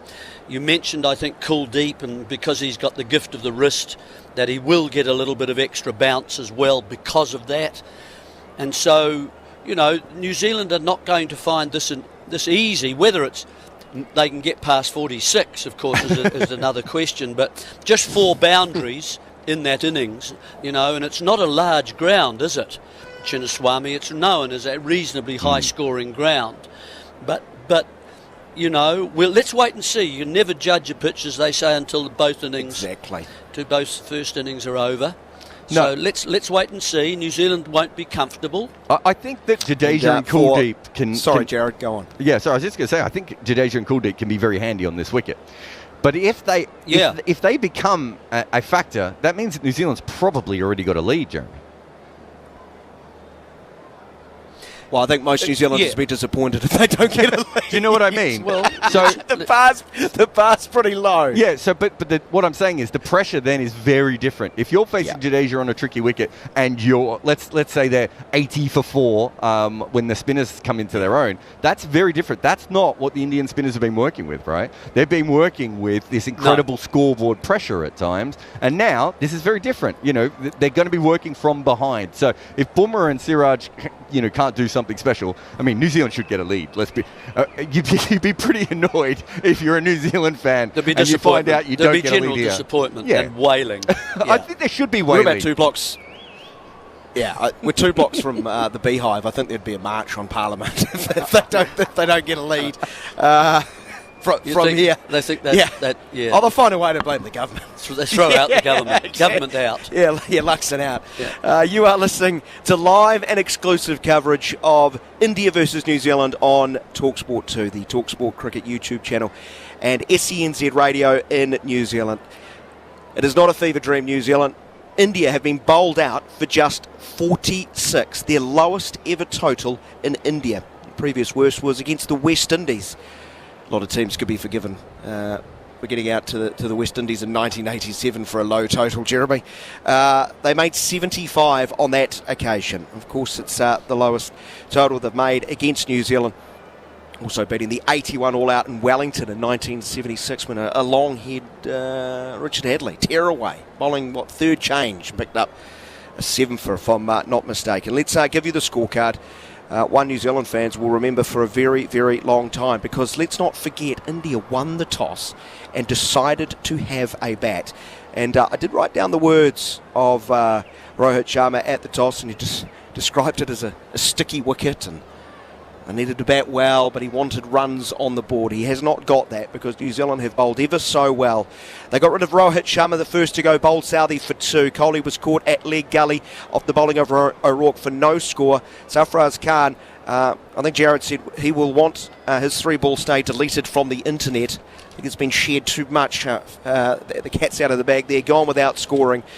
KL Rahul caught down the leg side, a strangle by Blundell off the bowling of O'Rourke, also for no score. Ravi Jadeja caught Patel, getting a leading edge ball ballooning to backward point, take off the bowling of Henry, gone without scoring. There's a theme developing here. First ball after lunch, Ravi Ashwin caught in the gully, hitting high on the bat. Easy catch for Phillips off the bowling of Henry. Rishabh Pant made 20 before he was caught at second slip off the bowling of Matt Henry for that score, while Yadav was caught magnificently by Bracewell. He was the last to go. Prior to that, Bumrah was caught by Henry, a splendid running catch in the deep off the bowling of O'Rourke for 1. Yadav last to go, caught by the sub, Michael Bracewell, with those big bucket hands of his, only using one, plucking it out of the sky in the gully, and he'll be using that big hand to cradle a young baby, because he's returning home after this test match, of course, only available for this test match. And he's made quite an impression in the gully with that grab. All out for 46. Siraj was not out for 4 extras and just 4 boundaries, Jeremy. Our dear friends at Big Barrel boundaries, big range, bigger deals. The New Zealand bowling figures, though, I forgot to mention Jaiswal, my apologies. He was caught Patel. Another brilliant catch at backward point for 13. So the New Zealand bowling figures, Southee 6 overs, 4 maidens, 1 for 8. But Matt Henry, 13.2 overs, 3 maidens, 5 for 15. Congratulations, Matt Henry, reaching 100 test wickets. And Gary has pointed out to me the second fastest to reach that mark as far as tests played. He equals Neil Wagner, who got there in 26 tests like Matt Henry, and Richard Hadley, 25. And, well, the way he is bowled in 2024, he deserves that 5 for. While Will O'Rourke quite likes test cricket, 12 overs, 6 maidens, 4 for 22. 46 all-outs, India. That's obviously the headline, Jerry, but look under the hood. Describe to me, from a New Zealand bowling perspective, what stood out is Latham and Conway now ready to face the music. And that will be the focus, but just a quick thought on what the discipline's showing. Yeah, I think lengths and line, that's the accuracy and continued accuracy, making the batting quite demanding, and then of course using conditions as well. Once you do that and they kind of go in partnership, then you find that you are going to create chances inevitably. Run making obviously wasn't easy, and this, in this way here, then of course wickets started to occur. Thanks so much, Jarrod. Go watch Bumrah.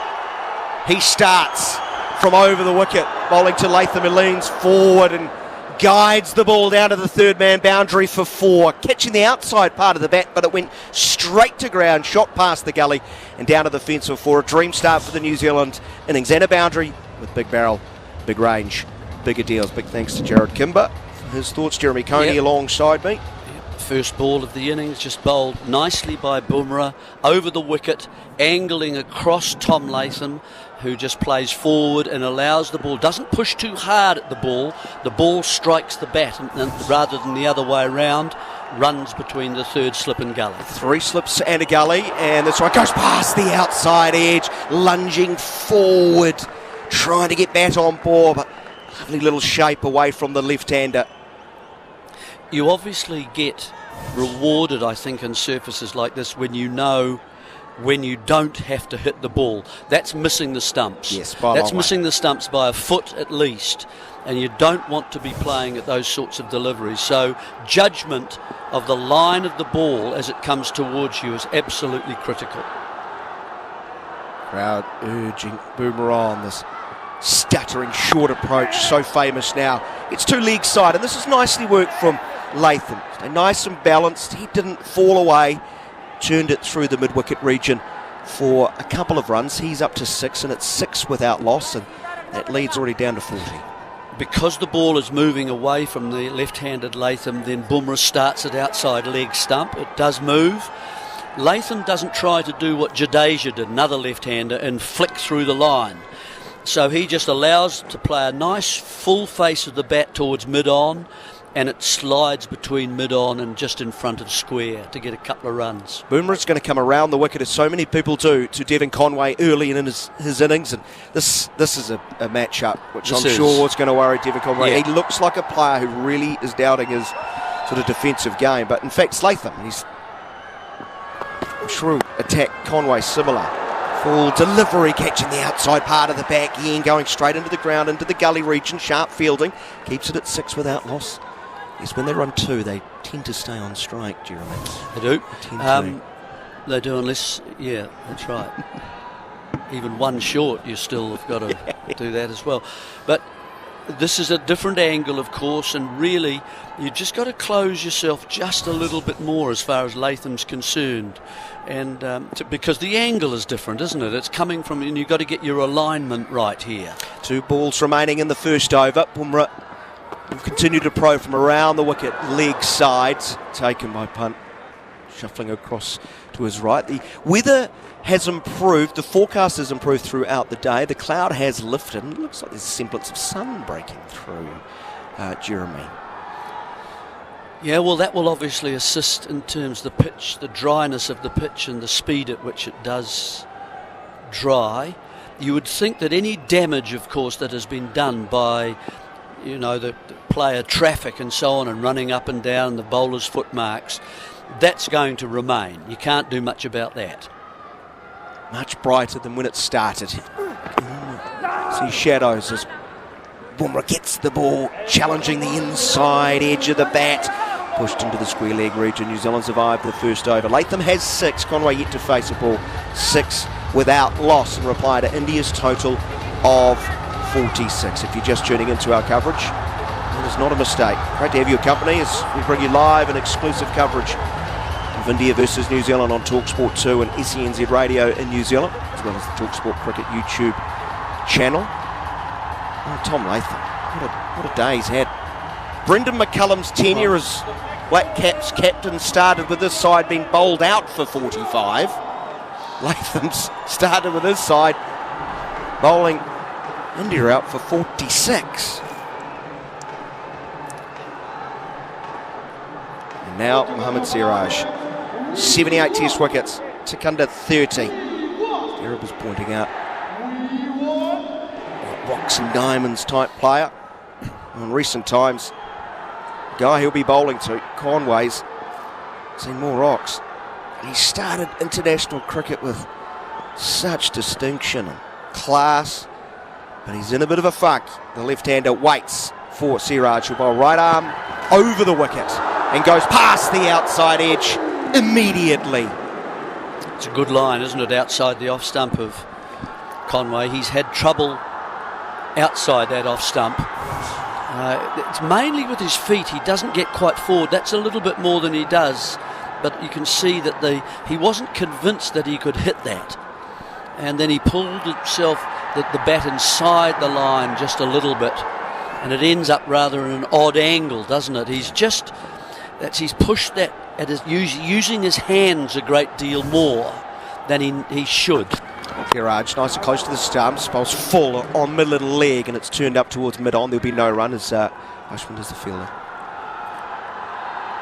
So that's been where he's been uncertain, isn't it? That just playing forward defence, the foot hasn't moved enough, and so the hands have had to be used to push at the ball.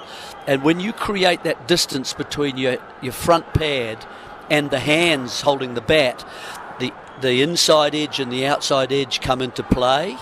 It can hit the inside edge and go onto the stumps, as it did in one innings in Sri Lanka. This one catches the outside edge, but it goes straight to ground as it fizzes through to the slip cord and around third slip. Almost between second and third, in fact. Good fielding. Prevents any run being taken. But Siraj started right on the money. Yes, he has. It's been probing around that off-stump line, lovely seam position. And it went into the ground, fielded by the second slip.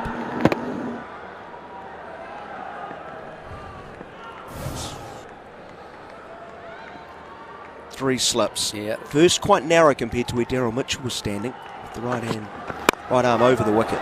So a drive uppishly into the onside ball, just swinging back into the pads of Conway. Top hand sort of rolling, keeps it down, but picks out the field. From Conway's point of view, he's shown us already he's such a good player and can be. Yes, we know that. You don't get 200 at Lords, without being a reasonable player. And he's just of late, since he's played a lot of T20 cricket, has just lost and an injury to his thumb, of course, but coming back has been a bit difficult for him in the last sort of 10 to 12 innings. He hasn't really been able to look convincing on defence even. He defends the ball on leg stump, and he's deflected this nicely, backward of square, and despite all the rain over the last couple of days, that zips across the outfield. And a second boundary. Big barrel, big range, bigger deals, 10 without loss. Yes, that's a good stroke. It's outside that off. That's the first time Siraj has got just a little bit wayward. He started it on leg stump, and it was always on the pads. And even Conway is picked that off very nicely behind square, ran quickly, as the new ball does. Lead trimmed to 36. 10 without loss. Conway 4. Digs out a full ball that swings back late very nicely. Bowled and played, to be fair. 2 overs into the New Zealand innings. In reply to India's total of 46, they are 10 without loss. It really has been of records. Gary, he busiest man alive, our stats man. Yeah. India's 46 today. It's also the lowest total by a side in Asia. Goodness. Pakistan held that versus Australia in Sharjah in 2002 when they were bowled out for 53. Wasn't a great test for Pakistan, that one. They were bowled out for 59 in the other innings. They got to 100, I guess. I always like to seek the light in life, Jeremy. Yes, you do. What an optimist. Well done, lads. We made 3 figures for 20. Bumrah round the wicket to start the new over. Bowling to the New Zealand captain, Latham. This one goes past the outside edge. Beautiful seam presentation. Has to play that. That's probing it off stump and just too good for the New Zealand skipper. Here's the natural angle from around the wicket coming at your stumps. You've got to look to play at that, and then it's just at the last moment, it's just left once it hits the pitch. It's gripped and moved away. He's lucky that, that's not really too big a mistake, is it? He saw the movement because the bat started to follow it just slightly. Such good bowling. Just a little short, that's all. Wake up, 3 slips.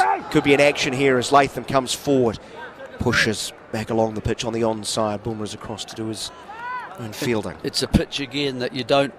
If you're not what I would call an adjuster, so you see the ball move and you adjust your bat whereabouts it is, you want to hold the bat if you can on the initial line and let it go past, and you get beaten and beaten and beaten, but you don't find the edge. You run the risk, of course, if you're an adjuster, of catching up with the ball as it goes past you. 3 slips in a gully, backward point, mid-off, mid-on, mid-wicket, long leg. Bumrah in again, wider of off stump, no stroke ever going to be played by Latham on that occasion. 139k. Good bounce through to the keeper with his hard. That's lovely from Latham, though. I mean, that's what's called relief, because that was never going to threaten him. If he's not going to play outside his eyes, then that's the sort of ball he wants to be able to see, and there's just a sort of a relaxation that goes with that. I can see that. That's well wide. I don't have to play. Latham waits for Bumrah once more from around the wicket. Similar line, so no stroke, going further away, more off the seam. Latham looking pretty assured. Nice balance. Keeping nice and still. Of course, he missed out in the last test against Sri Lanka in both innings, making just 2 and 0. Quite impressive in the first innings of the first test. I thought it was really assertive. Yes, he was. Then he got out sweeping, didn't he? Yeah. Which can be a strength for him, but on that occasion, a weakness. Bumrah bouncing in once more. Grimace on the face as he delivers, gets a ball to come back into Latham on this occasion. Off the seam, nicely played by the left-handed New Zealand openers. He pushes up towards Ashwin at mid-on. Yeah, the strong thing about that stroke is that, again, he's using the full face of the bat. He's not trying to turn it down leg side and get it down for runs to find leg at all. He's using the full face of the bat, because that was on the money, wasn't it? That was fullish, and it was right at the stumps. Just coming back a hint, and Latham used, I don't think he was looking to turn that. No, it's the full face of the bat towards mid-on. Last ball of the third over. Showing all his skills. The swings from the hand away from the left-hander, but well watched by Latham. He keenly observes the ball going through to the keeper behind the wicket. The end of 3 overs. Latham is 6. Conway is on 4 in reply to India's 46 all out. New Zealand are 10 without loss. We'll depart, head back to Jon Norman with India facing a bit of an uphill battle here. New Zealand are 10 without loss, John. They are indeed 10 without loss. Latham 6 not out. Devon Conway is 4. India opening up with Mohammad Siraj, whose first over went for 4, and Jasprit Bumrah. Boy, oh boy, India bowled out for 46. You might be tuning in on talkSPORT 2 or SENZ, or indeed via the talkSPORT Cricket YouTube channel, and hearing the score of 10 without loss. New Zealand in first innings, 3 overs in. You would be forgiven for thinking that the rain, which blighted day 1, had wiped out the first session of day 2. Not so. India incredibly bowled out inside 2 sessions of play. We had a 35-minute break in that first session, which came to the aid of the New Zealand fast bowlers. It gave him a rest. We've seen no spin. India have come in with 3 spinners, New Zealand dropping Mitchell Santner, bringing in Matt Henry. You've got to say, that is a decision that has paid off handsomely.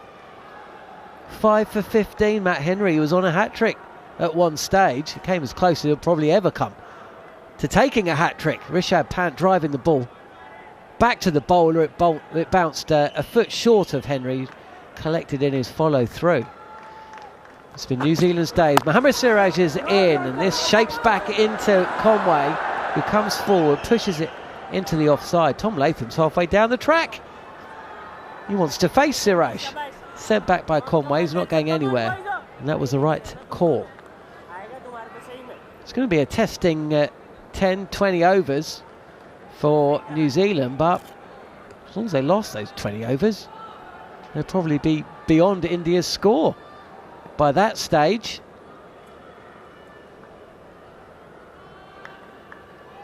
Conway readies himself as Siraj is in, pitched up, driven by Conway, and this squirts out to the left of Ravichandran Ashwin, stationed at mid-on. Conway will come back for a second. So yeah, it's not the start of New Zealand's and the game's first innings. It's the start of New Zealand's first innings, but the game's second innings. India have been bowled out for 46. That's the lowest score in India by quite some distance as well. 46 all out. Pitched up again by Siraj, and this is dreamily driven by Devon Conway, past mid, off, all along the ground, and complete control of the shot in a manner that we have not seen by any batter today. And he moves into double figures. 10 not out, the score 14 without loss.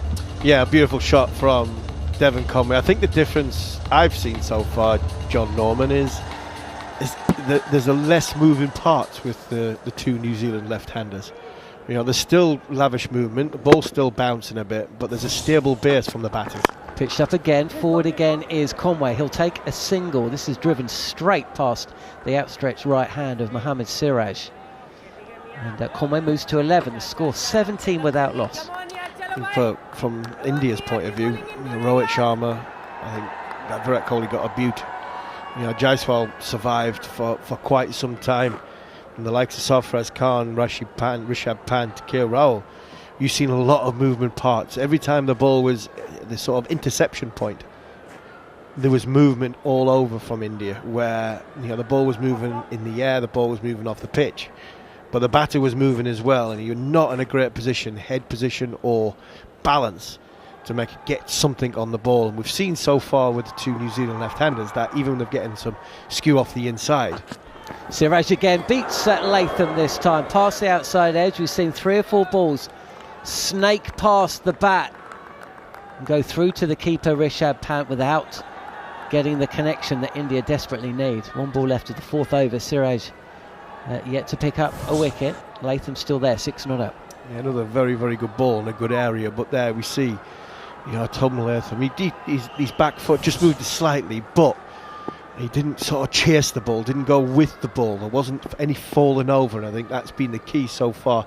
He leading edge, outside edge, but there's been a stable base from the New Zealand batters. 3 slips in the gully. This is straighter on leg stump. Latham's forward and clips it to the left of square leg. No run. 4 overs gone.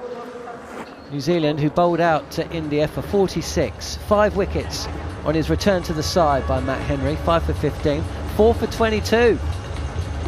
For William O'Rourke, and Tim Southey setting the tone, bang on the money. And they do say that you try and take the head off the snake, don't you? There's no bigger wicket at the start of an innings than Rohit Sharma still. Yeah, Rohit Sharma, Virat Kohli, 2 big innings. Even Virat coming in at 3, not used the customary 4 position. And it was a beautiful bit of bowling from Tim Southey. He dragged Rohit Sharma across the stumps. He bowled a bigger, wider way swingers, making sure the Indian captain was coming across.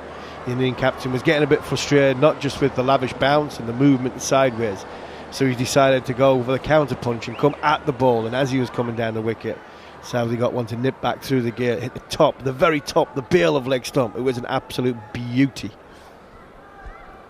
Round the wicket is Bumrah to the left-handed Devon Conway. who defends on an off-stump line. 17 without loss, New Zealand, and they've got a huge opportunity here.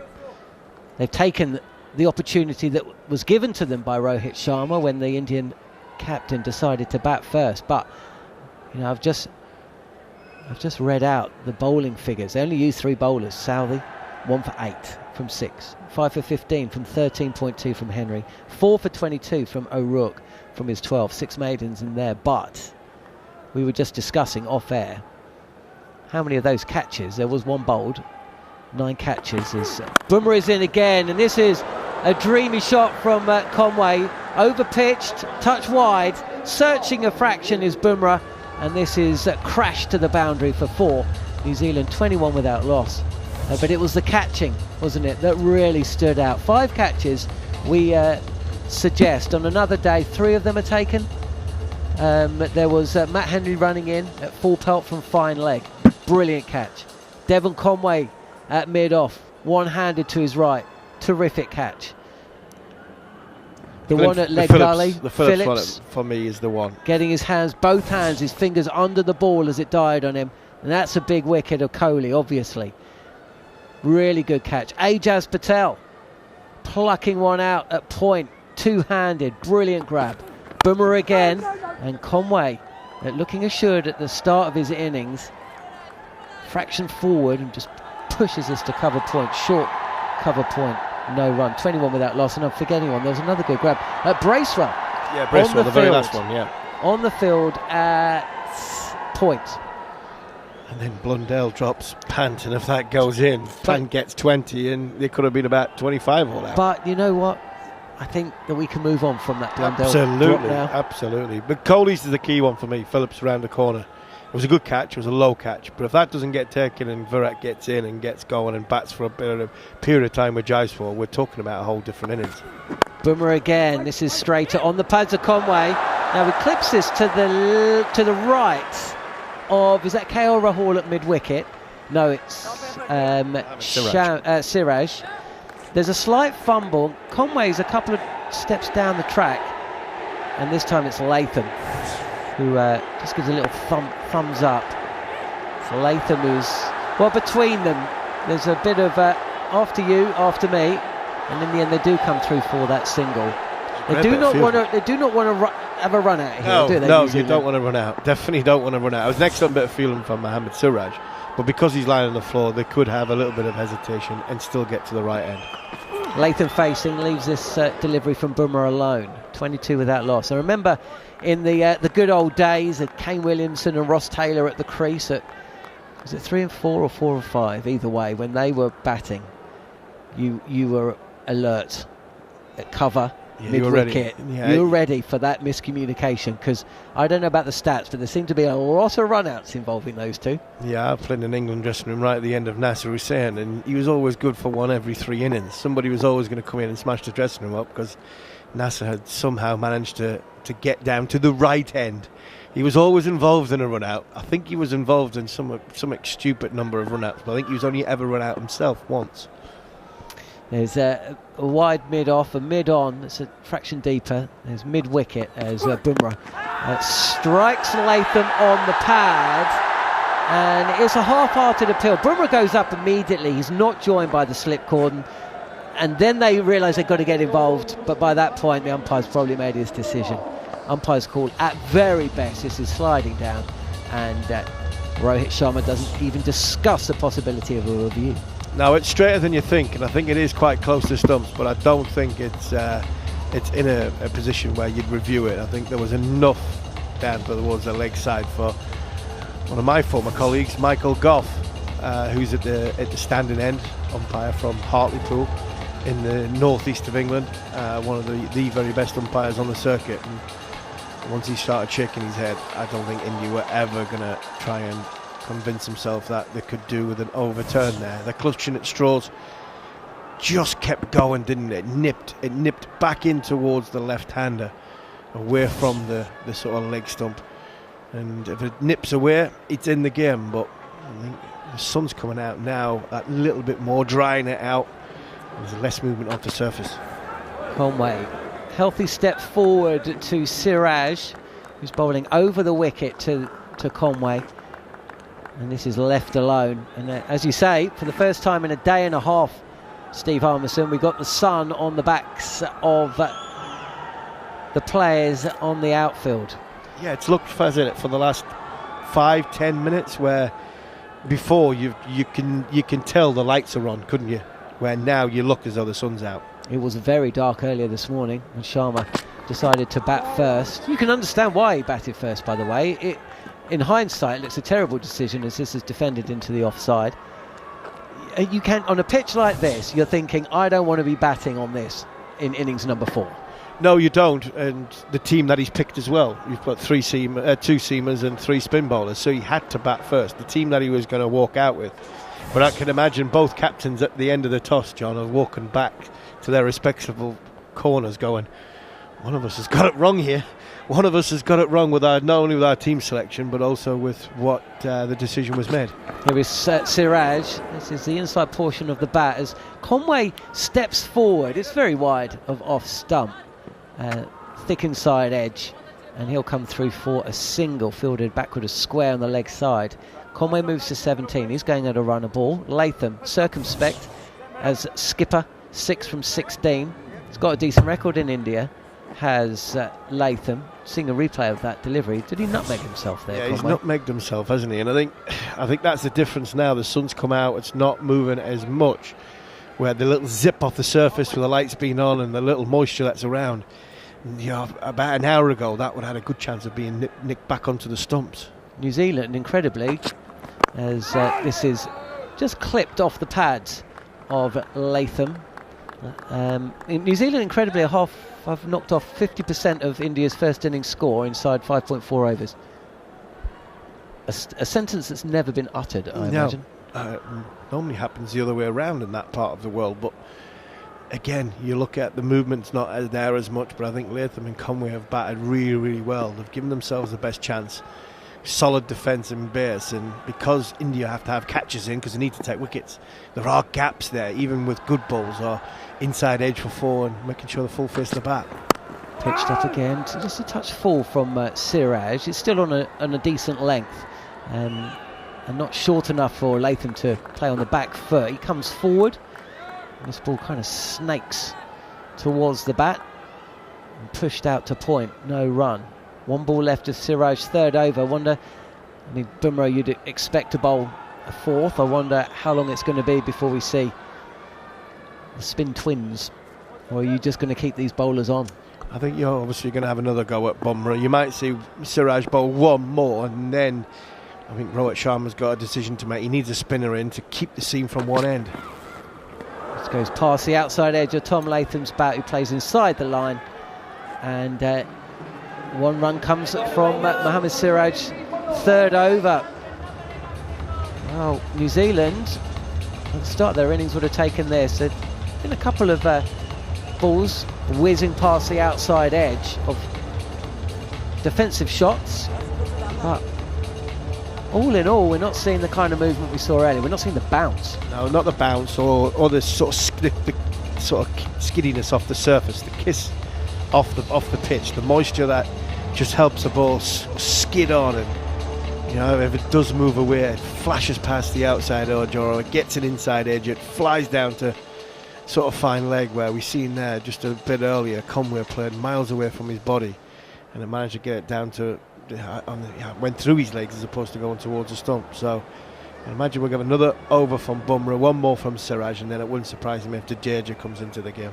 Round the wicket is Jasprit Bumrah. This is wide of the crease of Devon Conway, who is, like Harmy and everybody else, mindful that Bumrah and Siraj haven't got too many overs left, and a new challenge will be emerging in the next over or 2. He's 17 from 18. New Zealand 23 without loss. India earlier today, if you're just joining us on talkSPORT 2, SENZ in New Zealand, or via the talkSPORT Cricket YouTube channel, bowled out for 46. I think we were all in a little bit of state of shock as it was unfurling or unfolding in front of our eyes. Still 3 slips in place, and this is straight on the 4th stump line from Bumrah. Conway reacts I think he may have just inside edged it onto his own boot. Yeah, I think that's what he's done. Yeah, John, I think you're right. I think he's full fist in the bat, straight down onto his boot. Ooh, just onto the edge, onto his toe. Yes, ouch. It was interesting, though, that he lifted the other foot up. He's inside it, edged onto his big right toe, and then lifts his left leg in the air. You're absolutely right. It's as though he stepped on a bee and then lifted the other leg up. It's very curious. Bumrah again, left alone by Conway.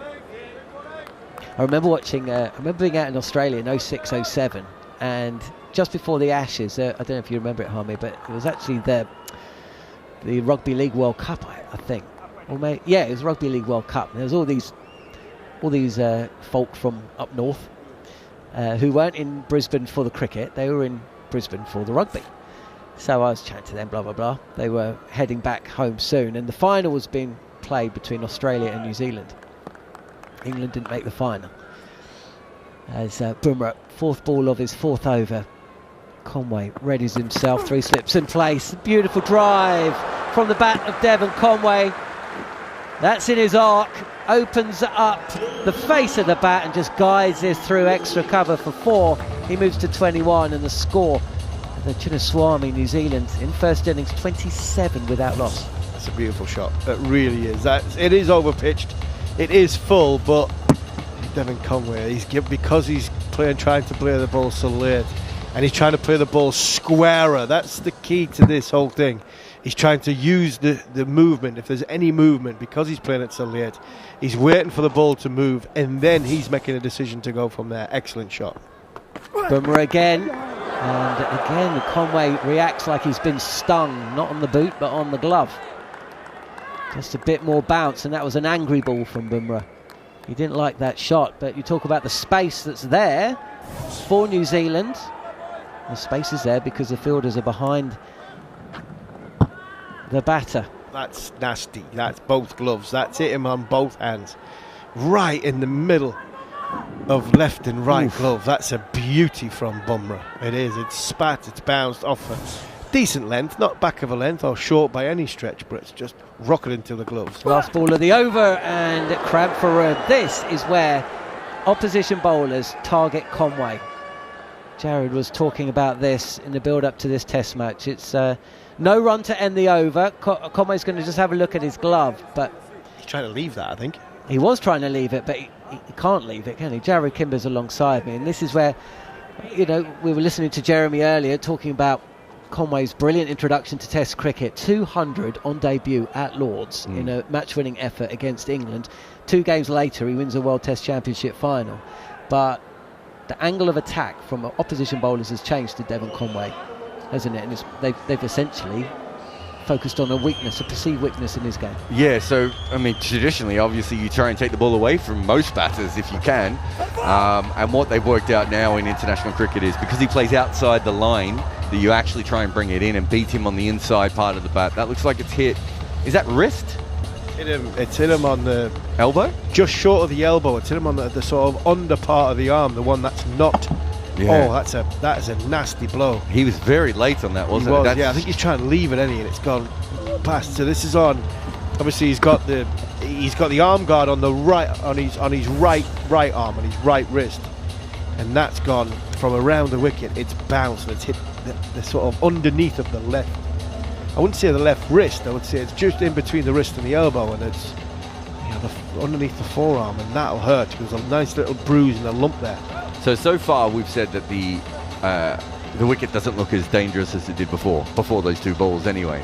I actually think this is the period when the bounce started to play a little bit more of a part. So early on, New Zealand were using the lateral movement to cause problems. Then it became the bounce as well.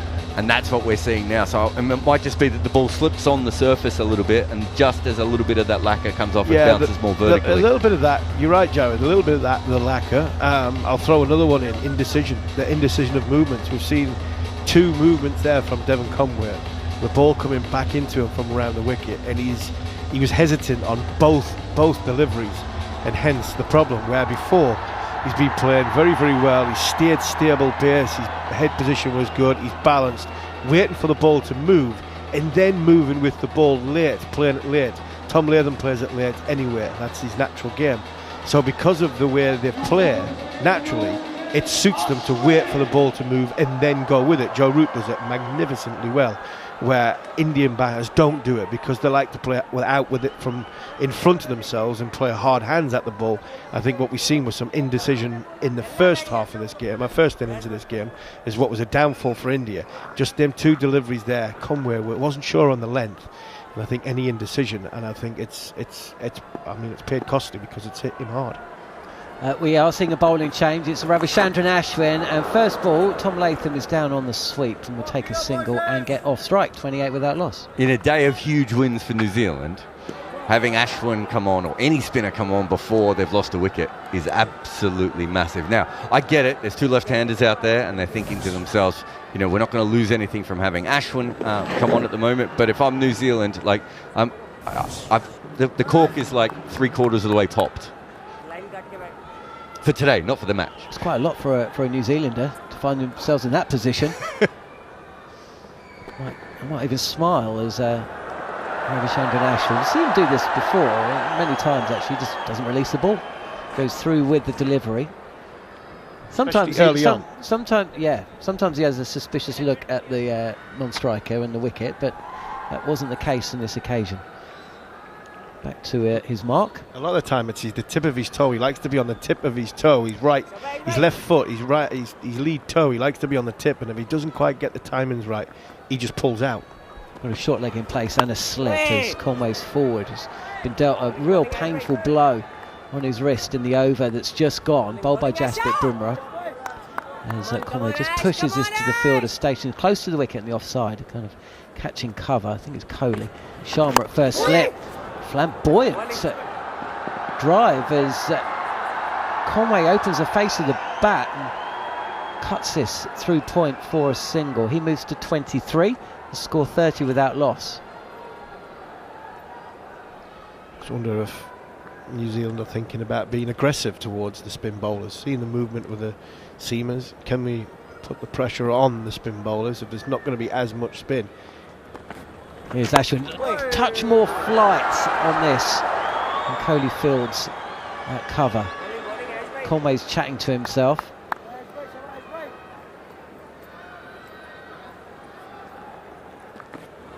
On the reverse sweep, and this just for a second looked like it might lob up to the fielder. That short third, but it drops short of Mohammad Siraj, I think it is. This is straighter from Ravichandran Ashwin. There are footmarks outside the eye line of Conway, but that was on-off stump. This is punched into the offside by Conway. And already these questions are being asked completely different to the questions that were asked of him in the last over, bowled by Jasprit Bumrah. End of Ravichandran Ashwin's first over, and New Zealand 16 behind India, 30 without loss. Test cricket is just it's high at the moment, isn't it? It's completely nuts. Everything that we are watching at the moment is not the Test cricket that we grew up with at all. And watching Devon Conway reverse sweep Ashwin to try and get them to put some pressure back on him, in the 8th over of the innings. It really is just such a different game than we used to see, but it's brilliant. Although there was a famous occasion when England were bowled out for 46. Was it 46 in 1990 against West Indies as Bumrah bowls. Start of his 5th over, and probably his last over. Latham facing, and this cramps the batter for room. But yeah, I can't remember too many reverse sweeps being employed. I can't remember much spin being employed actually in that Test match. Do you remember earlier today when Rishabh Pant played a reverse pull shot off his thumb? Yes. I wonder what he's thinking about that shot now. I think he's one of only 2 batters to reach double figures in that India lineup. I'll give you an update from the Pakistan Test as well, as Latham is drawn forward and defends, because there's another good game going on in Multan. Pakistan bowling England out for 291. They've got a good lead in second innings, 169. 4 wickets down though. Kamran Ghulam who hit a century on debut in first innings, has been dismissed for 26. First wicket to Jack Leach, Shoaib Bashir taking 3 wickets in second innings. So you'd say Pakistan ahead there, but England will always back themselves as Bumrah round the wicket, still with 3 slips in place, left alone from Latham. 2 wide this time, and Bumrah knows that. He's probably only got 3 more balls left of this spell, you'd think. And that's the other problem for India, because facing pace bowling is not easy, but they've only got 2 of them, and Bumrah can't bowl too many more than this. So maybe Siraj will come on to replace him for a couple. Otherwise, it's going to be spin at both ends. Yeah, spin at both ends, possibly. They might see, because the ball's still the hardness of it, they might chuck it to Kuldeep Yadav and see if they can get Kuldeep to make one bounce. There's not as much movement now with the seam bowlers compared to what it was in the first half. Latham full, and this is a big shout for a leg before from Jasprit Bumrah. A shake of the head from the umpire, a stare and a chat between bowler and skipper. Has the camera missed Rohit Sharma's decision, or is that a shake of the head? He said no. It's high, I think. If you look at it, so what umpires look for... look right, did it? Well, it's what umpires look for is what happens with the ball afterwards. And that one flew straight up in the air, which usually means that it's hitting quite high. It's very rare that you get hit on the shin and the ball goes straight up in the air, right? So that's why me and Harmy both thought it was high. It's straight. We've got no problem with that. Oh, it's thigh pad. It's even higher than we thought, Harmy. It's the top of pad onto thigh pad, I think. But yeah, it was high, and you can always tell from the bowler and the fielders pretty much straight away, can't you? Movement away from Latham, but he's not playing at this. Keeps his bat high, out of the danger zone. He's happy to settle in. 1 ball left of Bumrah's over. We're seeing a replay of that leg before shout, and this would have been going a foot over middle and leg stump. He'd also nipped back quite violently, and everything else he's been bowling, he's gone the other way. So he's back. He's got his spot at the moment. He's taking the ball away, trying to get Latham to play to set him up, maybe across the stumps, which is what people do with him. Just didn't look right. It didn't. Naked eye first up. Yeah, impressions. It just looked as though it was going high. This time it's a fraction straighter, forcing Latham to get bat on ball, but whilst it cramps Latham for room a touch, Latham's not trying to score here. Happy to defend, does so successfully. The end of a maiden over for Bumrah and India, but no damage done. If you're a New Zealand fan listening on SENZ in New Zealand, or possibly just a cricket fan listening to talkSPORT 2 here in the UK, or via the talkSPORT Cricket YouTube channel, I tell you what, that's a scene that I'm being greeted to. High, fluffy, white cloud, blue sky. Could be New Zealand. Shall we head over to New Zealand? Daniel McHardy and Jeremy Coney, I think, are just getting themselves ready to take over commentary duties. Or maybe I'll just do this over. On the reverse is Devon Conway, but picks out Jadeja, I think, at backward point. That's usually where he's stationed. He's wearing a hat. It's covering his face. Either way, no run at the start of the 10th over. Well, after yesterday's washout, we've been treated today as Conway plays on the front foot with bat around the pad inside that portion of the bat. The ball squirts into the leg side and it's fielded.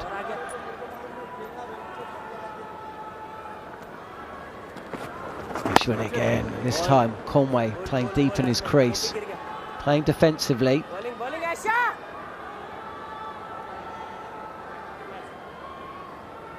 Rohit Sharma at first slip. India desperate to get a couple of breakthroughs before New Zealand go past their score. There's a little tempter for Conway. Just tossed up a fraction wider than the delivery before. Tempter. Conway goes through with the shot. Kind of scuffs the ball. No run. Down the track is Conway. This is lofted up and over at mid-on. It's lofted up and over long on. This sails all the way. Beautifully played, compact, concise, the maximum. And New Zealand move within 10 of India's first innings score. 36 without loss. excellent shot from Devon Conway. Come down the wicket. He didn't come down on the outside of it, which he normally would, to hit it onto the leg side. He still kept his room, so give himself some width. Defended this time. That's a good over for New Zealand. It's been a good day for New Zealand. 10 overs into their reply after bowling India out earlier today for just 46. 5 wickets going the way of the returning Matt Henry. Surely he's going to get another game, by the way. 4 wickets going the way of William O'Rourke. Tim Southey nipping out Rohit Sharma. Only 3 bowlers used. Stupendous fielding. And now we find ourselves in a position where Conway and Latham, who average over 40 for the first wicket, are pushing that right now. 36 without loss as we throw to our commentary team in New Zealand. Former New Zealand skipper Jeremy Coney and the main man, Daniel McHardy. Thank you very much, John. 36 without loss. New Zealand trail by just 10 runs, and they have all 10 wickets available in this, the first innings. Conway's 29, Latham is on 7. Conditions as nice as they have been throughout the day. Blue sky can be seen, the sun out, 27 degrees, still some light rain in the forecast, but so far so good on the weather front. And as far as the day's play from a New Zealand perspective, Jeremy Coney could not have scripted it any better. 46 all out, India, their lowest ever total at home in Test match cricket. Matt Henry 5 for 15, becoming the 15th New Zealander to take 100 Test wickets. Exactly 100 Test wickets. Fantastic effort, isn't it, really? In what, 25? 26 wicket. 26 Tests? Hadley was 25. Yeah. Wagner 26. Shows you though, doesn't it? You know, he's had to sit and warm the pie in a fair few Test matches, hasn't he? Well, this is the first time he's played 5 Tests in a calendar year. He debuted back in 2015, so he's had to wait. Jeremy Coney gets the notepad out. Screeds and screeds of notes, Jerry, and we've only had 41.2 overs bowled in the Test match. Well, a lot's happened. He's into the second notebook, Jarrod. No, I'm not. I do like my notes. Colour-coded, everything, as you'd expect, Jarrod. I just assume it was just him doodling from yesterday, when just drawing pictures of the rain, actually. of the footpath. There's a bit of that. Yeah, a little bit. I wanted to ask you guys, when do you think New Zealand should declare? 343. I was going to say 820. Declare once we go past England's total from the other day. It is an interesting one. So I was watching the bookmakers this morning. There's so much rain forecast that up until the point where India had lost 5 wickets, the draw was still favourite, right? Everyone still thought at that point that the draw was favourite. So there is an element of New Zealand don't want to give up this incredible position through a couple of days of rain, or remember that we lost 90 minutes yesterday for the setting up of Hawkeye, or the potential setting up of Hawkeye. I don't even think they ended up doing that, but with weather around, it is getting to that point. I mean, much more likely, of course, is that New Zealand still get dismissed, but it might be something that they have to start to think about a little bit as well, which is again not the situation we thought we'd be in at this stage on day 2 of the Test match. No, not at all. I think I described it a little bit earlier as a fever dream for New Zealand cricket fans. Incredible. Air conditions favoured them early. Got to be good enough to exploit it. Started with Tim Southey, sort of looking more like the Tim Southey we've known over the years. Henry's just been metronomic. And Will O'Rourke looks a real handful. Siraj back into the attack, done for 12 off his first 3 overs. Angling across Latham, drinks have left the field, there's no stroke played. Latham 7 off 27 balls. Devon Conway, interested to get your thoughts on, from both of you, what you're seeing from Devon Conway. 29 off 34, including that beautiful lofted and over wideish mid-on for 6 runs, Jerry. Yeah, well, I think some people are sweepers. We saw him try a reverse sweep at some stage, didn't we? Some people naturally are better sweepers than others. Sometimes it's your height, because you've got to go down a bit further. And some people just do it better than others, and that's fine. 2 slips in a gully behind. This goes past the outside edge, just following the ball. A fraction was Latham, very lucky Not to get a tickle as he wanders down and does some gardening. I think Conway happens to be a very good driver of the ball, and so the movement of the feet, I think, is a much better option. You know, if he's able to see length well and know when to go down, then that's a much better option to me than trying to go and play the sweep. Whereas, you know, Latham has played the sweep for many years now, hasn't it? It tends to be much more part. Angling across Latham once more, no stroke. Of his game. I personally think that the sweep is not a foolproof shot. Yes, I know it manipulates the field and can be very useful at times, and certain players should play it. But I do think if you are up against good bowlers who can make the ball bounce, particularly, you always run the risk of being dismissed. And that's when a fielding captain should come into the game. They should come into the game by placing a man at 45 on the leg side.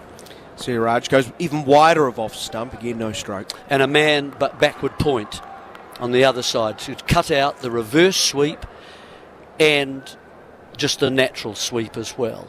Because if you don't cover it, you'll get a top edge. And you have a decent fielder there, you will start to put pressure. Don't try and defend the boundaries quite so much.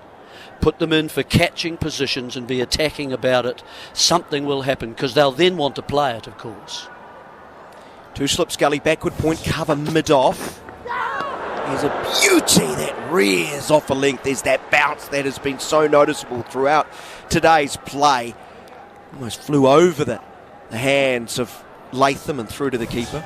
Do you think it's... Well, Jarrod and I can carry on a little bit about that, because he obviously might feel differently about that, and that's fine. I'm an old fella, and I just say... Young at heart, though, yeah, that's Jerry, fine. That's fine, but we won, is my answer. We were a winning team. And, you know, I personally think that Conway, he's really a driver rather than a sweeper.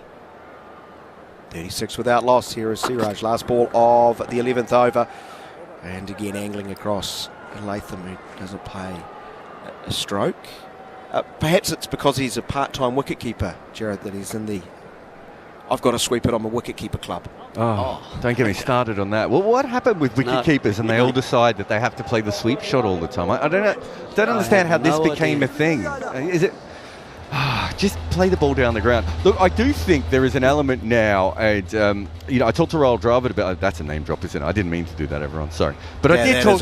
That's a pretty good. No, we'll allow it. But I did. We will allow it. I did talk to Jarrod Kimber recently, and he was saying that one thing he's been trying to do with the Indian batters is really getting them to think about playing the sweep shot more, because he thinks that their play against spin has become too one-dimensional. And so I think there's a real push in cricket now that you don't just want to be a driver, that you also want to be able to, sweep and reverse sweep and give yourself multiple options. I can go with that.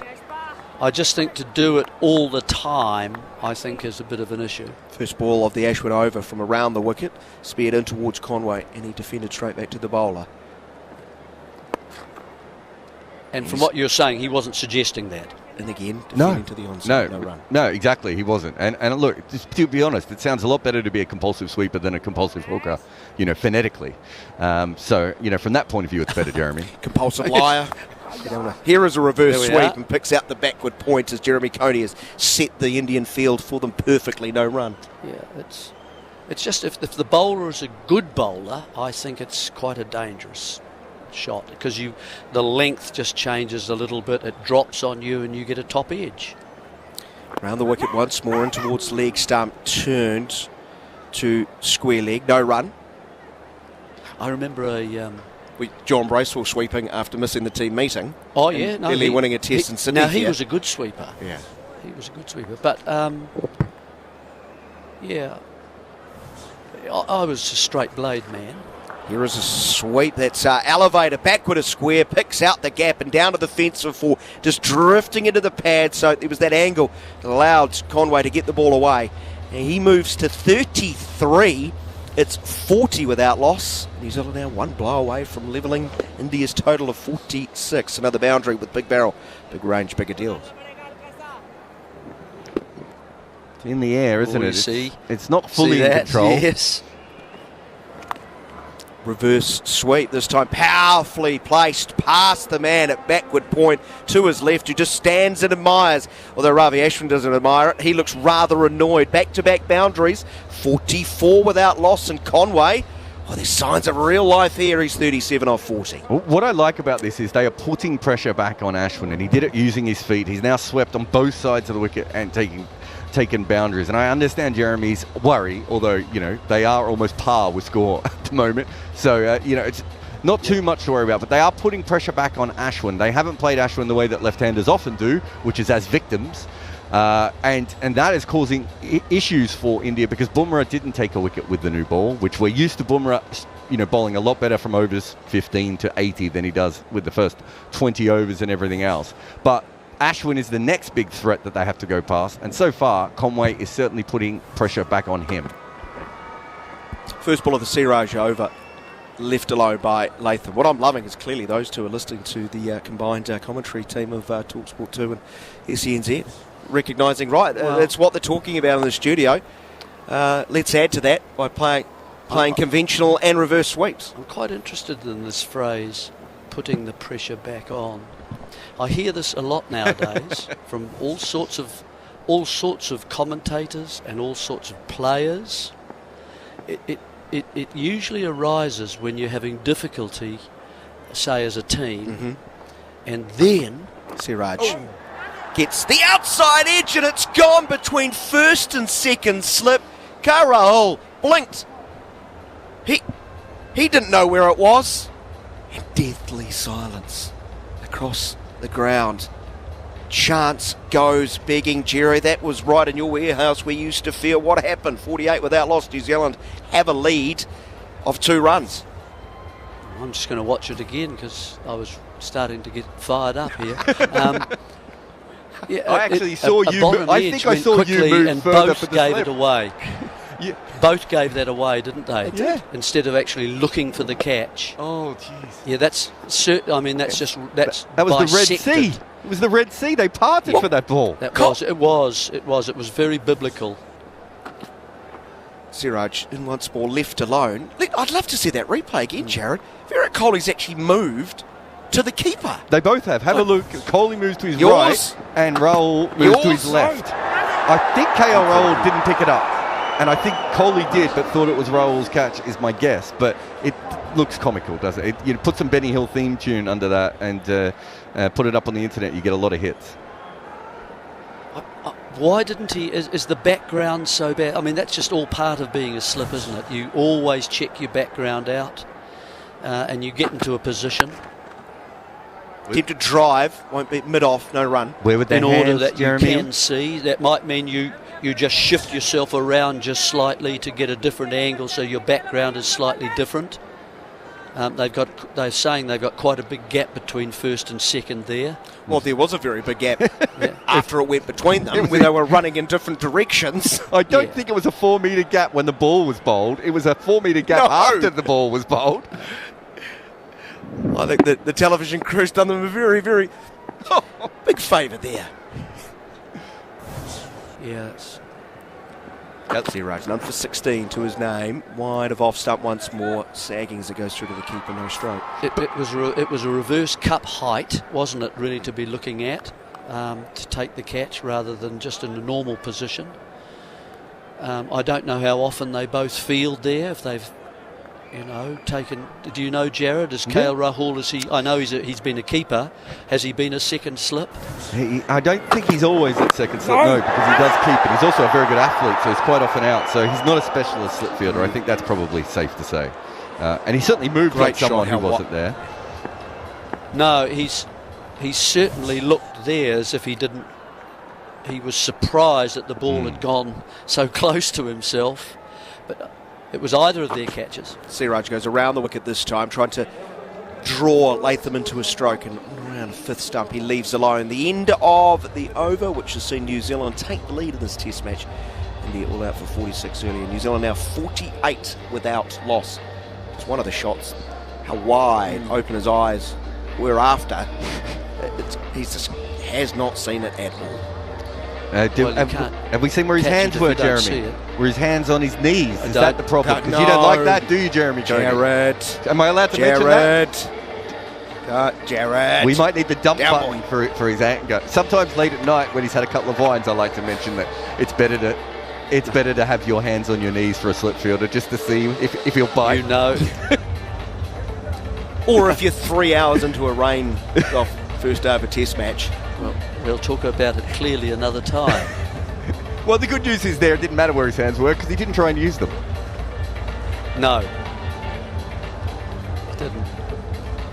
Defensively.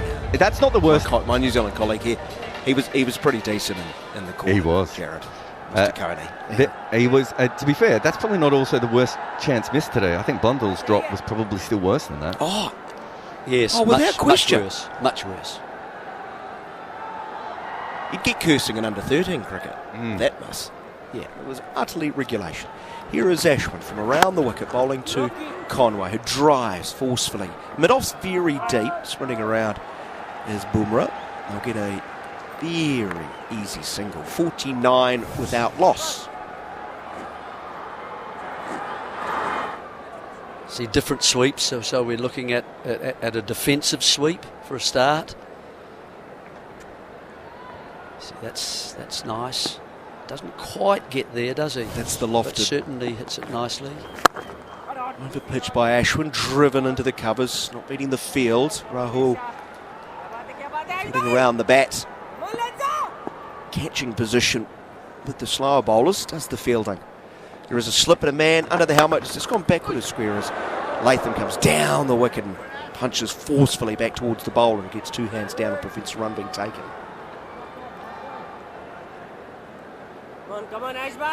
It's good. So Latham now is showing that he can play the length not only from the sweep, but he can also do it from coming down the pitch as well a little bit. Flighted by Ashwin. Get the ball up and down, trying to put the pressure back on Latham. Yeah, that's normally he is trying to put the pressure back on, isn't he, Jeremy? Wouldn't you say? He's just trying to score runs, but he's playing shots. Comes down the wicket, slightly beaten in flight. Check drive, no run, straight to cover. Putting the pressure back on sounds to me as if I'm now not I've got to attack here now, and I'm prepared to take a risk to do so. You don't think that's what they're doing? That's quite often what it means. And they do take a risk, is that a bad and thing? that gives you a chance. Latham defends from in front of his middle stump, pushing up to mid-on, no run, the end of the over 49 without loss. It's another circumstance of if you've built up a pocket of pressure where at the other side the batsmen haven't been able to score for say 3 or 4 overs, you've created a point where they will play a stroke and you're in with a chance. And then if they get away with it, you say, damn it. What you do then is we'll now rebuild it and we'll move to another pocket of pressure. But that's the same as saying we're going to put the pressure back on the bowler. Yeah. It's all very interesting. Some key learnings I've taken from this. Oh, stop it. Yeah. So where was Conway's hands, Jeremy? Do you remember? Serious. Beg your pardon? New Zealand leading by 3 2 runs. tests after this, Jerry. New Zealand leading by 3 runs. It just made us... See Raj starting the new over angling across Latham, no stroke. We didn't expect this. Yesterday was such a weird day compared. Like, you know, we spent about. You guys were on air for about an hour and a half at one stage, without a break, just talking through rain. Well, you didn't turn up. Yeah. Well, no, we were out the back. We have a good full breakfast here, Jeremy. Yeah. So you know. We popped down to the canteen, me and Gareth Batty, and we thought you guys were doing so well, you didn't need any help. Once Jeremy Coney gets into his stride, you don't really want to stop him, do you? It's a bit like paddles back in the day. Yeah, I was foraging for some crumbs in my jersey. I was starving. There's got to be something in there. Once more, Latham. Very disciplined outside of off-stump with Siraj.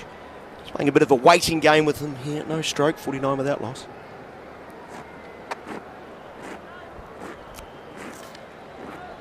There was a long, quite animated chat in the drinks break a few overs ago. Rohit Sharma leading that discussion inside the Indian team huddle. It's a very unusual position they find themselves in. They've Yes, been I'm sure it so is. dominant at home. We've fawned over their dominance for 12 years since they've lost a series. England is an uppish cut that's going to see the ball sail away to the fence for 4. What a way to get past 50 for New Zealand. The 50-run stand. Conway latching on to the width provided by Siraj.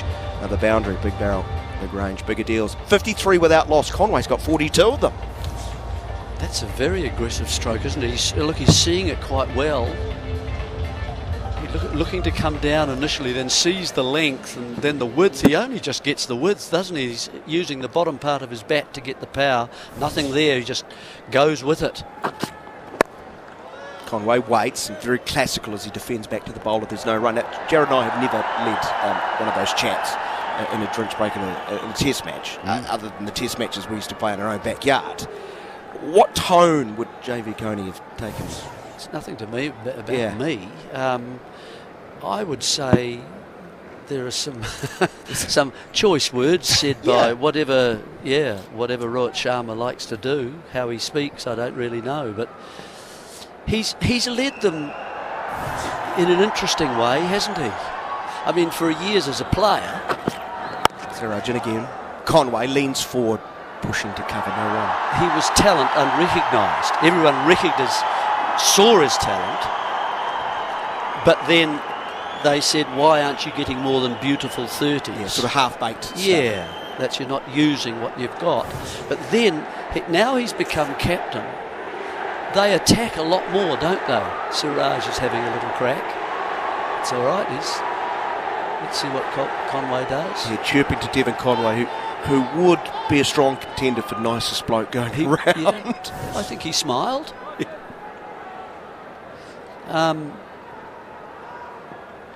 I suppose he's reminding them of the importance of the situation, and as a general comment. 53 without loss. Conway again leans forward, pushes back to the bowler, who theatrically gathers, feigns a throw to the stumps. The crowd love it. He holds on.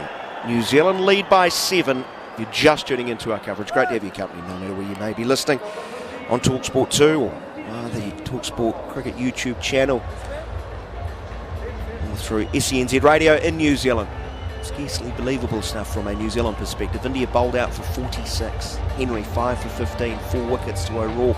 Lowest ever total by India at home in test matches in their extraordinary history. And New Zealand have a lead without the loss of a wicket, 53 without loss. The sun is out, the pitch seems to be drying. But just the conditions, I think also. I mean, that's, as we look at the day, as it's sort of progressed, it certainly suited bowling in the first session. New Zealand had an opportunity and they've grabbed it. India weren't quite good enough really to just handle that. Someone needed to see it out, didn't they? Jaiswal nearly did. He fought hard. He really did. And had luck. It was one of those days that you did need a good fortune. Looks like we got Kuldeep, it, coming in. Left arm wrist spinner into the attack from over the wicket with a slip and a man under the helmet. Shortish cover. Drops his length reasonably short, so allows Latham to go back. Punches into the covers, no run. You'd have seen a lot of him, Jarrod, in terms of how he has quickened up. His delivery's running in a little bit faster and so on.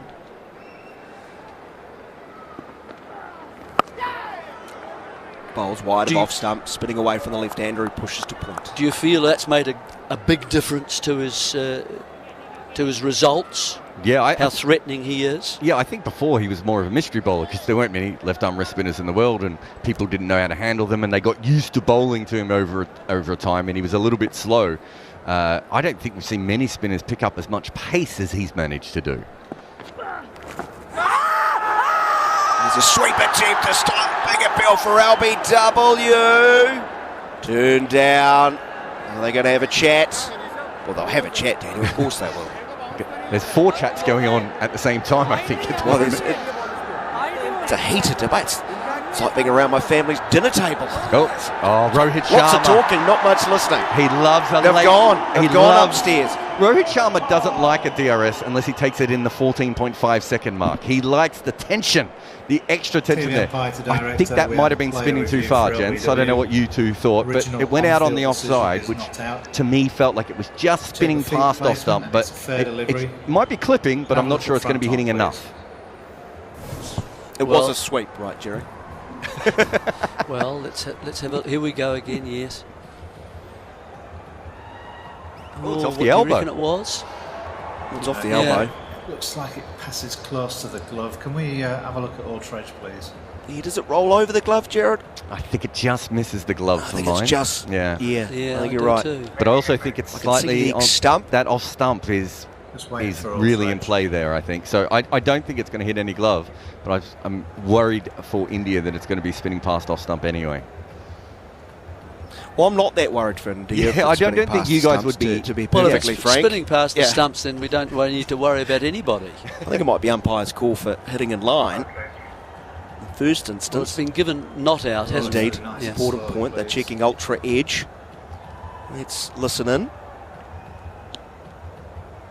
TV umpire Richard Illingworth, of course. No, it hasn't raised the glove.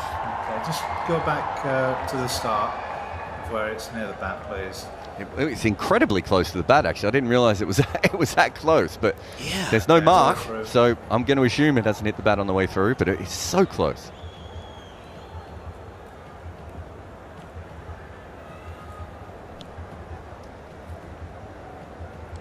Okay, roll through onto the arm. Okay, satisfied there's no bat involved or glove. Can we go to ball tracking when ready, please? It's high, isn't it, as well? Had a good long look at the... Yes, well, that's the height issue a little bit as far as this is concerned. It looks as though it might be just missing. We've got just missing. Spinning past the stumps outside off and probably bouncing over, But that brings up my whole issue about the sweep, Jarrod, you see. He has misread the length about that and has looked still to sweep the ball. And that's the danger with it. He could have got a top edge there. It's not. I mean, looking at the Hawkeye replay there of that ball, that's not a ball that you would ever want to sweep. It's not the right length. No. And also because, as you said, of the bounce. I mean, and there's no way he can know what Kuldeep's bounce is going to be because he'd only bowled 2 balls before then. Yeah.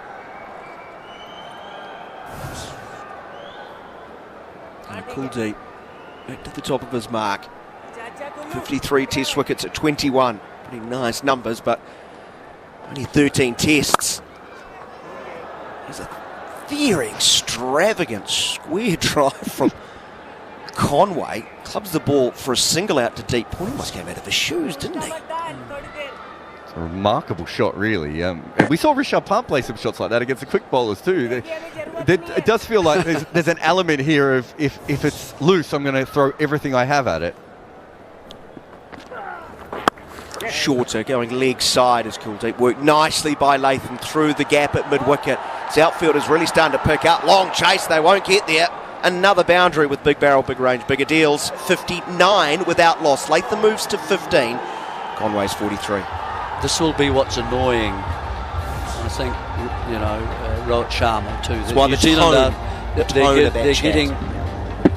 they're getting too many balls that are freebies on a pitch. That's still doing a little if you really bowl well. I mean, that's just a gimme short ball. Doesn't matter which way it's turning. That's better as far as length. Latham goes back, keeps a little bit low. It's very low on the bat. The end of the over. Thank you very much, Jarrod Kimber. Thank you for poking the bear with me. It's always good fun. 59 without loss. The bear. The teddy bear. A little teddy bear, aren't you? 15 to Latham. Conway, 43. That last ball is a good example of how to play spin. You either get close to it, so you try and smother any turn at all. So you're getting well forward, in other words, or you get well away from where it pitches, which is what Latham did there, and then you've given yourself the time to react to its bounce and its turn, which he did. So that's the way to defend, and that I think when you're in Asia, that's how you've got to play spin bowling. You've got to back your defence in some way. And I was a bit concerned in Sri Lanka that the New Zealanders said, we can't defend, we're going to attack. And that's what I think we saw in the second innings of the second test. You get players getting 60 off 61 and other players getting 48 off 39. Ashwin, his fifth over starts on off stump to Conway and pushed into the covers, no run. You saw Whereas I do think that the defence, sometimes you need a bit of luck, especially in the first 15 to 20 minutes, but to get yourself in against the bowling, but to back your defence, I can handle this. I'll get close to it or I'll get back. Conway down the wicket, driving nicely, but can't beat the field at cover as Virat Kohli does. See, that's nice. I like that. I like seeing proper batsmanship there. And I remember a coach saying to me, Jeremy, get stumped by 3 yards as much by 3 inches. Driving up towards mid-off, no run. If you're worried about being stumped and thinking, don't even think of the wicket-keeper. If you're thinking of the wicket-keeper behind the stumps, you're thinking about missing it. You're thinking negatively. And you need to be able to approach playing spin that way if you're going to go down the pitch. New Zealand lead by 13 runs. We're in the 17th over. As Conway defends a little bit closer to his front pad. I was about to make the point about getting forward or back. He's been getting forward and defending a long way in front of his front pad. There he was more sort of adjacent for it. Yeah. When you're adjacent, of course, you're not covering the pad, and that's the danger with LBW, isn't it, now with the DRSs? There's a very delicate sort of... That's a defensive sweep. Defensive sweep, sort of a pat on the head of the ball, and gets the ball to go very fine, and they'll trot through for 2 runs. Conway 45 at 61 with that loss. What I mean is he's not trying to hit the ball very hard. He's just got to really trying here, look, to make sure he gets a contact. And he gets that contact there. Didn't quite get there. He realised that the ball was bouncing, and he came down on top of it, as you say. He comes down the wicket this time, hits forcefully back over the bowler's head. It is straight as you could possibly imagine, and it sailed over the side screen. It is 6 runs. It is a half century for Devon Conway. His 50 off just 54 balls, a couple of sixes to go along with 7 boundaries, and Conway showing full confidence in his game today thus far, 67 without loss at the end of the over. I think that's the pleasing thing, isn't it? If you look at Conway, who is battling, he's locked in a battle with himself today. I mean, he has been for some time. It hasn't been easy. He knows his defensive game needs work, and he's been prepared to play the odd sweep, not quite so much, but then he's also been prepared to come down the pitch as he did there. He likes to go down leg side of the ball so he can see the ball the whole time. When you go down the pitch also, you want your eyes to be level, you need your head to be nice and level. And I remember the 49 side used to go up into one of the players' rooms and they used to almost dance around the room. Sounds a bit odd, doesn't it, when you're all together as a team? A big shot for LBW from Kuldeep, turned down. He is adamant, he is trotting down to Sharma. He wants another review. They've already burnt one. It's past the inside edge. This one's not going over, Jerry. The question is it hitting the timber? Umpire rifle was unmoved. Well, if it was that close, then why is rifle not TV given the umpire decision? director, we have It's certainly full, isn't it? LBW, original on-field decision is not out. So it's a question. He thinks that that's down leg side, doesn't he? Feet placement and it's fair delivery. One. If we can have a look at front on, please. Jerry, what do you say? Well, it is. It's not the wrong one. It's coming back in, isn't it? Oh dear. Okay, just swap that back. Past the inside edge, it's just above the boot. This looks very good, Jeremy. Have a look at Ultra, there is the problem again, as I was saying, leaving too much of the pad open for the ball to strike it. Yes, this does look very close. There's no bat in that. Okay, roll that back, please. Roll it back. The only question is it going to carry on in this league stuff? Don't know. That's I think what Paul Rifle thinks. Okay, I've got a gap between bat and ball. Certainly he's looking to play it slightly leg side, isn't he? Looking at the bat. But it's pitched in line. Oh no, that's out. Impact in line. Wickets hitting. Oh, it's hitting 2/3 the way up middle stump. Out. Not a great moment for umpire Rifle. And no wonder Kuldeep was charging down, demanding that his skipper review the decision. He has the breakthrough late in the second session on day number 2. India needed that. New Zealand, though, have a lead. But Latham, the captain, goes for 15. LBW bowled Kuldeep. 67 for the loss of 1. Yeah, just a little defensive error from Latham.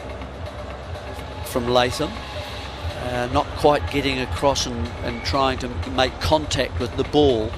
It certainly pitched about leg stump, middle and leg stump, and then straightened slightly, and it was full enough that you thought that he had a chance to actually hit that. It was kind of almost one that you could sweep, wasn't it? Rather than just playing and a bit late on the defence to get it there, and try and hit the ball. The man arriving out into the middle, no, it was not the security blanket. It's kept New Zealand warm and safe for years in the form of Kane Williamson. It is Will Young, the 31-year-old, playing his 17th Test match. Career best of 89, which came in India, part of the last tour 2021, November 2021, when he made 89 alongside the man he's replaced, Tom Latham, who made 95. They put on 151 for the opening wicket. And then New Zealand crumbled away and bowled out for 296. Oh, Green Park, you're talking about. Yeah. Cantor. Yeah. Yes. That was a very good partnership too. Yeah. No very green, good partnership. No green to be seen at Green Park. No. So it's just why I wanted to raise that. New Zealand fans will be loving this, but still a long, long way to go against a very, very good side. They've got to make this one count, don't they? A big first innings if they can and get a big lead. If this pitch continues the way that it is, there will be a little bit in it, and it'll always be a bit variable from now on. So bowlers will have a chance, but they will have to work hard. So the left-hander Latham replaced by the right-hander Young. He's got a slip, silly point. I think Sharma wants him to just go a little bit straighter under the helmet on the offside. Man catching at mid-wicket as well. Young waits, slightly open stance, gets the ball, pitches outside leg stump, and he can work it around the corner and get off the mark immediately. 68 for the loss of 1. Will Young is a little bit like we were talking about Henry as well, as that they both have sat out and haven't had a really good long run of games. Quite hard as a batsman when Will Young is kind of there covering an opening, a partnership. Perhaps he could, if someone was injured or lost form, he could go into that position. Conway waiting for Kuldeep. He drives into the covers. There won't be a run. And anywhere between 1 and about 5 or 6, couldn't he? I mean, that's sort of the role that he's been cast in for some time now, and that's been quite difficult for him. He's been playing over at Nottinghamshire and as an opener. 21 of his Test innings, Jeremy, has come as an opener. Is Conway working the ball through the gap at mid-on. Quite deep is Ravi Ashwin. There's a comfortable single to be taken. 69 for the loss of 1. Just his 4th Test innings batting at number 3, and he's probably more comfortable. 3 or 4. Most of his first-class career. He's on strike again. Kuldeep 1 for 7. This is his second over. 2 balls remaining. There's a drive, glorious drive from Young, second ball. How about that, Jeremy? 73 for the loss of 1. 11th boundary, 11th 4, 2 sixes, so 13 big barrel boundaries Big range, bigger deals. Yeah, that's a gorgeous shot, isn't it? Very full from Kuldeep and up and outside the off stump. And just a good stride in there, and then just keeping the weight, transferring the weight from the back foot to the front foot as he hits it. Now goes back, opens the blade, rolls the ball to a fine, good point. The end of an over that brought about the dismissal of the New Zealand captain Latham, LBW for 15. Originally turned down by umpire rifle. After India reviewed, it was absolutely stone dead plumb. Gone for 15. Conway, 52 of 56, and Young's come out and made an immediate impact. He's 5 off 3. And New Zealand 73 for the loss of 1 in reply to India's 46 all out. The other good thing about the start of this New Zealand innings is that they're going at a decent clip, aren't they? They're sort of 4 runs and over, and which I think that's right, 4 18s. Is that 72? So I mean, it's Ashwin from around the wicket bowling to Conway. Over pitch and drives beautifully past mid-off. Turn, chase, retrieve, please. Devon Conway thinks to himself. Devon Conway, one-man wrecking crew right now. He's 56 off 57. On a day where India were bowled out for 46 and 31.2 overs. Yes, it's a completely different game. It is. It is. The New Zealanders are seeing length quite well. It's well bowled from Ashwin, just pulled the length back a fraction. It spun, hit high on the bat, but Conway's able to push the ball just backward a point for a single. 78 for 1. And that was a good length ball, wasn't it? Yeah, well and he was able to still steer it into the, and that's again lovely defensive kind of technique to push it into a gap and then take a run with it. Very useful. It gets yourself off strike. With a right-handed partner, obviously you're changing the parts of the pitch the bowler has to bowl.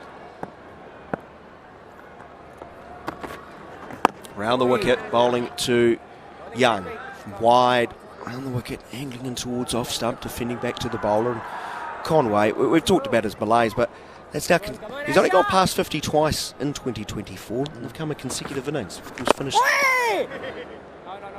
Push back to the bowler, a little bit uppishly, hence the roar from behind the wicket. There was a bright and breezy knock in that second innings. New Zealand were comprehensively beaten. It's the same sort of approach. He's been willing to play his strokes. Young goes back, pushing to point no run. Yes, he's driven the ball well, hasn't he? I mean, that's been the feature of his innings. I mean, everyone's attracted to the sixes, but that was actually a little moving out of his crease and using momentum to just get close to the ball. Defending in front of his front pad is Young, no run, push back to the bowler. And that is the end of the Ashwin over. It is 78 for the loss of 1. Conway's 57 off 58. Young is on 5. The man out was Latham for 15, and New Zealand lead by 32 runs.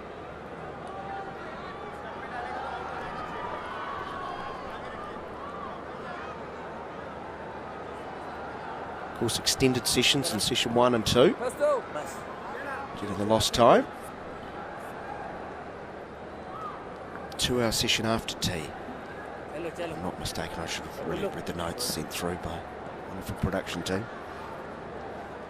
But Yadav, Kuldeep Yadav, 1 for 11 off his 2 overs. Left arm wrist spinner from over the wicket, bowling to Conway. Defends the ball just outside of off stump with soft hands, no run.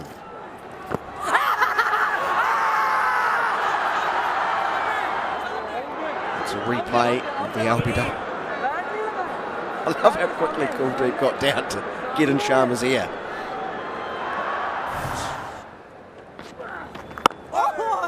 Quicker through the air, wider of off stump, again leaning forward, Conway defends.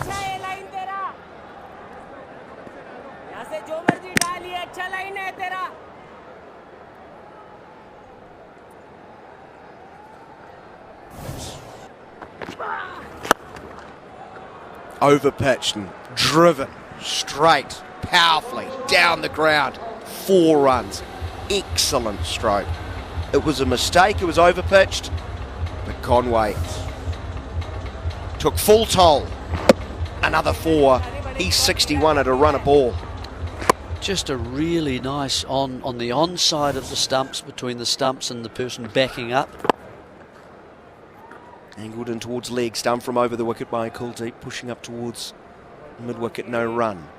Lovely timing, always along the ground, safe, and no man there at all to save that, so a boundary from the moment he struck it.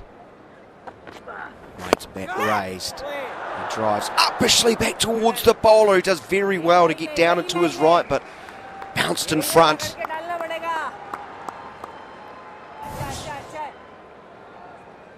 Just a little bit shorter.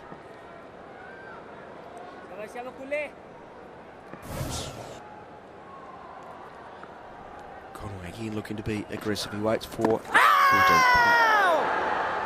gives him the wrong one, spinning back from wide or of off stump, catching a bit of bat, bit of pad, balloon straight up but straight down the wicket, so there was never really a threat of a catch to be taken in close. The bails will be removed by umpires Goff and Rifle, bringing about another dominant session for New Zealand.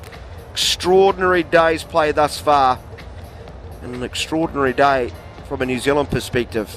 India bowled out for 46, their lowest ever score at home in Test match cricket history. And then in 20 overs, Jeremy Coney, New Zealand have gone at over 4 runs and over, have established a lead, have lost just 1 wicket. Recently, Tom Latham, LBW, Kuldeep for 15. Thanks to Devon Conway, 61 off 64 with 9 fours and 2 sixes. It's all looking rosy for the Black Caps after 2 sessions on day 2. It's been one side really today, hasn't it? And they've used the conditions well. 34 for 6 to get to lunch, and there was a bit of a rain delay within that as well. And then 4 for 12 straight after lunch to complete the innings, all out 46. And now, as you say, they've got to 82 for 1, just for the loss of their captain, and they lead by 36 runs already. So, I mean, Conway, who has, been locked in a battle with himself recently, has showed, a diligence to get to the pitch of the ball and strike it. Lovely drives, both on the onside, lofting it sometimes, driving it along the ground, and also when it was the opportunity was there, hitting through the offside powerfully as well. So he's looking okay. New Zealand need, however, not to be happy with 60s and 70s. They need to carry on, and those players who do get in a situation like that, for Conway to carry on to 120, 130 and beyond if they can. Thoughts of former New Zealand Test captain Jeremy Coney. Quick look at the scorecards. 46 all out India earlier today, with Matt Henry taking 5 for 15 off 13.2 overs. He becomes the 15th New Zealander to take 100 Test match wickets, men's Test cricket, while Will O'Rourke 4 for 22. Southey 1 for 8. New Zealand has lost their captain Latham for 15 with a score at 67. But after tea, Will Young will resume on 5 not out, and Conway 61. For India, Bumrah 5 overs, 2 maidens, no wicket for 15. Siraj 6 overs, 1 maiden, no wicket for 20. Ravi Ashwin 6 overs, no maidens, none for 31. And yet after wicket taker 3 overs, 1 for 15. Great to have your company. We've got plenty more to come. We'll keep you company through the tea break. You're listening to live and exclusive coverage of India versus New Zealand on talkSPORT 2, the talkSPORT Cricket YouTube channel, and SENZ Radio in New Zealand. Stay with us after this break. Jon Norman will pick up things. Live and exclusive ball-by-ball commentary of the first test, direct from Bengaluru, as India take on New Zealand. And now he's straight. See you later. Only on talkSPORT 2.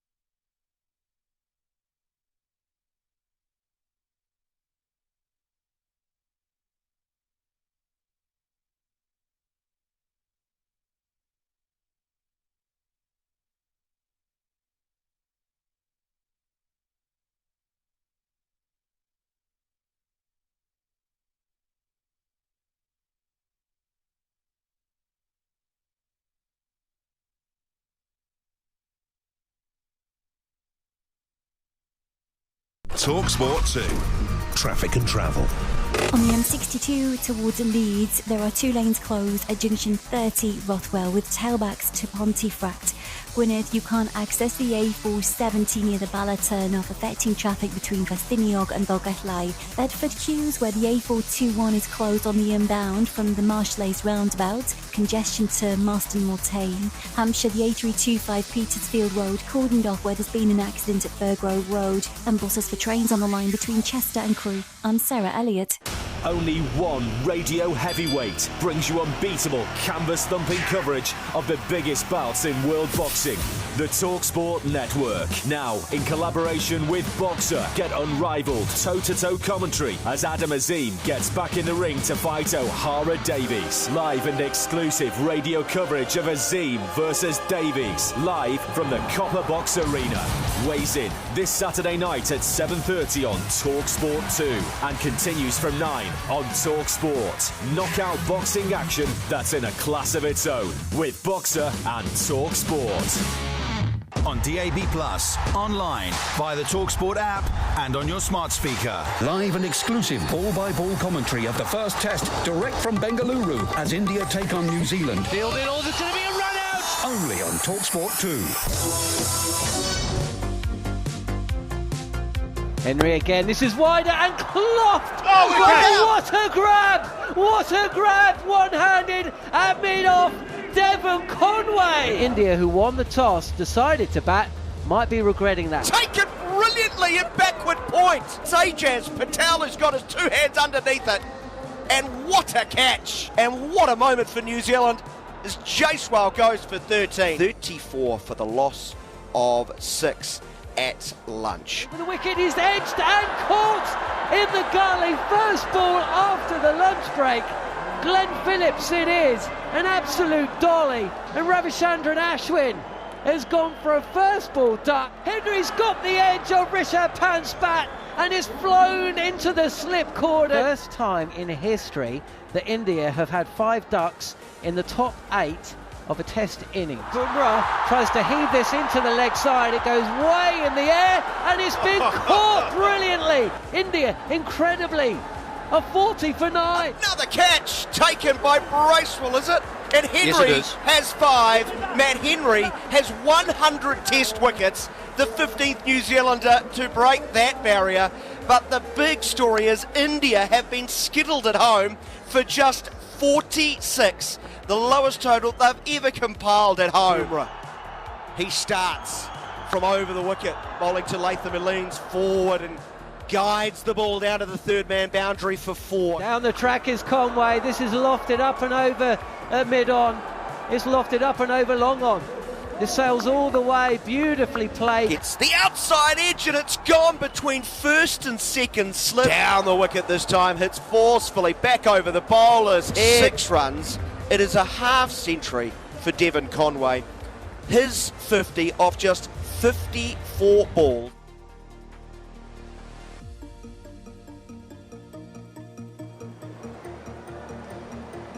Wow, what a day we've brought to you on talkSPORT 2 SENZ in New Zealand and via the talkSPORT Cricket YouTube channel.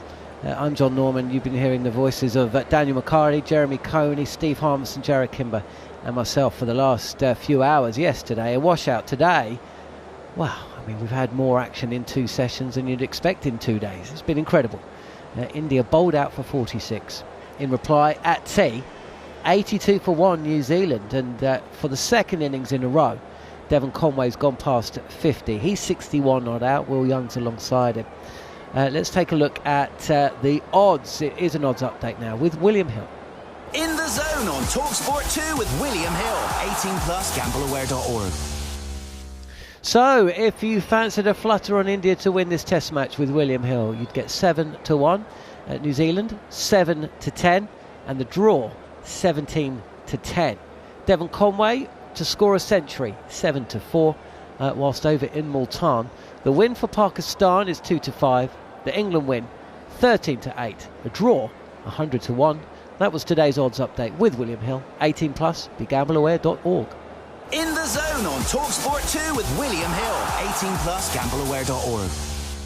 Sam Ellard has been reporting on that second test match in Multan between Pakistan and England. It's been Pakistan who've been ahead of the game for the back end of day 2 and through the morning and afternoon as we stretch into the evening session on day 3. And I believe, Sam, England were left ruining a couple of costly drops, or they may be costly, they might not be, but 2 drops in 3 balls. How's the state of play, and what have been the standout moments from the last couple of hours of that match? Yeah, John, just feels as if in particular over the last hour Pakistan have certainly gone into the ascendancy with the advantage. Their lead now is over 200 runs, 207 to be exact, and they're just 5 down. And yeah, a couple of overs ago, a bad 3 balls, first for Jamie Smith and then for Joe Root. It was Cars who's come into the attack. They've had about 10 overs of seam actually. Cars and Potts and now Stokes. Cars in particular just started to get a little bit of reverse, but Salman was dropped twice in 3 balls. First one which an edge which went through to Jamie Smith. And 99.999% of the times he would have taken what pretty much was a routine catch. It must just have been a lack of concentration, perhaps the heat. The ball went straight into the gloves and then out. 2 balls later, another outside edge. This time it went to Joe Root at first slip. He's super close to the bat. He's got a helmet on. Harder catch. He had to get down. He did get 2 hands underneath the ball. In it went, out it went. 77 for 4 about an hour ago. I think the game was nicely poised. But just 1 wicket for England in the last hour or so. Scores gone on to 132 for 5. And yeah, the lead 207, John. It does feel as if now England got it all to do to try and get themselves back into this game. There are a few murmurs about Shoaib Bashir after that first test and the first innings. How's he bowled today? He's picked up 3 wickets. Yeah, I think he's bowled a lot better today. I think we spoke yesterday and lots of people saying he's had to sort of drag his length back a little bit. It did feel as if in particular in that first test match he was just bowling a little bit perhaps too full. He picked up a couple of really good wickets today, especially bowling nicely to the left-handers, just getting a little bit of spin away from the left-handers. Feels as if that Shoaib Bashir's best ball is better than Jack Leach's best ball, but it does feel as if that Jack Leach is a little bit more consistent than Shoaib Bashir. But talking of Shoaib Bashir, what we got, probably the last over this will be until tea. He's just come back into the attack. He's got figures of 3 for 44. Jack Leach with 1 wicket, and yeah, Bryden Cast got Mohammad Rizwan for the 3rd time this series. BA's bowled a lot better today, John, a little bit shorter, and to be fair though, I think any half decent spin on these wickets, John, will get plenty of turn because the ball is turning and turning big. What can England chase, do you think? Well, you know what, I did the Following on Cricket podcast yesterday with the great man Steve Harmison. He said to me anything over 150 would be hard for England to chase. Well, Pakistan are 57 runs ahead of that. It's 207. You know what? So often in the Bazball era, I've gone England not winning this test match. They got no chance here. They're out of this, they're out of that. And how often have so many experts looked foolish with writing a Bazball team off? But the lead now 208. You're thinking, John, anything with the way the wicket's turning, anything over sort of 250 is going to be incredibly difficult. But yeah, anything over 250 on this wicket, John's going to be hard work. Fantastic stuff.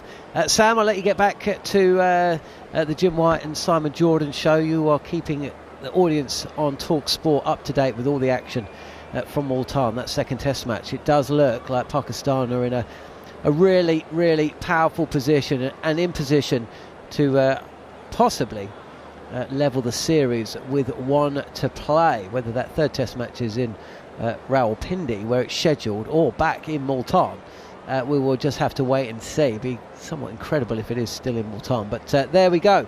Just shows how fortune can change so quickly with the toss of a coin. That was for sure an important toss to win for Pakistan in Multan. I'm not sure they'd be in this position if it had been England batting first, but we'll never know. But of course, you do have to make the right call at the decision. Winning the toss isn't enough. And Rohit Sharma will probably be looking back at his decision a few hours ago now when he won the toss at the Chinnaswamy under still blanket cloud. The floodlights were on, it was gloomy, there's obviously a lot of moisture in that pitch, and he decided to bat first. The reason for that was probably made for him, the selection of 3 spinners instead of 3 pace bowlers. Kuldeep Yadav selected ahead of Akash Deep, and so it kind of forced his hand a little bit. And truth be told, there were No real murmurs at the toss when that decision was made.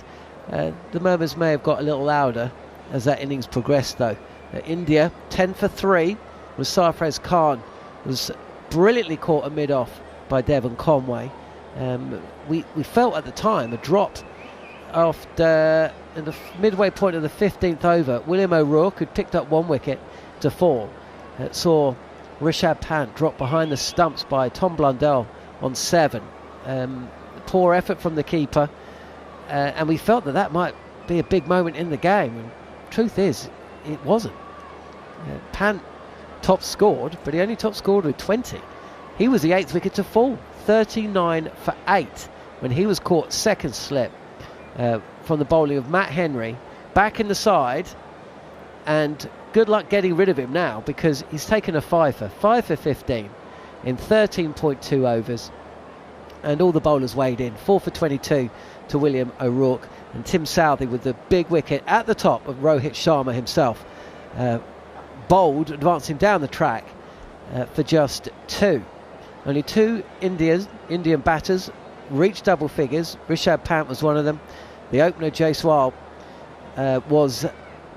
reached 13 before he was caught brilliantly by Ajaz Patel, who we had on the Following on India show last week, and that really continued the collapse. 31 for 3 to 46 all out. India losing their last 6 wickets for just 15 runs. I'm still in a state of shock. Steve Harmison is alongside me in the commentary box as we await the players back out onto the field here on talkSPORT 2 in England, talkSPORT YouTube channel, talkSPORT Cricket YouTube channel, or on SENZ in New Zealand, as it's approaching 11:15. I tell you what, there are going to be tens of thousands of Kiwi cricket fans staying up one session more than they intended. I'll just follow the action. I'll just watch the first. I'll just listen to the first session. Okay, I'll just listen until tea. Okay, I'm going to listen until Stumps. I mean, we've got 2.5 hours, Harmy, if the light holds and the weather is kind. And Devon Conway striding to the middle, 61 not out. William Young in the side ahead of Kane Williamson, new to the crease. New Zealand lead on first innings. This is their moment. As Martin McCutcheon would say, this, Steve Harmison, she wouldn't say Steve Harmison, is their moment. It is their moment, and it's going to be huge, because it's going to be Jasprit Bumrah, I would have thought. I can't imagine Rohit Sharma going to anybody else other than Jasprit Bumrah, and I think because of that, Will Young and Devon Conway are going to be put under a huge amount of pressure. Conway's batted beautifully, 61 off 64 balls. You've got a whack on the arm, on the underside of the arm that's non-protected, probably in his 20s or 30s, and you're thinking this could be the sort of testing blow where he starts to then hang his bat outside off stump and play away from his body. But he recovered from that brilliantly, and I think his balance and his movements at the crease have been excellent. A lot better than what Tom Latham's were. I think Tom Latham's there, he was in survival mode, where anything that was overpitched, wider, even straight full on the stumps, Devon Conway hit the ball full face down the ground fantastically well. So yes, I reckon there'll be a hell of a lot of New Zealand fans up and waiting, a bit like what we are with the Ashes, John. Unfortunately for us, we watched that first session, but that 40-minute break is just a little bit too far, and 40 minutes at lunchtime just knocks you over the edge and gets you to sleep, where 20 minutes in New Zealand, tea time, have a cup of tea, and this is going to be an unbelievable last session of day 2. 3 slips and a gully, and it is Jasprit Bumrah, first ball of the session, left alone by Will Young. Got a right-hand, left-hand combination now. Will Young 5 not out, Devon Conway 61. And pressure on India. Sun is out, the fans are in. The track appears to be flattening a touch. Certainly not the extravagant movement that we saw earlier today. And it's the bounce as much as anything. You expect the lateral movement to disappear as the day goes on, as Bumrah is in again and left alone by Young, who's forward and just raises the bat, almost salutes the ball as it goes past him. It was the moisture, I think, this morning, John. I think it was largely down to the moisture. The lights were on. There was a lot of overcast, sweating under the cover for most of the week. I think it's been raining quite a lot in Bengaluru, so I think that took its toll this morning. Still to this other than the team selection, I can't understand why Rohit Sharma's decided to win the toss and bat first. Here is Bumrah left alone again from Young. Short, sharp bursts. New Zealand will know that Bumrah cannot bowl all day. And India have got a few problems here, but one of them, the nature of this series, 3 back-to-back tests, just 2 seamers. They know they cannot bowl Siraj and Bumrah into the dirt. So it'll be interesting to see what they do. If New Zealand can overcome this early barrage from Bumrah. He's in again, left alone again, 2 wide. There's no tempting Will Young there. 82 for 1 New Zealand, start of the evening session here on talkSPORT 2 and SENZ. Yeah, it's a good point you make, because the seamers of India, you've got, without Mohammad Shami being fit, you've got Bumrah and you've got Siraj, and then there's a huge drop-off. You've had in the past, you've had Mukesh Kumar, you've had Avesh Khan. I mean, they're a long way from what the 2 guys that are playing in this test match. So you can see why they've gone with Kuldeep and they've gone with 3 spinners. But the drop-off is massive. Bumrah again. This is a touch straighter, and the ball squeezed out to the right of a diving backward point. That's a good bit of fielding.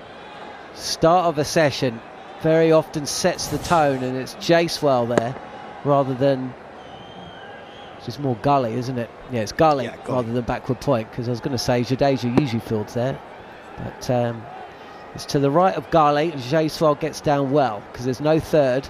That would have raced away, possibly not to the boundary, but certainly would have got New Zealand off and running at the start of this evening session as the sun bathes the ground, and Bumrah is in. This nips back towards off stump, but still bowled 2 wide, and Young lets it go, and New Zealand has seen off the first over without adding to the score. They lead by 36, 82 for 1. And we talk about the drop off, and that was the beauty about first thing this morning when Tim Southey came in.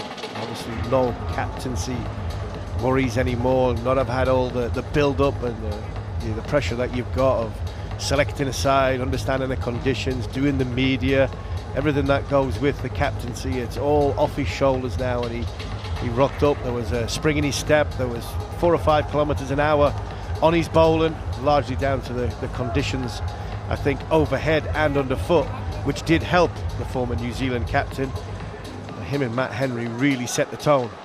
A wonderful spell of sort of 7 or 8 overs, and then the beauty about it, the bonus of the lot, was Will O'Rourke came in and really played a gem of a spell between making sure that they put the Indian batters on the back foot. Kuldeep Yadav, who has been selected ahead of Akash Deep, who would have been the 3rd seamer, so India game with spin rather than seam, and he has picked up the 1 wicket to fall, trapping the New Zealand skipper Tom Latham leg before wicket, overturning the not out on field call. Second ball, and this is angling in on leg stump, and Conway's forward and defended. It's his highest score against India, beating the half century he hit against them in the World Test Championship final. Hampshire's ground, inside edge, and this hasn't gone too far to the left of Sarfraz Khan at short leg. It's not a catching opportunity here, but that ball deflects off the pad and it could have gone straight to the fielder. As it is, Conway moves to 62 and New Zealand move to 83 for 1. Yeah, there's a little bit sharper spin, but it seemed to go quickly off the surface, and it was an inside edge which probably would have went to leg slip rather than. Sarfraz Khan, he's got the line split right between his legs. He's standing to either side of the line at short leg. No chance of a catch. Kuldeep is in, and this will be signalled dead ball. And he's essentially done exactly what Ravichandran Ashwin did earlier today, and he's just kept hold of the ball. In again. This is just outside off stump, and I'm not sure Will Young is reading Kuldeep Yadav at the start of his innings. That's the first ball he has faced, in fairness, since the tea break. Died in the pitch, didn't it? It just so slow, it was too short, it just died in the pitch. It didn't come off as quickly as Will Young thought it was going to. This is on leg stump, and Will Young tries to just help it round the corner, but gets this a little square, and it's fielded by Sarfraz Khan, running to his right. One ball left of Kuldeep Yadav's fourth over. India are desperate for wickets, and he beats the outside edge with one that just went away from the right-hander. Young possibly playing inside the line. I think he played the wrong line. 83 for 1. Yeah, he's not picked that at all. The first one was a bit shorter and it looked as though he hadn't picked it, but I think it was the surface that, the ball not coming off the surfaces as quickly as probably expected. He didn't need to pick the first one. It was that short. You could read it off the pitch. That one there, fuller in length, a little bit quicker, a little bit flatter, and it's just turned away from the outside of Will Young's bat. And he did look at all at sea. He did look as though he hadn't picked that one. But again, another over ticks by. Another sort of couple of runs onto the scoreboard, which just pushes the target and the difference between the two sides. You look at the scorecard, it looks, it's so bizarre, it's ridiculous, but it just keeps pushing New Zealand further and further away. Only one wicket now. Most cricket fans are quite happy staring at scorecards. This one though just looks wrong. Conway 62 not out, and he's beaten past the outside edge. Jasprit Bumrah, start of his 7th over. Conway is going at a run of ball, 62 from 68, just shy of a run of ball. And whilst he was beaten there, and has been beaten on a couple of occasions, he's head and shoulders above any other batter that we've seen today. If he's still there in an hour or so, then New Zealand are going to be in very, very strong position, even stronger than they are now. Yeah, it'll be 100 in front, wouldn't there? A 3-figure lead. How many times do you get a 3-figure lead against India in India? Very rarely, and nearly always when you bat first, and they haven't actually batted yet. This is sharp from Bumrah, and Conway takes his hand off the bat, jabs it down. It's on leg stump. He'll take a single. We saw him earlier today. He was dealt a really painful blow on his left arm, the forearm. Had a little bit of treatment. And every now and again, when Bumrah is bowling especially, there's a spiteful delivery, isn't there? There's just that little bit of bounce that we saw earlier today. Rears up unexpectedly, and Conway actually did well to deal with that. That moves to 63. 54 was his previous best against India in the World Test Championship final. 63 today. It's Will Young, who again just is happy to come forward and let the ball sail harmlessly past and through to Rishabh Pant behind the stumps. 84 for 1 New Zealand. They lead by what, 38? 38 lead, yeah. Good pace from Jasprit Bumrah. He's got the seam bowled upright. He's got it nipping back. 143 kilometres an hour. Ball swung massively after balls past the stumps. Good hands from Rishabh Pant. Is he setting him up here? So he's going to be a little straighter, yes, with maybe one that goes away. And this is straighter, and Will Young just leans into this drive. He'll certainly get a couple, possibly 3. He'll get 4, just plops into the boundary. And Will Young will move to 9. 88 for 1 New Zealand. Yeah, good full face of the bat. Didn't have to hit it too hard. Just waiting for the ball to come to him. That's, hit the ball right underneath his eye line, and all he has to do is get the full face on it, knowing that Rohit Sharma's just a little bit wider, trying to cover that sort of extra cover. Because Bumrah's bowling at 144 kilometres an hour, as long as he gets a good piece on it, it's going to run away to the boundary. Bumrah again past the umpire and left alone by Young. How many overs has Bumrah bowled since the tea break? Is this his second or third? Second. Second. Yeah, they'll be thinking of that, won't they? Yeah, he is the danger. He is, it's not so much in the fourth innings or the third innings of a game, but in the first innings of the game, it's about Jasprit Bumrah in India. And it's more as the spells go on is where he becomes more dangerous. And as the games go on, well then, as the test goes on, you've got Ashwin and Kuldeep and Jadeja to worry about. But first innings, it's always Bumrah as the day goes on. Last ball of his 7th over, dug in, too wide, and there's no way that Will Young is playing that.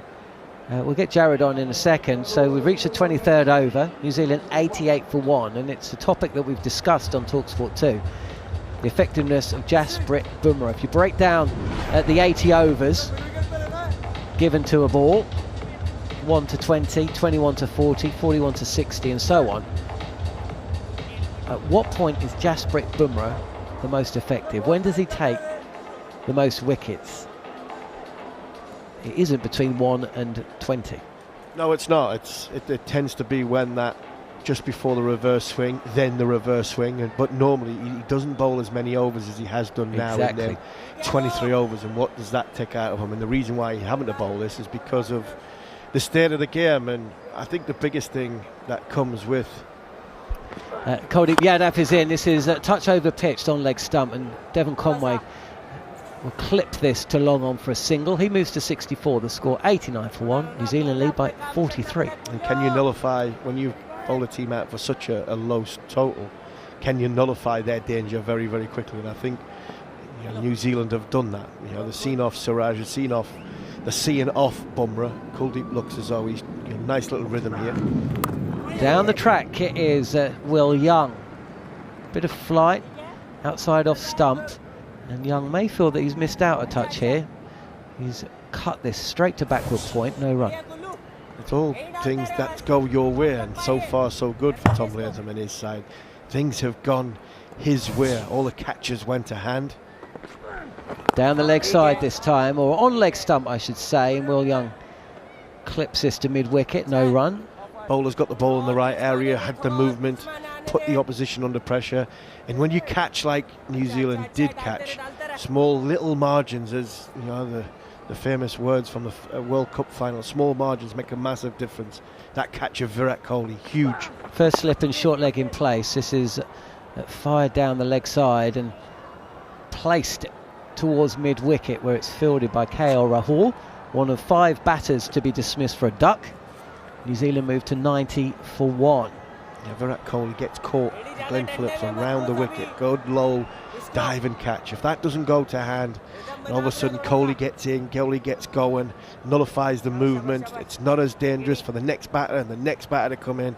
Rewind just about an hour and a bit ago when Conway flashed it through slip between Kohli and Kia Rahul.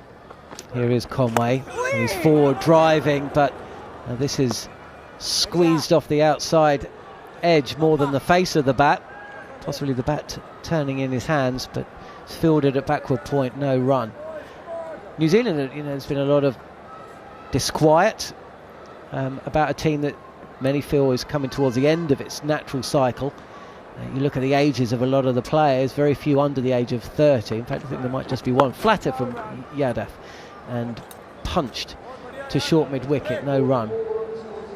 But when you one of the uncharacteristic weaknesses has been their fielding. They've seen a lot of catches going down, and that's not something that you've associated with this side for a long time. You don't have to go back too far with BJ Watling with the gloves, Martin Guptill at first slip, McCullum at backward point, Kane Williamson gully, Ross Taylor in a slip cord, and that was went anywhere near there, you're in trouble. And they've just kind of moved away from that, and that is a problem that happens, isn't it, when you start to have some changes in a side. A lot of the time those changes happen not just with bat and ball in hand, but in fielding positions.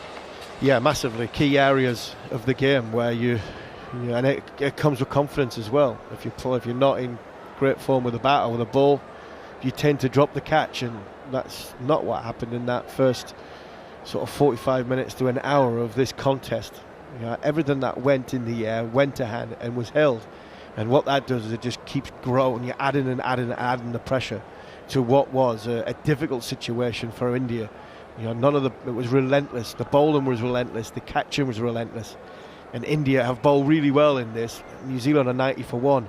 But then two areas, the two, not half chances, probably more than half chances. Boomer again forcing a shot from Will Young this time. It's been too wide in his spell so far, but comfortably dealt with by Young. Jarrod's with us. We're talking about Jasprit Bumrah when he's, his most successful periods in the game, and one of the problems India have got is he's already bowled too many overs before the 20 over stage, and he's had to. But you've done a lot on this. We've spoken about this. You've done videos on this on your YouTube channel. Breaking it down into 4 20-over segments. When is Jasprit Bumrah's most effective time to bowl in India? Well, I mean, the interesting thing is, it doesn't matter if you look at India or anywhere else. When he bowls for the new ball, he averages 27 in the first 20 overs. Here is Bumrah. This is left alone by Young. Which is good, but not elite. There are other bowlers around the world that are much better with the new ball than he is. You'd take 27. Harmy's like, I'd take that any day of the week. But from overs 20 to 80, he averages 19.8, which is crazy. The rest of the world's bowlers combined average just over 30 in that period, right? But it's better when you get to India. So specifically when you get to India, he averages from overs 20 to 80, 11.3. What? Say that again? You heard me. 20 to 80. Yeah, he averages 11.3. That's the last 5 years of playing in India, yeah. Not bad, is it? No, that's not bad. Third slip's been taken out, and Will Young just gets behind the line of this delivery from Bumrah and defends it back up the track. Interested to see how many overs he's bowled to get to that point.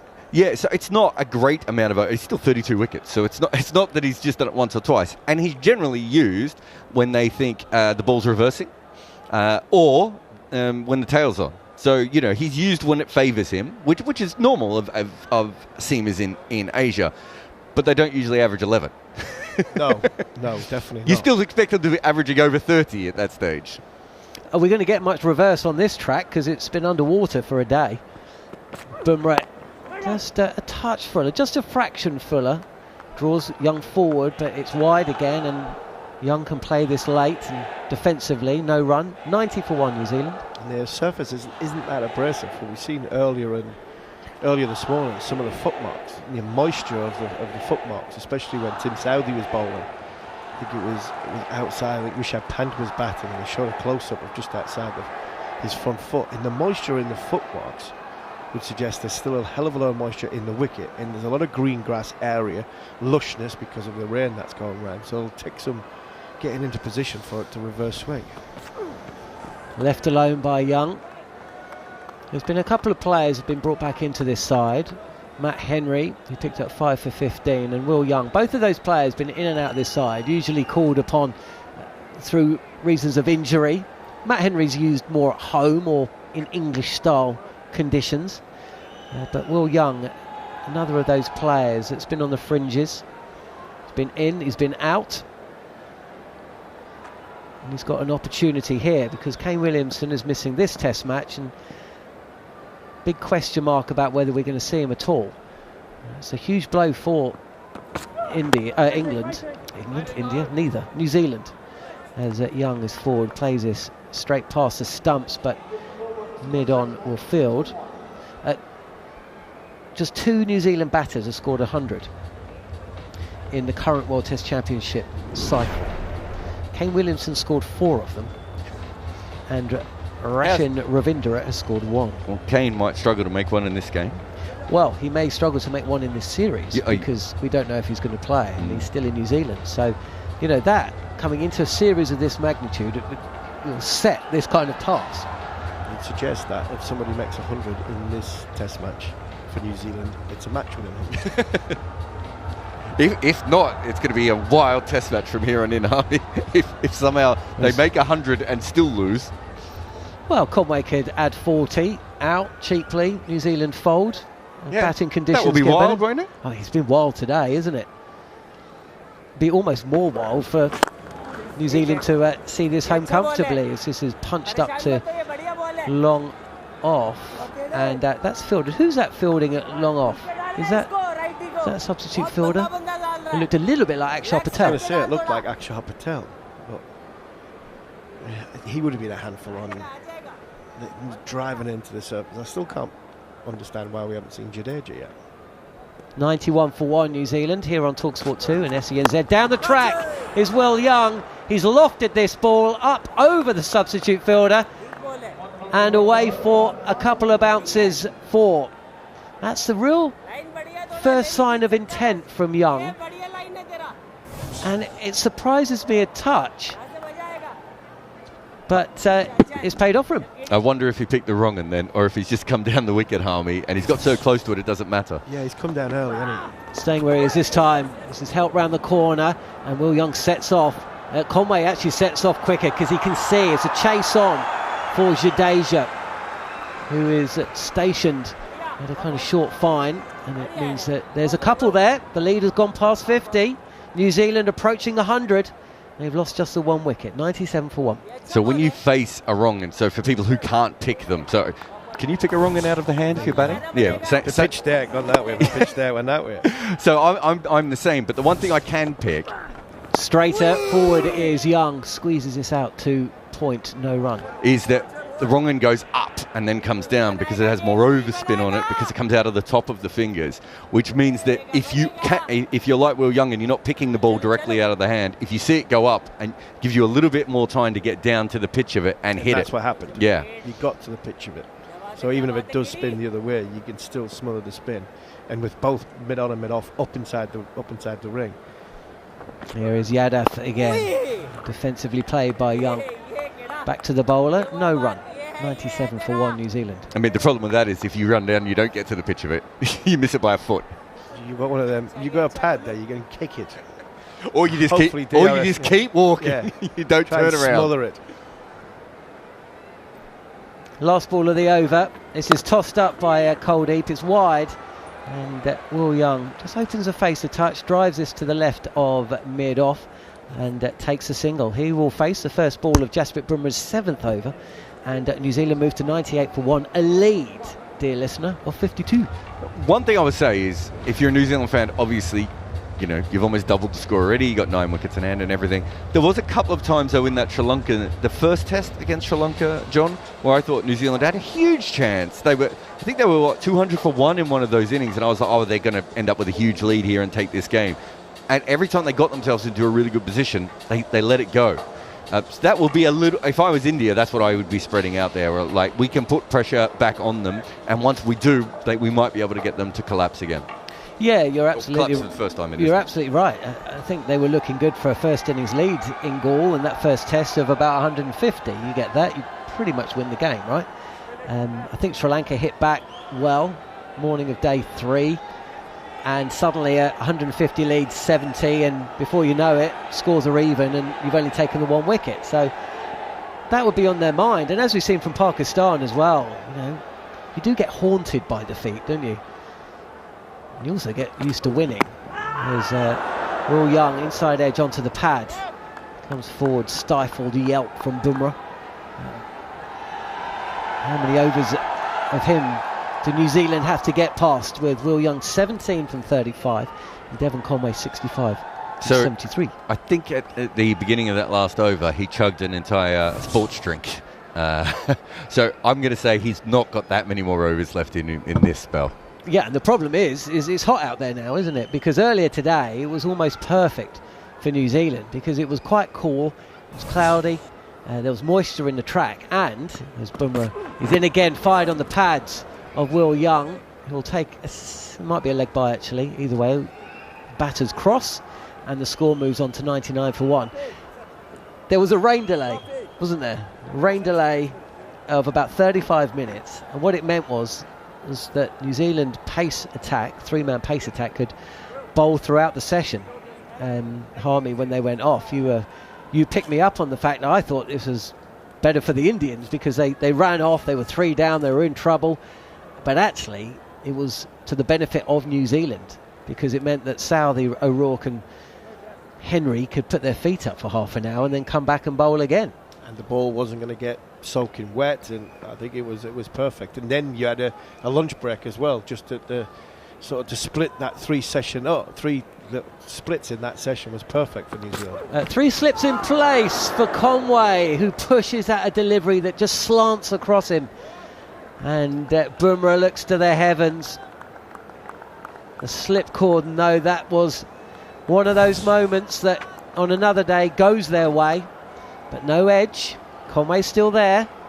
And surely we're just 4 deliveries away from Bumrah having a rest. Yeah, I think so. He's missed this by a good distance as well. It's decked away big time. Chapan takes it about waist high, but it did look as though it missed the bat by quite considerable distance. 99 for 1 as Conway takes a couple of steps down the track after miscuing this delivery, which is on leg stump, leading edge, and there's no damage done. New Zealand in a mighty position at Bengaluru.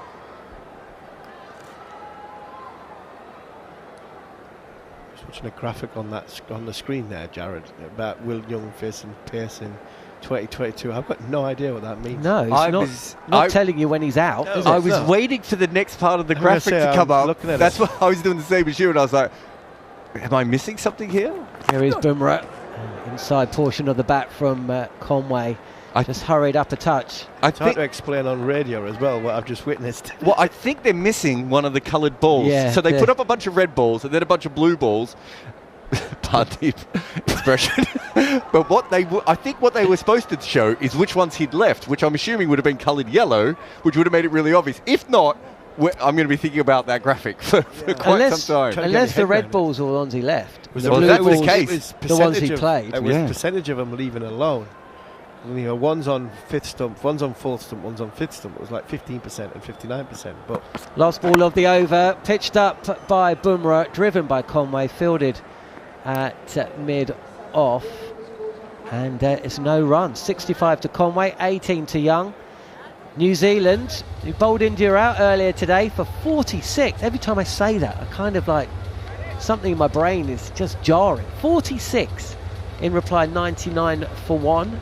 And to take listeners to talkSPORT 2, SENZ, and on the talkSPORT Cricket YouTube channel through the next half an hour of play, former New Zealand skipper Jeremy Coney, Daniel McHardy, and Jarrod Kimber might chip in here and there. Thanks, John. Say it again. 46. Say it again. Say it again for us. Sounds delightful. 46. Jarrod can stay. Jeremy Coney alongside me. 99 for the loss of 1. Some drinks being brought out. Towels too. Plenty of sweat. The warmest of days. Comfortable enough at 28 degrees. And the forecast has improved and bright sunshine. Quite the change from the conditions the two teams encountered, Jerry, at the start of this day's play at 9:15 local time. It was delayed 4 or 5 minutes as the lights struggled to take hold and actually be turned on, some flickering away, but thankfully, especially from a New Zealand perspective, a lot of cricket has been had. As Kuldeep continues. Short and wide outside of off stump and a very elegant stroke here from Will Young. Classical back cut, weighted, played under his eyes and hits it down to the fence, a backward point for a boundary that takes New Zealand to 3 figures. 103 for the loss of 1. Welcome back, Jerry. Yeah, it's almost off the back foot, isn't it? It's just a sort of a straight bat stroke rather than a cut. And just opening the blade as he makes contact with the ball. It is, and it goes very square and beats the man behind and also sort of at cover as well. Struck it nicely, just a bit short. Rongan from outside of leg stump, spinning back towards the right-hander, turned to short leg. There is no run. 103 for the loss of 1. If you're just tuning in, New Zealand bowling India out for 46, their lowest ever total in Test match cricket history. Give you the quick card in just a second. Young's 22, the right-hander, in for Kane Williamson, is unavailable for this test. And this is a beauty that spins back a long way. Too good for Young, too good for the keeper. It's going to be 4 byes as this spins and Jarrod bounces, isn't it? That's what saved Young as he's slightly down the wicket. Just beat a quality left arm wrist spin. Look, it's just a perfect delivery, isn't it? It's drifted away a little bit. It's dragged him down, and then it has spun and bounced, and he's just waiting for the noise. He's just waiting for the death rattle. And unfortunately, for India, Rishabh Pant's looking over his left shoulder going, how did it get there? Full of this time, two to mid-wicket, no run. It was just the perfect length. I mean, Young thought that he could actually attack that, didn't he? Just for a moment or two, but it was just short enough as it dropped and allowed and then beat the inside of the bat and beat everything. Taking extras to 5 with those 4 byes. This one keeps very low. Again, a wrong on that pitch winder of off stump, spinning away from the stumps. They're having a little chat. Did you hear a noise? No. The arrow's time is ticking down. It looked like he missed that by a distance. I think it... Yeah, I don't think he was particularly close to that. And I say that because I don't think he picked it. I think he might have been playing in a slightly different postcode, and the ball kept low as well. I think he's missed that by about 8 inches, actually. There's a stifled appeal for RBW. Clearly, I thought outside the line of off stump. Oh, the finger's gone up. What do I know? Paul Rifle says that is out. And Will Young says, I won't count it down to 1 second, Rohit. I will challenge straight away. He got a good stride in, didn't he, outside the off stump? I thought it was just missing too, but maybe we're all wrong. If that's come back enough, we have a player review. Then it may have struck him in line. I'm not sure. Yeah, I think you guys are being optimistic. I think this has hit him inside the line. But he is a long way down, and the bounce. The bounce is the interesting thing here. We're just seeing a replay now. It's another beautiful delivery. It just pitches outside our stump and does straighten. I think he's hit it. I think he might just have got a little edge on that. So it's probably hit him inside the line because he edged it into the line. Looks like inside. Yes, that's right. Yeah. Well, that's 2 reviews. You're probably right, Jarrod. Now, isn't it? 1 on each side. So we had the one before on Kuldeep that was bouncing over. Just roll it so that they thought was out and was going over the top. So Kuldeep's certainly bringing a lot of chances, isn't he? We're seeing a lot of close-ups of his bowling, if nothing else. Next to the bat and no gap between bat and ball. Go back to Paul on field to reverse his decision to not out. Paul, you're on screen now. Umpire Rifle. Well, that's more forgivable than the first one. First one he turned down. And it was absolutely plumb, hitting about 2/3 the way up middle stump. Well, the first one he thought there was bat because the bat hits the pad or the foot, I think, on the way out. This one he went the opposite way. So he's been on both sides of those so far today, Dan. He's got to get his inside edge radar back on. Does Pistol? Yes. 107 for 1. Young survives. Really good over, wasn't it, from Kuldeep? The best he's bowled, actually. Just tempting. Nice, kind of cunning flight. There's deception in the fingers. So, Ravi Jadeja, Jadeja with over 300 test wickets into the attack for the first time, spearing in towards the leg stump of Devon Conway, who works him forward of square for a single. 2 men out on the deep on the onside. Interesting to see what field they go with the right-hander. Conway moves to 66. It's 108 for the loss of 1. I'm sure this is not the case, but that did look like the kind of single you bowl when you just want to get the left-hander off strike. And you're like, I've got 2 guys out on the leg side. I'll just put this on the pads and get the right-hander back on. And from around the wicket, he bowls to the right-hander, goes back, opens the blade, plays it to point, no run. Didn't the other New Zealand seamers always thought that Kyle Mills could hit Virender Sehwag's thigh pad really well and get him off strike? Here's a fine sweep. He's shuffled a long way across the stump. They think it's pad, not bat. Umpire Goff says no. And we're going to have a long chat again, I would think. DRS is at 10 seconds. He's going for it. And they are going to have a look. It looks adjacent, Jeremy. It's about, has he got any bat on it? Well, I think probably Young thought he had. Is he? No, maybe he TV hasn't. umpire to director. We have a player review for LBW, given not out on field. It looks close to me. Placement, and it's a fair delivery. Can we have a look at front on, please? I was surprised it took him as long as it did to review it, because it just looked very in line. It's drifted back on. It looks like it's pitched on off and not straightened much. Look, it's going to be hitting the stumps. Is it going to be hitting enough of the stumps? Yes, I think it is too. I think it's got leg stump, middle and leg. Yeah. So does rump, is it? Yes, it has. It looks as though it hasn't got the bat to it. He's got too far across. Left buttock. Ultra hedge, please. If there's any This is going to be close. It might still be umpire's call, but I think it's going to hit enough of leg stump here. Especially the angle that we saw was from almost from mid-off there, so it was coming across. So I think we might see an overturning of this decision. He's a long way from the ball with his bat here, isn't he? Yeah. I don't think we need got to... left leg too far outside of off stump. Left is too far. Yeah. Keep going through. He just put himself in the wrong position. And Okay, being so far outside of our stump might have tricked the umpire on the angle a little bit there too. The gloves. Always close to the gloves. Okay, roll through. Roll through to the pad, please. Okay, to be anything on ultra edge. Glove involved in there. What a burst of excitement and drama in the last 5-10 minutes since we've jumped in. Just seeing it straightening a little bit. Might not straighten enough. No, it's missing. No, just missing. It's actually missing. Go back to Michael on field. I would not have thought that. So that's another review. That's 2 LBWs have gone. Oh, terrible review. Yeah. I can't believe they went for it. Yes. Amateurs. Terrible review.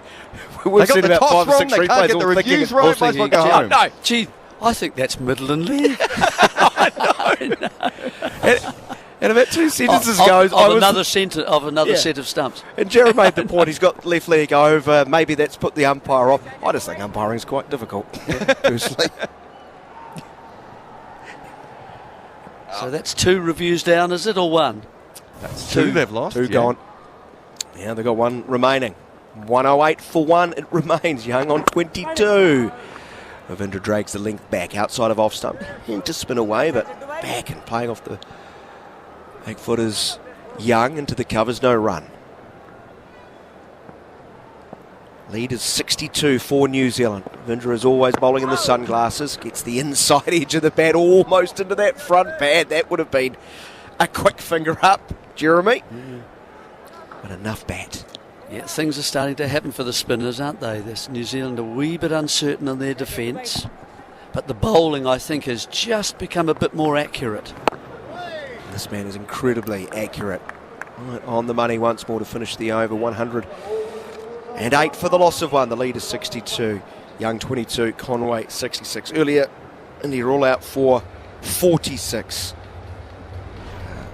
Jaiswal made 13. 2 to Sharma. Kohli and Safraz Khan, no score. Shah Punt top scoring with 20. No score to KL Rahul and Ravi Jadeja. Ashwin also gone for a darker first baller. Henry was on a hat-trick. Pulled deep. Caught brilliantly in the gully. His last to go by subfielder Bracewell for 2. Bumrah gone for 1. Siraj 4 not out for New Zealand. 5 for 15 for Matt Henry. No Rourke 4 for 22. Kuldeep starts the new over, bowling to Conway. Well, Flighter getting it up and getting it to dip, and Conway from the crease line defends, and there is no run. New Zealand have lost just the 1 wicket. That of Latham prior to tea. LBW. Oh, Kuldeep for 15. The score was 67 at that stage. New Zealand living dangerously in the last 10 minutes, including this ball, because going back is Conway, and it just keeps a little bit low once more, hitting the bottom part of the bat. He gets a run through forward of square, 109 for 1. Hurried into the shot. I mean, that's the feeling you get, is that he didn't quite read that, and it kept a bit lower perhaps than he thought. Looked to hit it quite square, but just hurried. That's the feeling, that it wasn't all nice and relaxed and natural. Kuldeep from over the wicket. Was the wrong and pitching from outside of leg stump, spinning across the right hander, but he works against the spin. Diverting the ball through mid wicket for a single. 110 for 1. I think Kuldeep, just to his wrong and to Will Young, is tipping his hand a little bit here by bowling the wrong and at leg stump, which is a clue to the batter that it's probably going to be spinning towards the off stump. Coming back. Yeah. Yeah. I think that's a bit of an error that he's making at the moment. Tries again to the left-hander, spinning back in towards him. Same again. Yeah, that's too wide, isn't it? He's saying once you bowl it that wide, chances are it's going to be spinning back into you.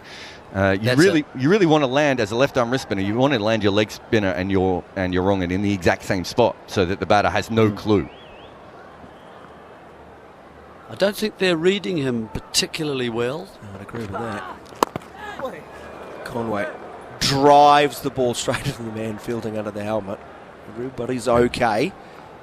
No, and that's the thing, Jeremy. I don't think they are reading him, so you don't want to give them any extra tips here at all.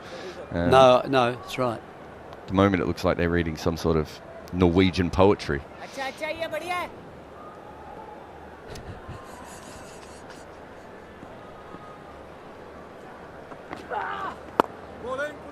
Bowled from Kuldeep. Landing on off stump, spinning away from Conway, but he's up to the task. He defends. The end of the over, 110 for the loss of 1. Replied India's first innings total of 46. Are you a prolific reader of Norwegian poetry, Jarrod? Jerry? Jeremy's a translator of it, isn't he? I thought.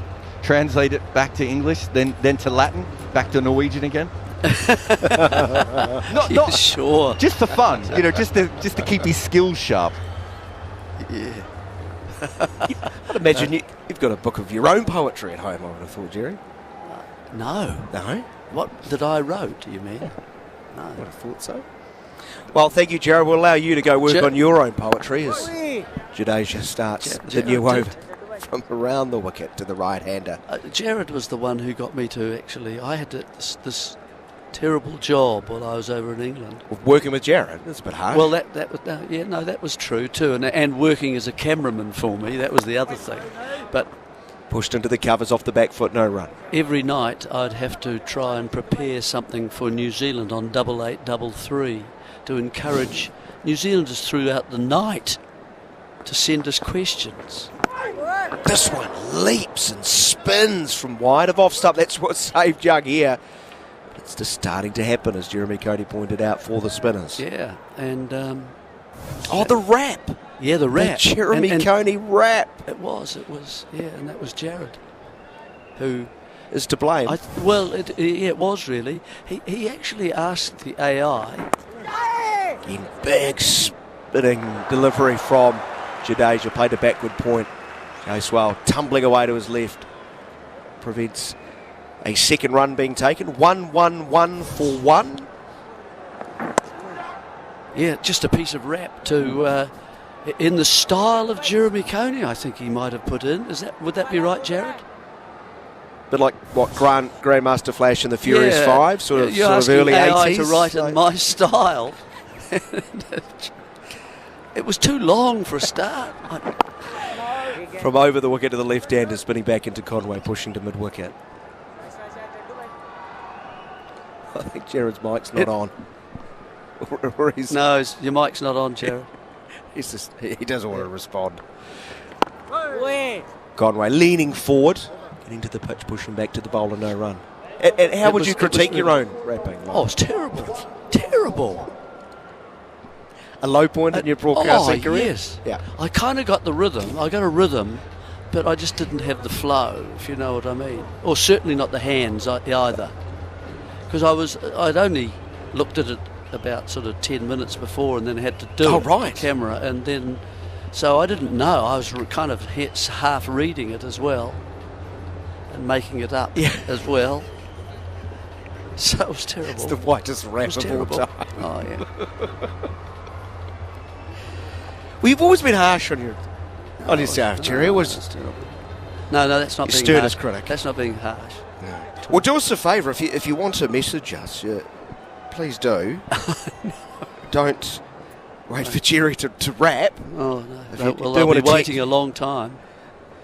Kuldeep continues, bowling to Young. Back. Pushing straight back to the bowler. There is no run. This has been a good period, hasn't it? For about 5 or 6 overs from Kuldeep. And now that Jadeja's come on as well, he's added something to it. And New Zealand are finding this hard to score. They're having to take a few risks. Kuldeep in again. The wrong and pitching on leg stump.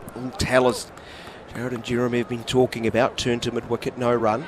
Yeah, the breaks have just been applied. Over the last 10 overs, New Zealand have accumulated runs about 2.9 per over. Been far brisker prior to that. Twirling the ball at the top of his mark. Cool deep, diminutive. Lovely delivery. Oh, that is a beauty, and that is the line you want. Yeah, that's that one that's straight. That's straight at middle, isn't it? I'm not sure if this is the wrong one or just carried on. Well, I don't know. I think it is the wrong one. I think so, yeah. What's that, pitched on middle and off? Yeah. Gone further away, and Young's played inside the line. But he's held the line, which is good. He's width outside of off stump and cut away, and you heard the roar from the bowler. He realised, I've let the pressure off. 115 for the loss of one as Young. It's New Zealand's 17th four to go with 2 sixes. Big barrel boundary count, big barrel, big range, bigger deals. Yep, too short, gave the batsman too long to see it, and Young very happily and with a contented way, and even you can see the captain's reaction too. There wasn't much anybody liked about that delivery. That can happen though. You just got to now forget that and go back to the pressure that he was building. Put the pressure back on the New Zealand batsman. Oh, this could be a run out. There is an almighty mix-up. The throw goes to the bowler's end, and it's not taken. And these little half chances, for which New Zealand took all but, well, they took all their half chances. They spilled an absolute gimme behind the stumps. It was turned to short leg. He actually got a bit of a touch on it, did he, Jerry? And took the pace off the ball. Conway came down. He was sent back. Throw to the non-striker's end, wayward. It was a fairly tight run. It was behind square, so it was Conway's call. And then Will Young didn't go, and then suddenly he changed his mind and started to, so both were in trouble. He catches the outside edge as he's playing from the crease line. It goes wide of Sharma at slip. Long chase from Mohammad Siraj, who does very well to flick it back in the field of play and prevent the ball going to the rope. And the New Zealand pair will come back for just 2. 117 for the loss of 1, but certainly this is a very good period for India. Just sort of reminds me of the opening sort of 40 minutes where New Zealand toiled away before finally getting that breakthrough. You sense something's coming for India. That's the end of the over. 117 for 1. I think the length particularly has really started to trouble from Kuldeep in particular, because he has that ability to turn the ball either way. He's 2 bowlers, if you like, in 1. He can turn it away from the right-hander because of his wrong un, and he can also bring it back in with his normal leg break. And he's starting to land it now on the stumps. And so if you're not sure and the length is good enough, you create problems. It's getting an overhead view. Great camera shot of that mix-up. Spider cam. They threw to the bowler, and Conway had time to get back. That was the wrong end, really. So Young turned it to the onside. He calls no. Conway comes. Young sees him coming, then goes. And Conway has a delayed reaction to the no call. He turned around. It was quite eventful. Jadeja from over the wicket bowling to Conway. Slightly over pitch and leisurely flicked away nicely through the mid-wicket region for a couple for Conway, who's 69. Young is 30. It's 119 for the loss of 1.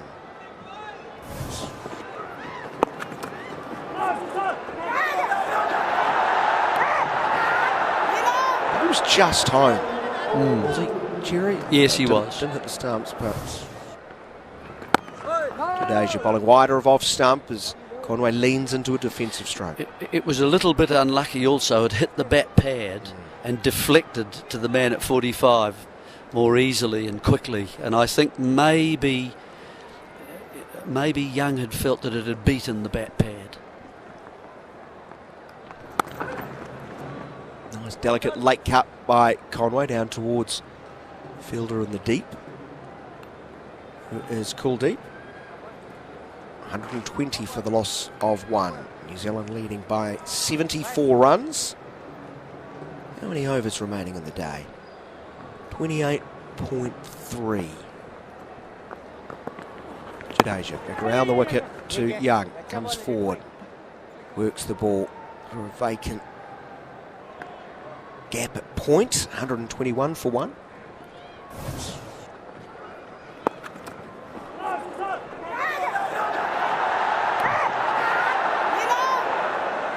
TV director very much enjoying this near run out. Third or fourth lock. Jadeja goes a little bit wider of the crease as he bowls over the wicket to Conway. Plays with the bat almost behind the pad, pushing into the cover region. The thing that's different here about the Sri Lankan bowlers, Sri Lankan left armers, in fact all the spinners, they bowled in the low 80s. Here, Jadeja's bowling 93, 94. The outside edge, is it carried to first slip? It hasn't been taken. We'll have to jet this. It's raced away to the fence for 4. New Zealand living dangerously over the last 20 minutes. Conway profits to the tune of 4 runs. He's 74. 125 for the loss of 1. Did Rohit let one slip? Went through very low and fast. And just to his left, yes it is. He's up a little high. Hands not on knees, but sort of waiting around mid-riff. It's too high. You must be down. It's much slower to go down than it is to come up as a slip. So down for a start, then move up. No, he was above that, and then when it went. I mean, he's bowling quite quickly, and he's up quite close, and that was just to the left of his shin, wasn't it? Of his left shin.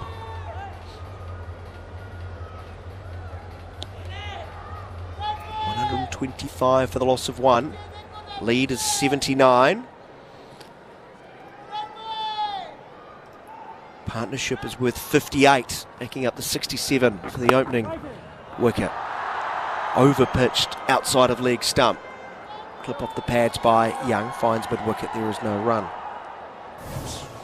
No, Will Young's in and out of the side. Jerry, you're getting another replay of the chance. Yeah, it is a genuine chance. It has carried, isn't it? Late to react. Young pushing back past the bowler. Sets off for a run, sent back by Conway. Yeah, Young having trouble reading the spin of Kuldeep, with just which way it's going. He was wanting to attack that and then realised it might be the other way, and so had to adjust the stroke slightly. Kuldeep in again, his 10th over, 1 for 38, slightly overpitched, and defending straight back to the bowler is Young. I was just trying to make the point, Jerry, that while Young has been in and out of the side, Conway loves seeing him in the Test side. They have this very impressive record going batting together in Test cricket. Just their 6th innings together. They've already got 300 run stands, and now a 50 run stand. Averaging over 90 together as it currently looks. And going past the outside edge. Just a regulation. Leg break. Too good for Young. There are some bowlers that you find quite hard to pick up from the hand. Yeah. And so then I think you've got to have another method as a batsman. Going back, ball keeping low, shooting through, playing it off the surface. Is that one way to play it off the surface and try and react? Granted, it probably but comes only with when some it's shorter. If you play off the back foot and it's quite close to you, then it'll often beat your shot and your reaction to the shot. That's short enough. He's not all that short though. No, but it's short enough that he can, even though it keeps low, he can get a bat to it. Last ball of the over, 125 for the loss of 1. Going back once more is Young. Ball turning back into his leg stump. Works it to mid-wicket. The end of the over. 125 for the loss of 1. But what I was going to say is that if you can't read it from the bowler's hand, and you've got a bowler who can spin it both ways, then you need to try to get to see it spinning in the air as it's coming towards you as a batsman. You've got to kind of focus that strongly on the ball to see the revolutions and know which way it is going to turn. If you can't do that, then you're reduced to waiting until it pitches to see which way it's going to turn. And the further you go down that line... Conway pulls out the reverse sweep. He times it sweetly down towards the third man. 1 run because Kuldeep is perfectly positioned to move a yard to his left and field 126 for 1. The more you obviously lose the chance to attack it, and the more you leave it and so on, and you're waiting, then you really got to be looking to defend that. Jadeja bowling to Young from around the wicket. Nice looking push drive wide of mid-off, who's around to field, but they'll gather another single for New Zealand, 127 for 1. Yeah, so that's the sort of the 3 parts to every time you face a spin bowler who can turn it either way. They're the leg spinners, of course, whether it's right arm or left arm, but you've got to try and what you have got in India as opposed to New Zealand. Jadeja bowling to Conway, works the ball through mid-on with the spin. Mid-on is back, so comfortable run, 128 They're a little bit faster, the pitches, in New Zealand and also Australia, of course. So you've actually got a little bit more time, and you can use that time as well, I think, as a batsman. But it always helps if you can see it spinning in the air. Young leans forward and defends, no run. I don't think just because you play the spin well in New Zealand doesn't necessarily you're going to play it well in India, say.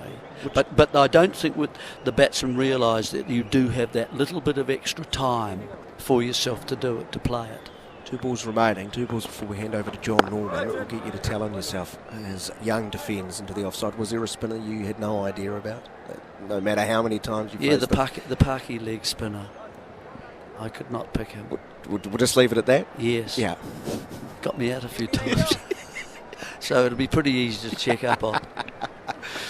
Last ball of the over. Outside edge. Dropped it first slip. Diving away to his right. And Sharma puts down another. And the sorry day continues for India. Not without their chances. Not without their chances in the last half an hour especially. The end of the over. Single, not taken. I thought they may have stolen a run. They did not. The end of the over, 128 for the loss of 1. Young survives. Very lucky to be there. He's 32. Conway 76. The lead for New Zealand is 82 runs as we go to Jon Norman. Wow, it is turning into being one of those days for both New Zealand and India for completely different reasons. Because Will Young has just been dropped as called by Daniel McHardy on 32, and that's not been the first little moment today that's gone New Zealand's way. Down the track, Devon Conway, handsome shot, 1 bounce 4, through long on, 6 actually, it's called 6, I thought it bounced before the rope, no. I think Conway is starting to think enough's enough. He's been slowed down a touch, possibly premeditated from the Kiwi opener. New Zealand moved to, what's that, 134 for 1. Devon Conway 82 from 93 as he'll take a single to the leg side and moves to 83. Will Young has overturned a leg before decision, given out on field, only for the batter to have been shown to inside edge the ball onto his pads. He was on 22. Kuldeep Yadav bowling, who certainly seemed to have caused him a few problems. He's just been dropped on 32 at first slip, but from the bowling of Jadeja by Rohit Sharma. Yadav has seen plenty of flight here, and it dips. Young plays this up to wide-ish, long on for a single. Sharma's put down 2 chances, and the first of which he was possibly positioned just a touch too high, couldn't get down on the ball. He was diving to his left. I'm not Not even sure he got much of a fingertip to it, but he got more than a fingertip to this opportunity down the leg side again. There's Conway, clips this through mid-wicket. He's going to get a couple here.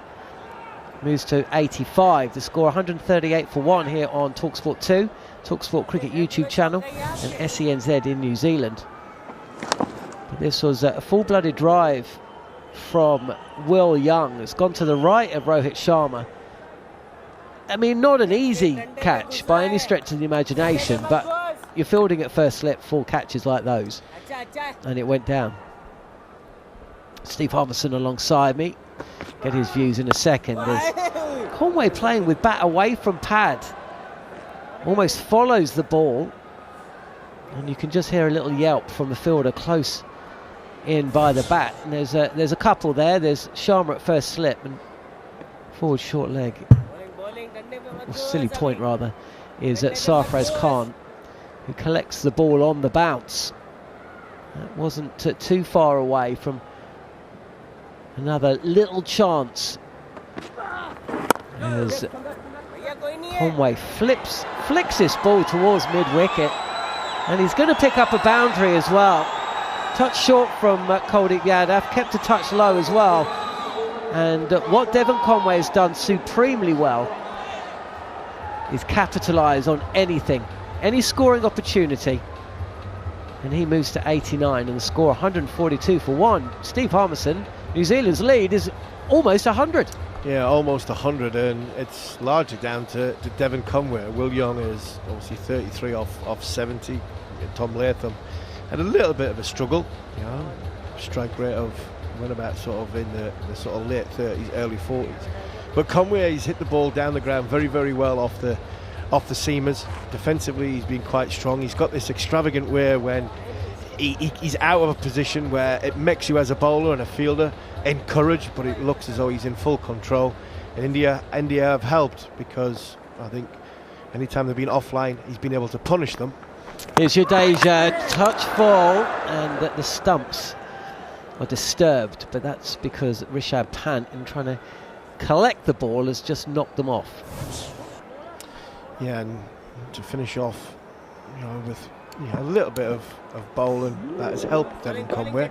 Every time it's been thrown above the eye line, he's been very, very positive about it. But the catch has been really poor. Forward is Young, crunched just to the right of Virat Kohli. I haven't mentioned Virat Kohli at all today, apart from his dismissal. And the one that went between KL Rahul and Virat Kohli. These little things, 2 key moments down to involving Kohli. When he got out, was an excellent catch. Glenn Phillips, a fantastic catch. At that point in the game, and the ball's moving around a bit, anything that goes to hand, if you catch it, I mean, you just put pressure and pressure and pressure, and added pressure on the Indian batting, and that one that flew through slip. 2 slips in place now, and on the sweep is Will Young.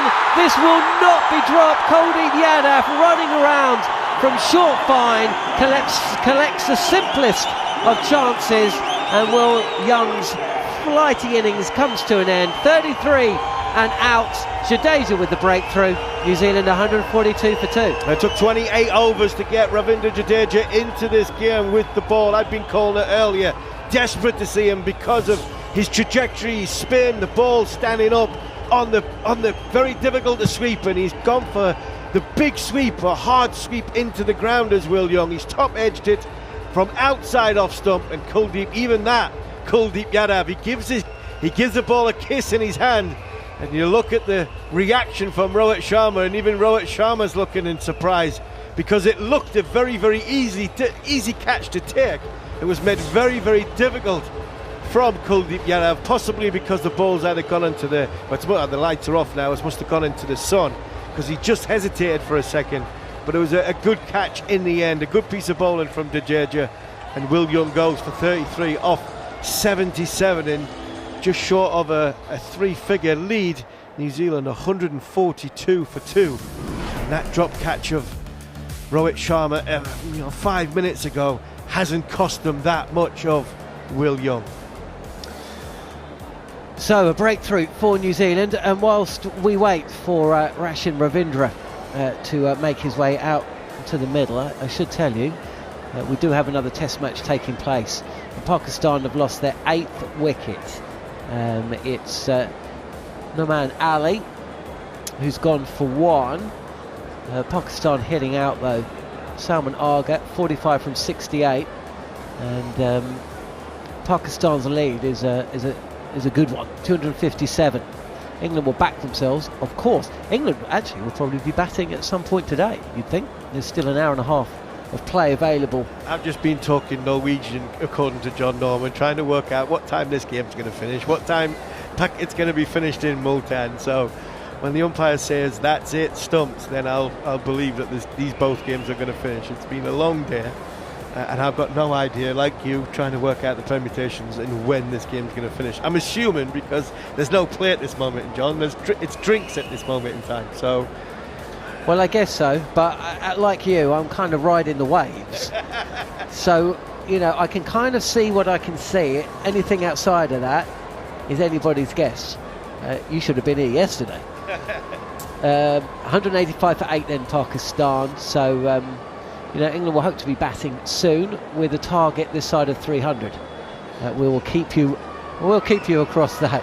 What are you laughing at? What have you seen? I've just seen England are 260 behind. I've just seen a ball from Jack Leach, which is pitched on a decent length, about middle stump, and it's gone nearly towards nearly got to first slip with a bit of bounce and a huge amount of dust come up.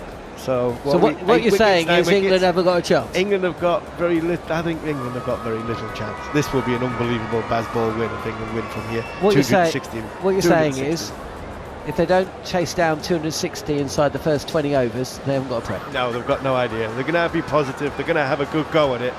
England could be having a real thrash at it. And if they get close to it, I think it's a great effort. That wicket does look as though it's gone now, especially after watching that last ball of Jack Leach. What about this wicket here in Bengaluru?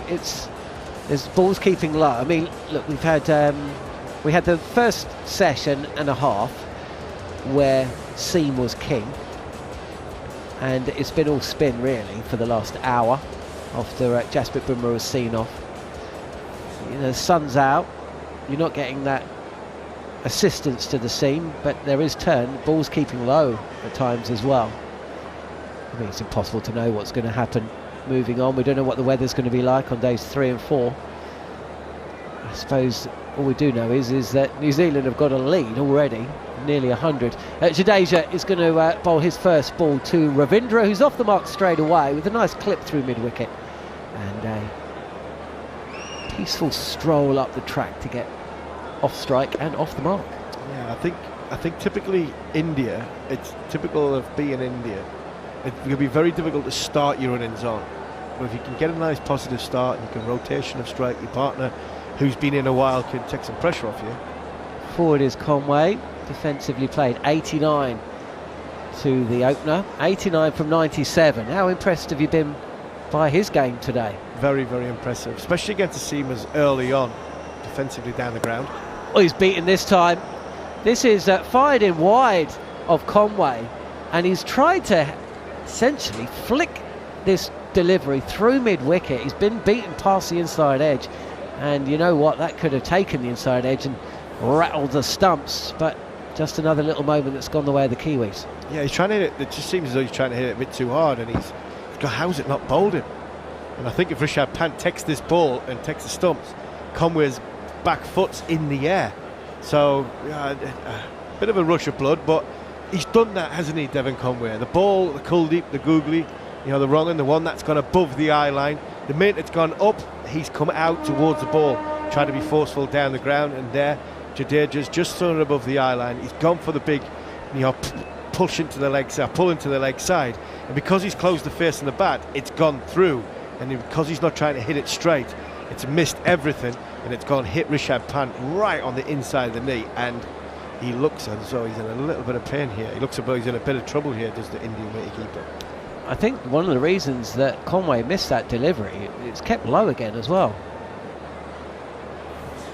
This is not an easy track to bat, and Rishabh Pant is getting a little bit of treatment.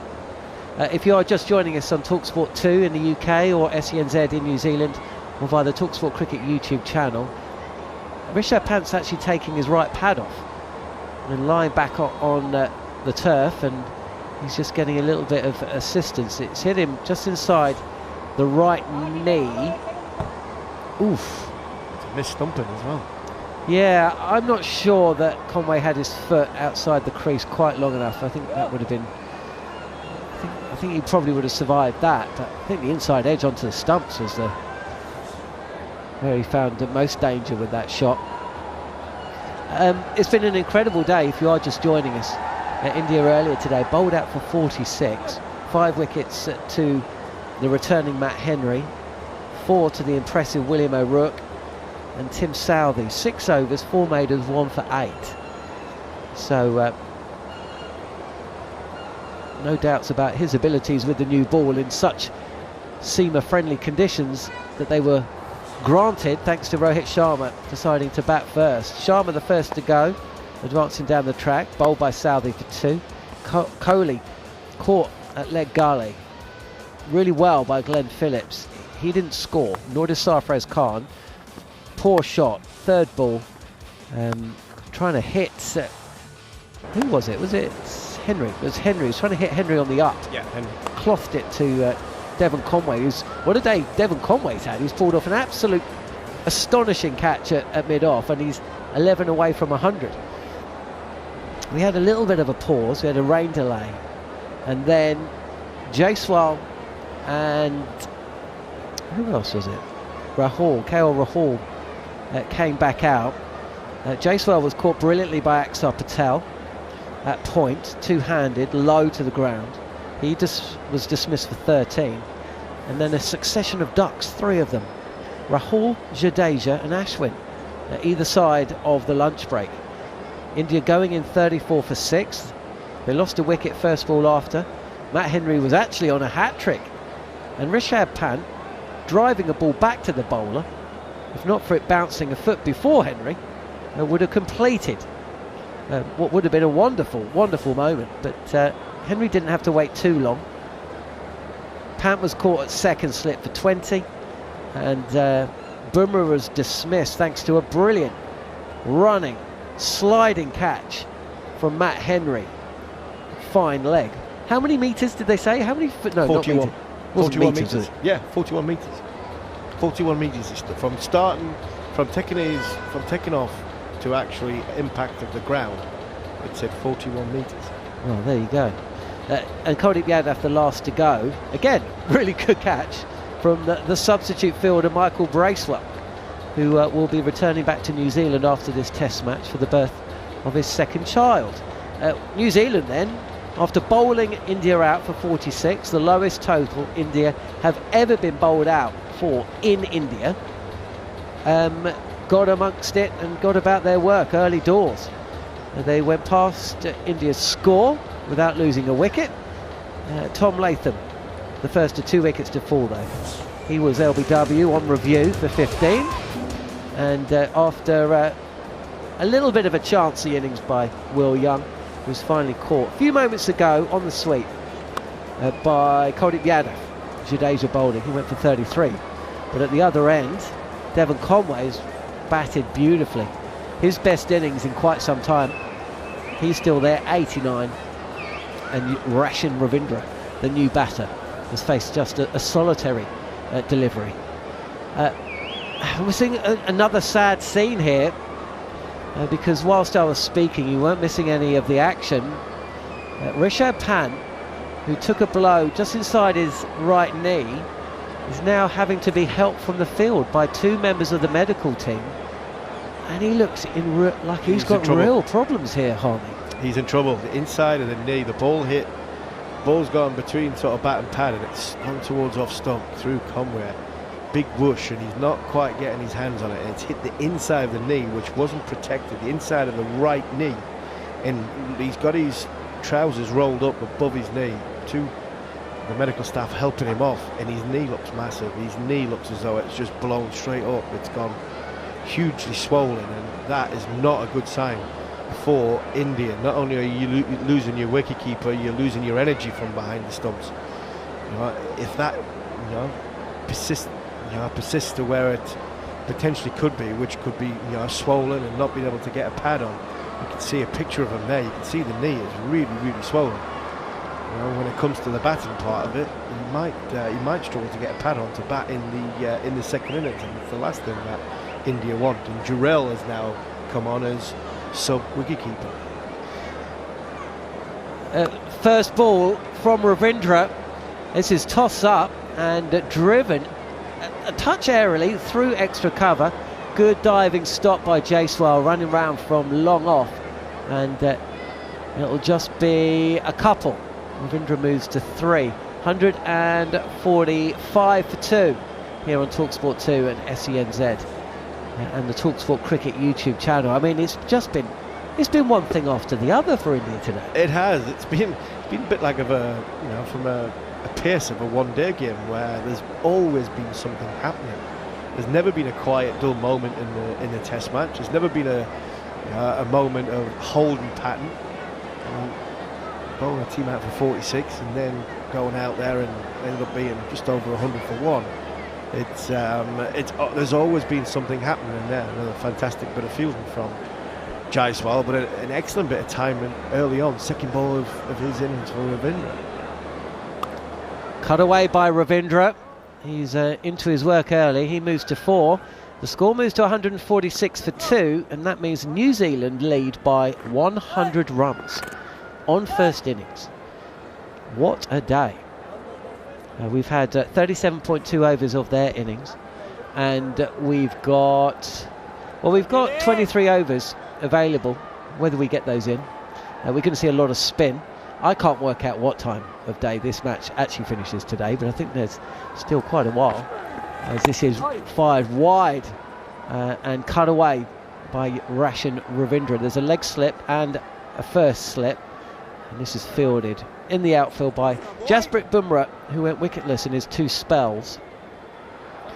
And this is part of the problem that you have when there's just 2 pace bowlers. The batting team know they just have to kind of see you off. And that's what New Zealand did. This is closer to the bat of Ravindra, who again cuts the ball to backward point. Jadeja it is. Quick to the ball, but he can't prevent Ravindra taking another single. He's 5, Conway 90. The score 148 for 2. And it was for listeners in the UK and talkSPORT. This was when we first seen Roshan Ravindra, wasn't it, John? In the India New Zealand series a couple of years ago. He came in, he batted 7 there. This is on off stump this time and played to the leg side. Jarrod Kimber's also alongside myself, Jon Norman, and Steve Harmison. We've got Daniel McHardy and Jeremy Coney broadcasting out of New Zealand. It's getting a little late there. In fact, we passed midnight in New Zealand. Just past midday here in the UK. Don't ask me what time it is in India, because I can't work it out. They might be approaching 5 o'clock, I don't know. Driven to KL Rahul. The crowd just for a second think it's in the air. Either way, KL Rahul did not field cleanly. We've had a lot of moments today, Jarrod, but that moment when Tom Latham edged to the left of Virat Kohli at first slip, to the right of KL Rahul at second slip, and KL when Rahul they parted like the Red Sea. Well, it seemed to me that KL Rahul almost ducked. I don't think he picked it up at all, because when you see the view from the other side, his eyes are like, oh. And so he does duck, because I think when he picks the ball up, he doesn't. It's too late at that point, isn't it? It's not the easiest ground. I've only played a couple of one-day games. There are some red chairs. Yeah, I've only played a few one-day games at Chinaswamy. Practiced there a few times. And it isn't the easiest ground to see at. Normally it's full. Another cut shot from Roshan Ravindra, and it doesn't appear like there's anyone out on the boundary, which is a surprise. He's played 4 cut shots in his first 5 deliveries, I think, and he moves to 9 not out. The score 152 for 2. Absolutely brilliant footwork from Ravindra. You look at him, he's made a little movement forward. He's split his trousers in, getting himself a good base. Forward, and there's a yelp from Jadeja. Which one? They're appealing to both ends at the same time here. For about 3 different things, I think, as well, Harmy. Jarrell's behind the stumps, and just for a second it did look like Ravindra had advanced beyond the crease, but Rohit Sharma's got both arms crossed, and He's not going upstairs for that one. 152 for 2. Ravindra 9 not out, Conway 90, and Jadeja is in. And defensively played by Ravindra, no run. That's one of those ones where lots of things almost happen and you get really excited. And so the fielders and the bowlers really excited. The captain's like, yeah, but what happened, guys? Because I don't think you hit it, and he didn't hit the stumps, and you didn't stump him. I think he's batted his foot. Yeah, there was a little noise, wasn't there? As he's down, and this is a decent shot by Ravindra. Kind of almost flicks the ball, but he flicks the ball to the offside. We're just seeing a replay. There is, yeah, I think you're right, his pad, Jarrod. doesn't he? It's Just the the back sound of of his the pad. bat. It just didn't look hitting like an edge, did it? That No. that was the thing. But there were noises, and to be fair, Rohit did say, how was that not out for a second there? Blocked to points by Conway, who is 10 away from a century. 153 for 2. The lead by New Zealand, 107. You said, Jarrod, there's a lot going on, but with only one review left, you're not going to burn it. Well, that's another problem, isn't it, for India? They have lost 2 reviews as Conway is happy just to punch this to long on for a single where Jasprit Bumrah fields. He moves to 91. And New Zealand's lead is 108. So that moment, Tom Latham edging head high, and KL Rahul just did not pick the ball up in a way that you don't often see at slip. Well, the interesting thing is that you're right. I don't think KL Rahul picks it up, and I think you're also right. I think he does kind of duck in the end because he hasn't seen the ball. But at the same time, Virat Kohli goes the other way, which he doesn't really need to. And he also would have had a chance of taking that catch if he'd stayed in his position. So both fielders went the wrong way. The other interesting thing is, of course, KL is a wicket-keeper who isn't a specialist slipper because he doesn't get a chance to do that. And again, now they've got a chance of having KL wicket-keeping, and they pick someone else to wicket-keep. Yeah, but I think that makes sense when it comes to, you don't want him keeping wicket, and then he's potentially going to have to bat for the period of time, and he's going to have to potentially come one higher in the order. So I'm just saying, they've got a backup wicketkeeper in the side, and Juve Durrell has been called on. They're not keeping KL Rahul in the field for his slip fielding, I can tell you that. Ravichandran Ashwin is back, and he struck first ball. A full delivery, and Devon Conway's on the reverse sweep. He's yorked himself, and he's lost off stump. Breakthrough for India late on day 2. New Zealand 154 for 3. Yeah, gone for the wrong sweep. He's gone for the wrong sweep. I think that's what he's saying to his partner, Raksha Ravindra, is Devon Conway. He's gone for the reverse sweep. Wait a minute. Wait up. Is this a no ball? He's been told to wait. He's been told to wait. He's been told to wait. He's gone for the reverse sweep, and it's gone arrowing in. I think Ashwin's seen him go early, so he's gone flat towards leg stump, cannoned into leg stump, and I think Conway is talking to Ravindra here while waiting to say, should I have gone for the conventional sweep? Is it a no ball, or has Jarrell got his hands in front of the stumps? Well, we saw that. We saw that happen recently. It was Jamie Smith. Yeah, Jamie Smith. There was another one just recently as well. It's been happening for years, and if you go back to my Twitter feed, you'll see the amount of times I've complained about it, and third umpires haven't been looking for it, but they were eventually told. Screen with Orkai from running up to ball and square on, please. Camera focused on Jarrell.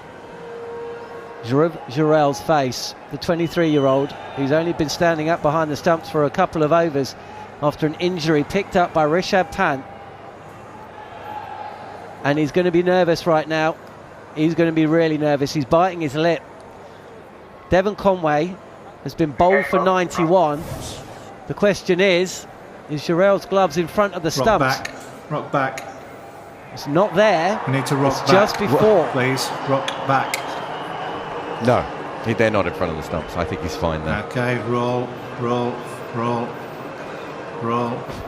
I don't think he's getting anything in front of the stumps at all, is he?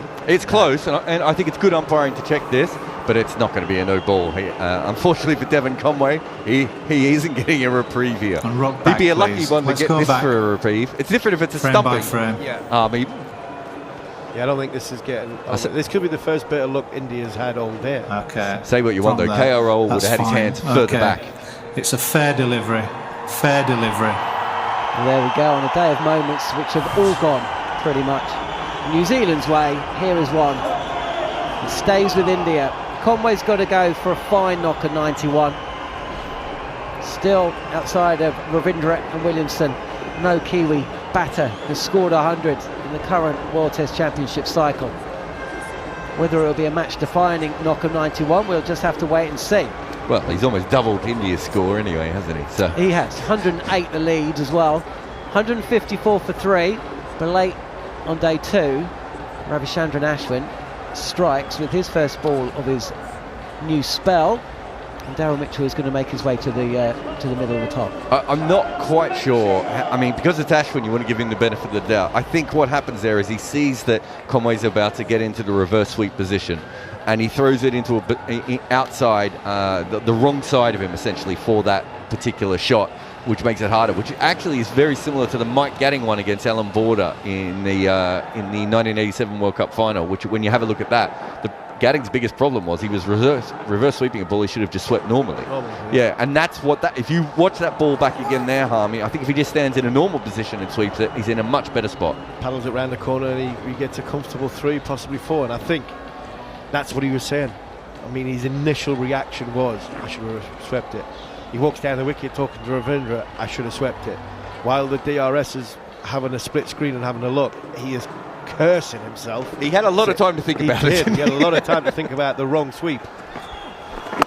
Daryl Mitchell's first delivery is defensively played with the straightest of straight bats. He does play straight, doesn't he? He's very strong down the ground. Just started to cloud over a little bit in Bengaluru.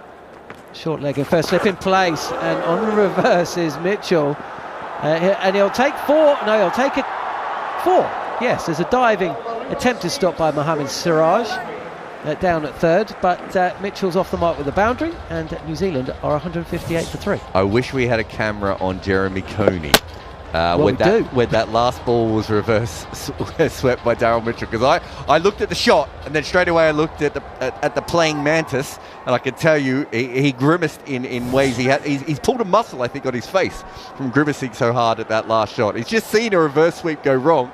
He's been talking about the sweep all day, the reverse sweeps and the compulsive sweepers, and it's finally coming back. They might only lead by 200 now. Getting a big step down the track is Daryl Mitchell, playing this delivery, which is on a 4th stump line back to the bowler, Ravichandran Ashwin, who struck. But Daryl Mitchell's shot, it's the wrong length. This is wide, and just for a minute it looked like Mitchell wanted to just dab this down to third, and then thought, no, I'm just not going to do that. He almost yorked himself as well. Ashwin knows exactly what shots they're going to play here, and that's the last thing you want with Ashwin, isn't it? Last ball of the over, and defensively played again from Mitchell. So, breakthrough for India. And boy, did they need it. Conway's gone for 91. Ravindra and Mitchell, 2 newish batters to the crease, but New Zealand still lead by 112. How is the next half an hour or so going to pan out? Let's find out through the former Black Cap skipper, Jeremy Coney and Daniel McHardy. Thank you very much, Jon Norman. I'll get Jeremy Coney to put on his headset, rubbing his forehead. You got a migraine coming on, Jerry? No, why? No. Sweep the leg, Jerry. Sweep the leg, Jerry. No, it's one. Certainly, one of them was caught 45, which I sort of did mention, and then we've seen 2 others, haven't we? That's right. So I think maybe three sweeps, was it? It was the angriest I've ever seen Devon Conway. It was like at himself. Yeah. Well, some people are not very good at it. He's shown us that he can drive, can't he? I mean, really. I'm not sure. Was it the first ball that he was facing from Ashwin? Second? Okay. No, first. Mitchell went with the reverse sweep second ball. So that's right. Yeah. He took the key learnings. Waited. 1. Ravindra from the crease line, tentative little defensive stroke, hits the outside edge of the bat, rolls down towards 1/3 man. They've got 1. They'll sprint back for a couple. So Rachin Ravindra Been bright and breezy since arriving in the middle. He's 12 off 9. Mitchell's 4. It's 160 for the loss of 3. The leader's 114. Jeremy Cody, Jarrod Kimber and Daniel McHardy with you. He'll be busy, won't he? He's always is a busy player. He tends to want to play spin off the back foot, almost. He's beaten from the crease slide, ball bouncing high. He's difficult to face, Jadeja, because of his pace. His pace is over 90. I mean, it's very quick. It's 10 to 15 k's quicker than they faced in Sri Lanka. Spinners bowl a lot faster here. Goes past the outside edge. Bale's taken off quickly by Jarrell, but umpire rifle says no. Going past the outside edge on 2 occasions. Back in his crease again, you see. That's how he likes to approach playing spin, and even if it's quite full, there he's gone forward. But seeing a side on replay, foot never raised, so fine there. Jadeja gets the length, just a fraction shorter, spinning back into the left hand to turn to the onside. Quite an exciting final session though, Jarrod, isn't it? Lots of action, lots of half chances. Lots of noises, like scratching around. Is there an edge? Has he hit his pad? Is it in the line? Where is his gloves? Glove watch. It's Jeremy Coney's favourite thing.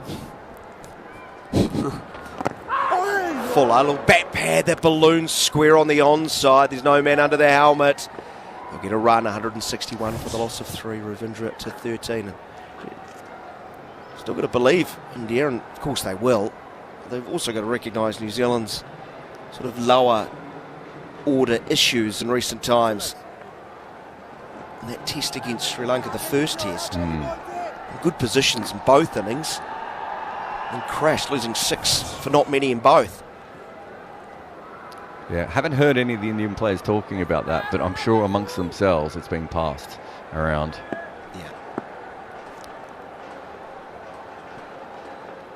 Mitchell waiting, the right-hander, full of length, slightly over-pitched, allows him to work the ball into the mid-wicket region. There will be no run. The end of the over, 161 for the loss of 3. Jeremy, just on the pace of Jadeja that you were talking about before, it was really noticeable during the India-Bangladesh series and also New Zealand-Sri Lanka series, how much quicker the Indian spinners were than the other Asian spinners. So we know in Sri Lanka, because of the way the ball spins there, you can bowl a little bit slower. But the Bangladeshi spinners were trying to bowl at a similar pace to the Indians. They were still slower, but even when they bowled a lot slower, they were spinning the ball less. So it's the combination with the Indian, especially with Ashwin and Jadeja, is their ability to bowl the ball above 90 kilometres an hour and not actually lose all that much turn. Now, any spinner can bowl quicker, but generally they're straight breaks, whereas when the Indians do it, you still have to deal with the rotations on the ball. That's true. That's why these two have 800 plus test wickets together. Ashwin starting the new over. And this is a beautiful straight drive to the onside. The Stumps at the non-striker's end. Overpitched, dispatched. 165 for the loss of 3. Another big barrel boundary. Big range, bigger deals. It's a lovely contact, isn't it, from Ravindra. Wasn't quite to the pitch, still able to just close the face and get it to the onside. Comes forward, defends into the cover region. There will be no run.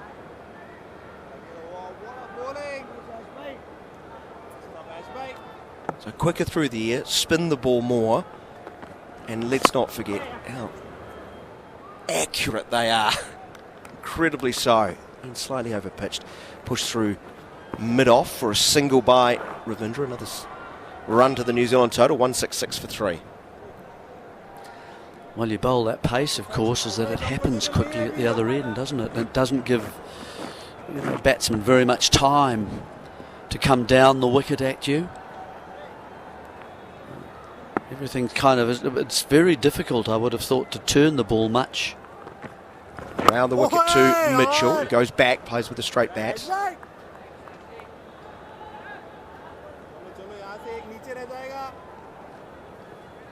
Ashwin 1 for 40. 2 balls remaining, and this is 8th over. In again. Keeps a little bit low. Mitchell back, turn to short fine leg. No run there because Jadeja in. Prowling.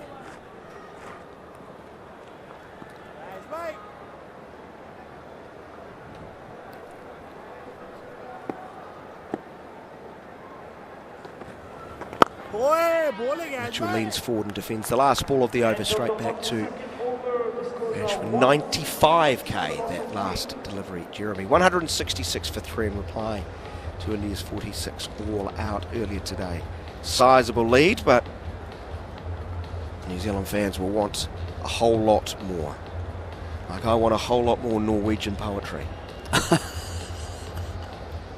Have you been working on yours, Jerry? No, not at all, but certainly Peer Gynt. The Peer Gynt suite you'll know, of course, both of you. Yeah.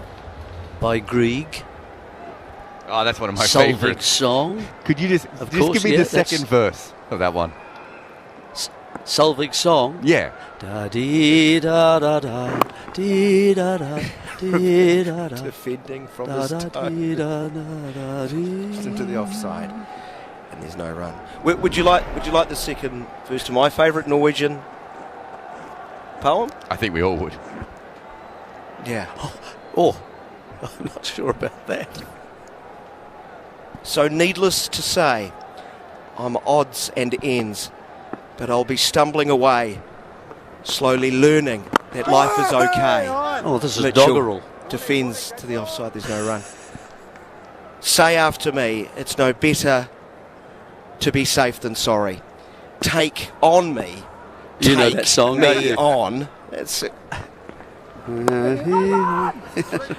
the off stump, leaning forward as Mitchell, there's no run, pushing to the offside.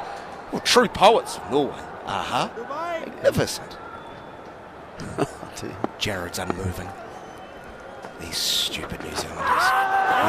Sweep attempt, big appeal for LBW. Jadeja is absolutely certain. What are they going to do? They've only got one review remaining. He sold it on the appeal. He gave it everything, but maybe, just maybe it's drifting down past leg stump and they're not going to review. It was off the Mitchell. Chest, wasn't it, I think? Was it height, Rohit suggested? To leg stump, turned by Mitchell into the onside, and there is no run.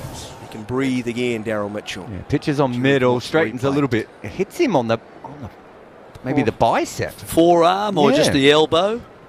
Height? But it looked like to me Rohit Sharma put his thumb up as if to say that's high. Mitchell again working to the ball to the onside. There's going to be no run. Can't beat mid-wicket. Just feels tense at the moment. No, when you see another sweep, you know, that's. I mean, you either play a defensive sweep, it seems to me, when you're uncertain of the length, so that you get a good chance and you've actually got an opportunity to change the angle of your bat or to get it, you know, rather than it brings the bounce into play there. Again, it was too short, wasn't it, to actually play there? It was a slower delivery as well. I just feel that it is a very risky shot to be playing. So you'd prefer them play to reverse? I would prefer them to be playing with a straight bat, as you well know, to that sort of delivery. Ashwin continuing from around the wicket, bowling to Rachin Ravindra. Leans forward as the Wellington left-hander, pushing into the cover region. No run, 93.7k. Ball tracking of the big shout. That's bounced low. Look at that bounce. On whacker mode. Long way over. Yeah. It was. Yeah. Slower through the air, leaning a long way forward and defending. It's an incredible pitch. I've seen, a few test matches at Bengaluru before. I'm not sure I've ever seen the trampoline be brought out for a game. Quicker, hurrying on to Ravindra, playing with the straight bat. It's demanded by Mr. Coney, and he pushes to the bowler, no run. He's 19, Mitchell is 4. New Zealand's lost Latham for 15, Young for 33 and Conway for 91. And that is just magnificent off-spin bowling, drifting into the left-hander, pitching on around off-stump and spinning past the outside edge. And going oh so close to that off stump. Now, does it hit any of the rough? It's at 92 k's. No, it's on a nice part of the pitch. It opens up the forward defensive stroke of Ravindra and just misses the off stump. It's just too good. Follow up is just a fraction too full and get to the pitch. Smothered the spin on this occasion, Ravindra.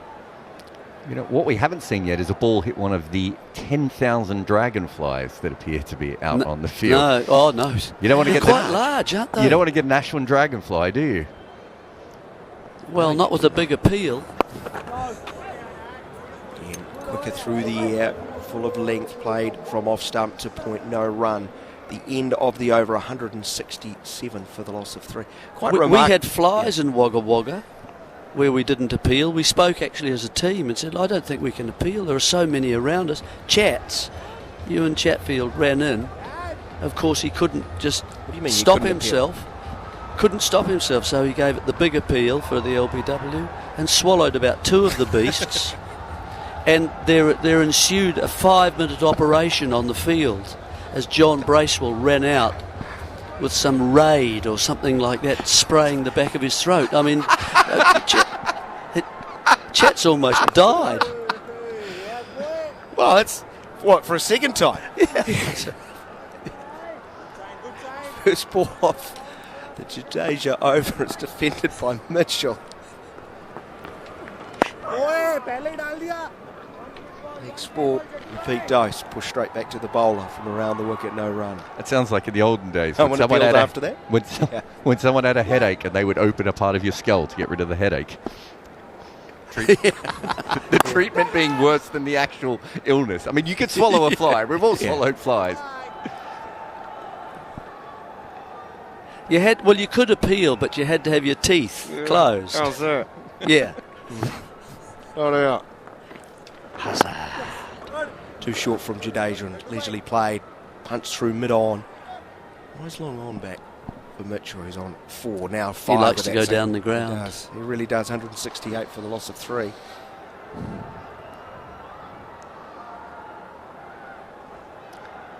Closing in on the end of a quite bizarre day of Test match cricket. Jadeja over the wicket. From the crease line, trying to punch through cover, thick outside edge, goes to backward point, no run. I like the idea of having long on or long off back for Mitchell because it encourages the sweep, and I do think that is the riskier option. That's absolutely right. Yeah. So I don't mind that at all.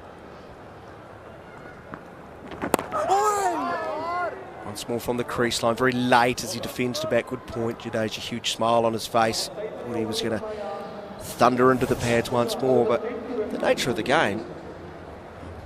The question is, can Mitchell resist playing that sweep and just collect with singles down the ground? The singles down the ground is fine if he can actually get it there. I don't think he really tries to get to the pitch of the ball. I think he likes to sort of go leg side and open up sort of long off. He deliberately goes down the pitch almost to loft, really.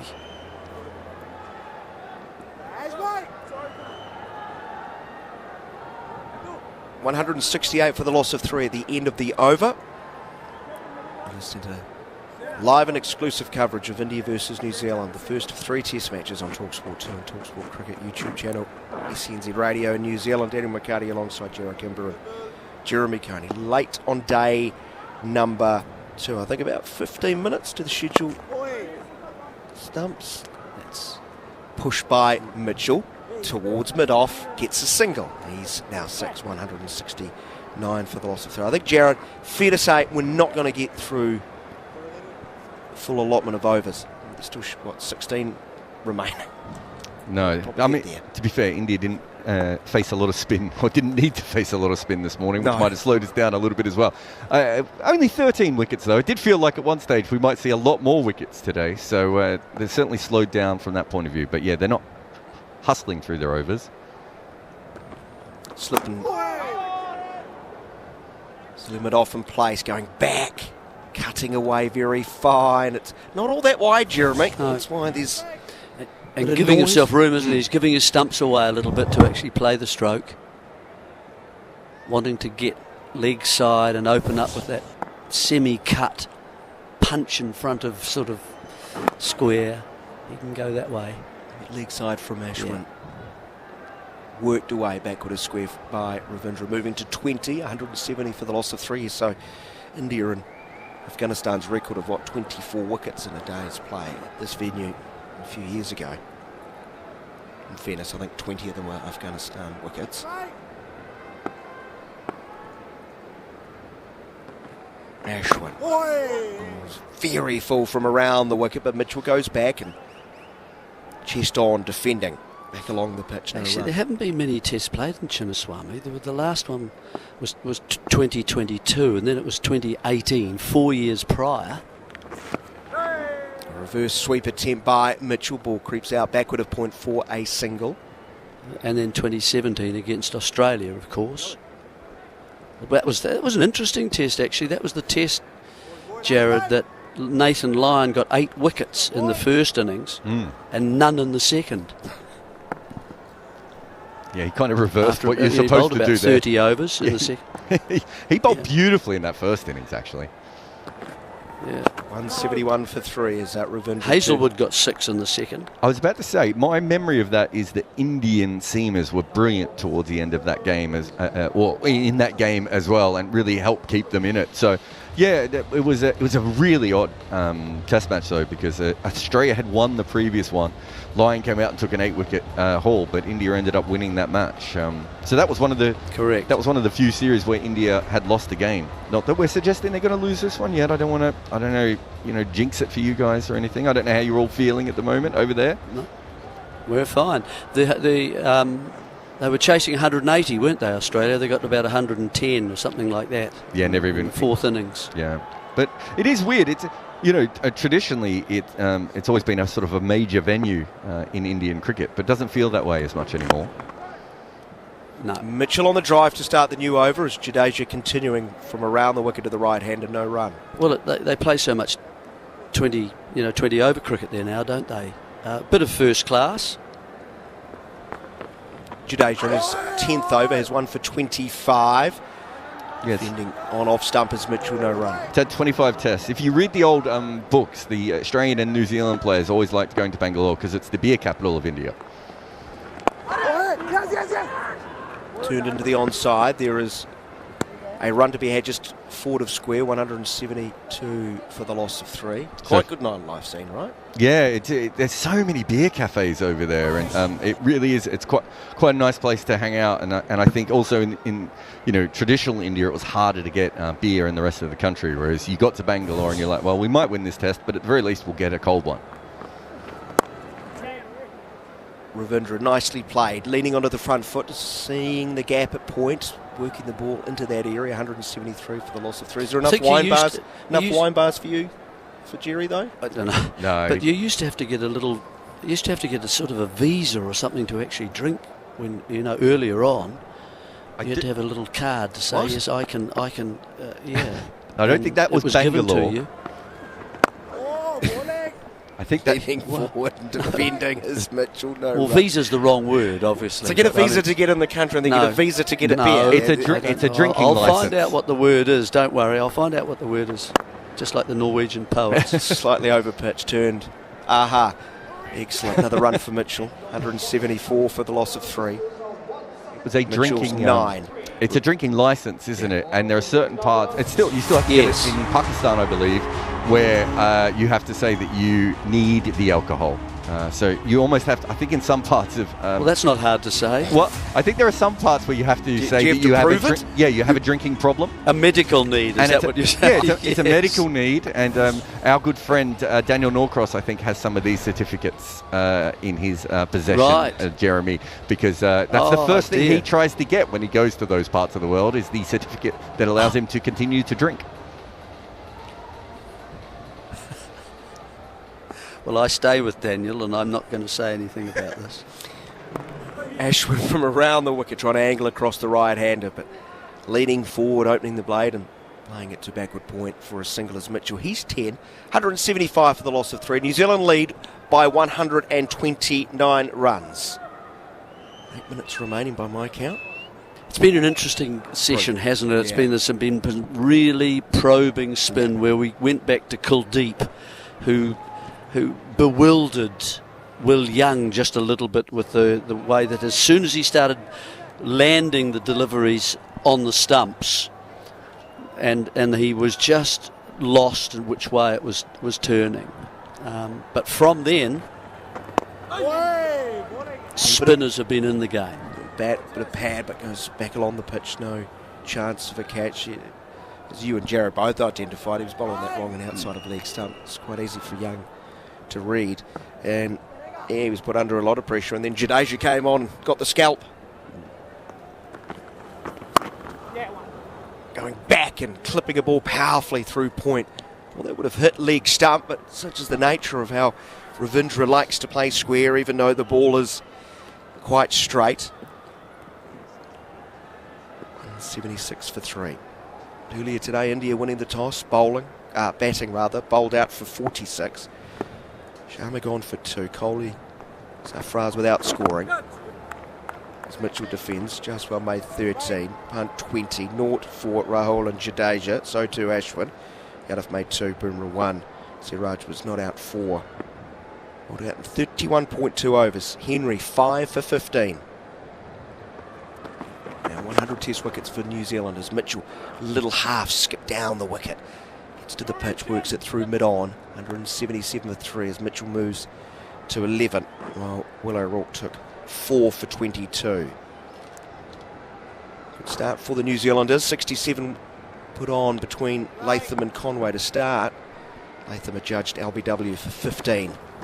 There's a ball that bounces, spins and hits high on the bat as Ravindra was leaning forward, not in control by any means. Will Young, as we've discussed, caught sweeping top edge, taken in on the 45 degree behind square of the bowling of Jadeja for 33, 142 for 2 at that stage. And then Devon Conway bowled, looking to reverse sweep Ashwin, first ball back into the spell. He was furious, fair to say. He did. Good morning from New Zealand to Jarrod Kimber. I'll take you through Jeremy Coney and myself. Fear not. Jon Norman, Steve Harmison and Jarrod to provide detailed wrap of an extraordinary day from New Zealand's perspective. It's interesting with these two at the crease, Ravindra and Mitchell, isn't it? That, and we've spoken before a little bit about the period of transition that New Zealand are going through, and I'm just thinking of the New Zealand batting lineup as we go through this over, perhaps. Siraj into the attack, bowling to Mitchell. He shuffles right across outside of off stump as he pushes into the covers, no run.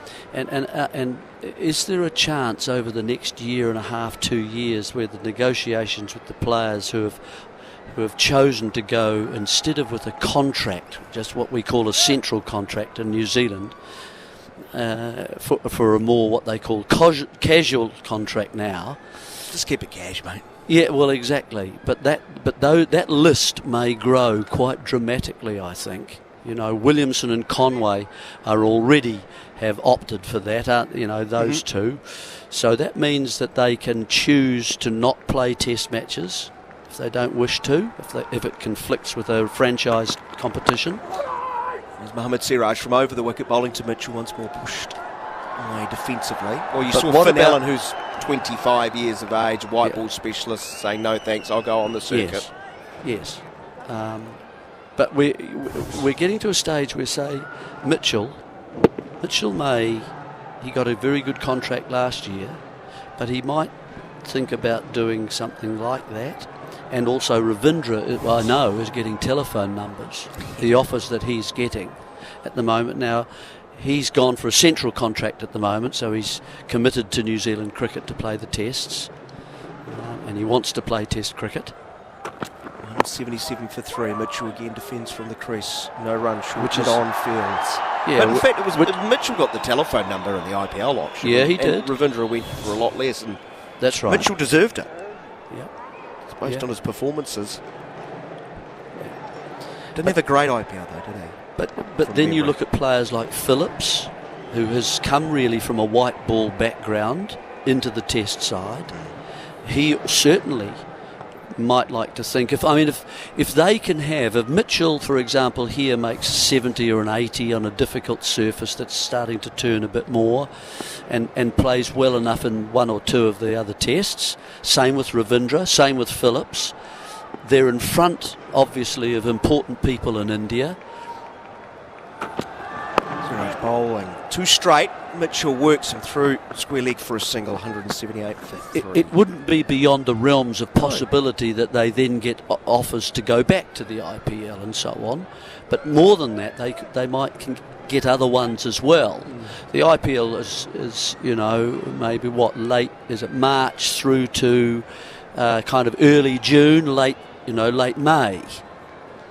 Sort of 2 months. Well, it's the South African, that's January. Probably created more issues for New Zealand and cricketers. And the Dubai one. Of course, IPL ownership in that's smack bang in the New Zealand summer and at the good end of the New Zealand summer as far as scheduling. And I think Kane Williamson's off to play. So we've got Williamson and we've got Conway. If we get Mitchell and then Phillips, and Ravindra holds off a little bit, there's 4 of New Zealand's top 6 who would be on casual contracts. Ravindra from the crease line turns it through to mid-wicket. There's no run. Who'll be playing from test to test in the next World Test Championship? They might opt out of it, you see. So that transition that I'm talking about with the bowling, which is most obvious now, could go on to the batsman. Yeah, the South African League. It's an interesting one. Another illustration of what I'd say. Cricket is very good at eating itself. Oh. 178 for the loss of 3. New Zealand looking to finish the day without further loss. Here we have Siraj from over the wicket, bowls to Ravindra, who drives on the up towards mid-off. And there is no run. Bumrah grabs the ball, runs in. Time for one more. And it will be that man. Bumrah, who will come back into the attack.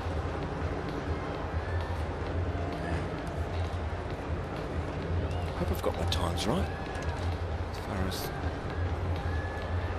Stumps wouldn't be the first time I've messed that up over the years, Jarrod. Or the last.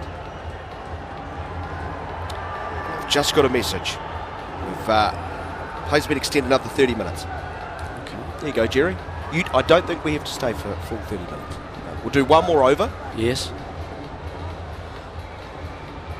And we can. Someone can get John desperate. Set it up there. Yeah, that's right. But yeah, that's good, John. Well done. Wind. Someone will wind. They'll be winding, and someone will be on pedaling wildly on a bike out the back. Winding you up. Yes, that's right. John's always ready to pounce. He is. And so he should be. Yes. Fearless leader. You are listening to live and exclusive coverage of India and New Zealand on talkSPORT 2 and SENZ Radio in New Zealand. 178 for the loss of 3. As New Zealand's leads 132. Mitchell, the right-hander, surveys the field. He'll see 2 slips behind him. Virat Kohli at first, KL Rahul at second. A gully. Bumrah, that little smile on his face as he comes in. Truly authentic bowling action of his. Nice and straight. Fairly, or by his standards.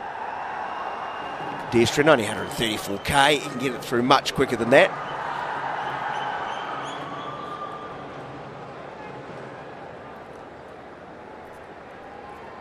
Pitch has certainly changed throughout the day, hasn't it? You know, the way that, I mean, it was 134, yes, but at the same time it came quite lazily from the surface, and certainly Mitchell played that with a certain amount of ease. Into his 10th over, it's none for 21, and that goes past the outside edge. Oh no, they've gone up behind the wicket. They're absolutely certain. Umpire rifle, not interested. But just a reaction from Bumrah. I didn't think there was anything in that. No, Bumrah just sort of threw his hands up in the air as an afterthought. One review remaining. Time no longer on India's side. They let it count down. Jarrod, the substitute fielder who's keeping after Chapin took a blow on his knee while standing up to the stumps. He was leading that chorus.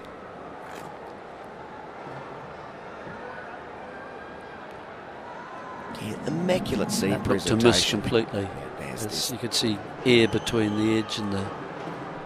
There must have been some sort of noise, certainly, from something else. Dragonfly. Maybe it had a dragonfly. Just checking ultra edge. No, nothing there. It's a wise decision. Straying into the pads of Mitchell, clips him away nicely. The backward square. 1, come back for 2. Siraj is around to field. 180 on the scoreboard for New Zealand. 3 down. Leads 134. Mitchell now 14.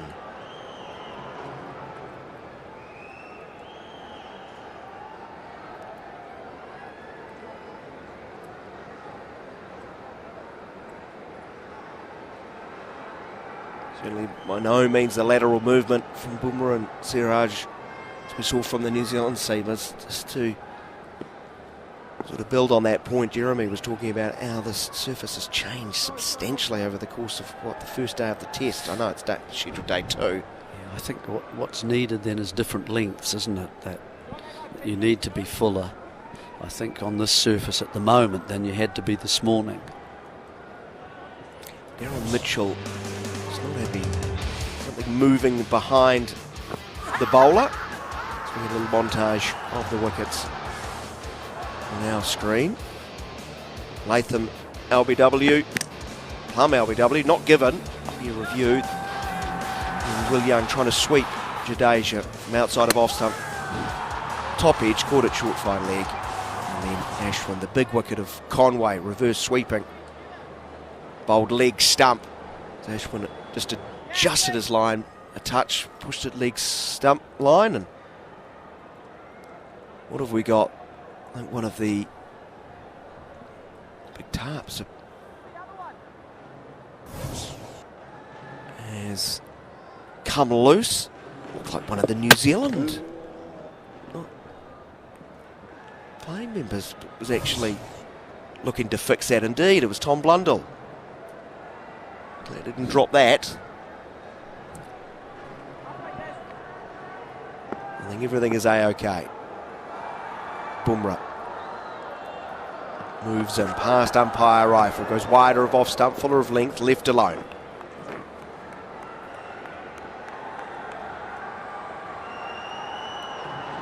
None for 23 for Bumrah, halfway through his 10th. And Siraj none for 21 off 7 overs. Ashwin 1 for 46 off 11. Kuldeep 1 for 57 off 12 overs. And Jadeja 10 overs, no maiden, 1 for 28.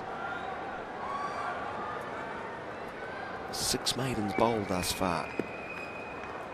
New Zealand's been able to go at a good rate, 3.62. Great rate when you compare what India suffered through earlier today. Onto the front foot, leaning into a defensive stroke as Mitchell, no run.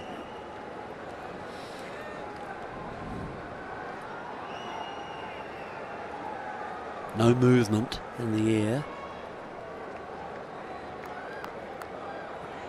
Don't think we're going to get too much reverse swing. It certainly won't be this evening. 2 slips in the gully in, and you want to try and bring them, 3 catches, you want to bring them into the game if you can. So you just got to find the length where you can perhaps get a little bit of bounce.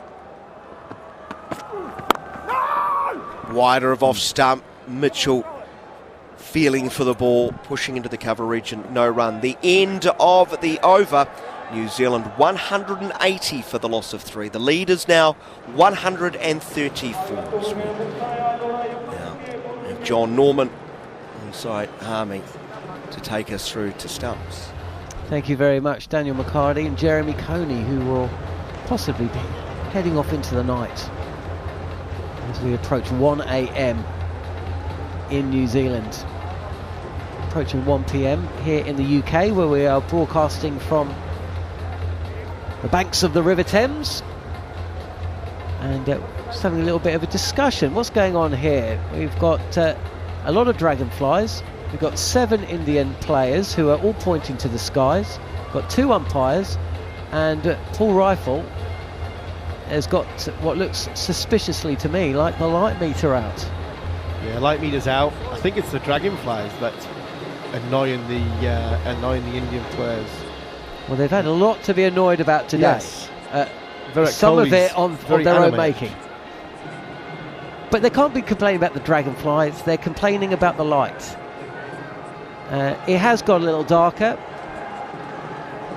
in Bengaluru.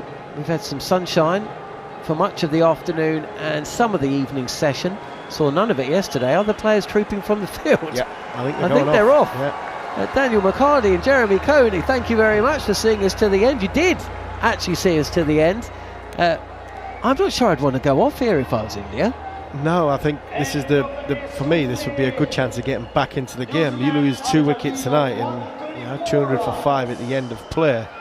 You're not back in the game by any stretch, but you come back tomorrow morning with the amount of rain and the clouds that are forecast over the next few days of thundery showers. You get a good one of them first thing tomorrow morning. Fair enough, you might get a deficit of 220, but at least then you've got a chance in the game. They come back tomorrow morning where I think, looking at the forecast, it's okay first thing in the morning. It's later on when the rain's forecast. If New Zealand come out and it's flat first thing tomorrow morning, they get 250, 260, 280 in front. I don't think India come back from that. What I have found strange about this last 60 seconds is it's down to the umpires whether a team goes off the field or whether both teams go off the field. It does seem like they were pressured by a quite animated Indian side to have a look at the light, Gov, at which point they did, and then they took them straight off. Virat Kohli was very forceful with his opinion there towards Michael Goff and Paul Rifle. What I will say is this is the extra half an hour, isn't it, from what we lost.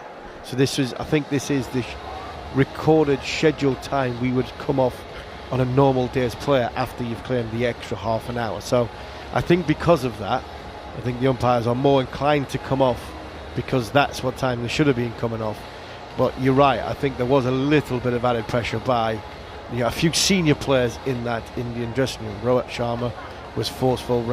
K. Rahul was talking to Paul Rifle. I think Virat Kohli was animated, and I think Virat was animated more about the flies that were going about, which looked as though there was a lot more in the last 45 minutes of play, watching, seeing when the camera's panning and there's a little bit of darkness behind, or there's on to where the white side screen was. There was a lot more from a visual point of view of them flies in play. So I think all in all, I think the umpires have gone, it might not be the right light to go off in, but there's a hell of a lot of other contributing factors, which means, in fact, you know what, lads, come on, let's go, and we'll bring it back tomorrow morning.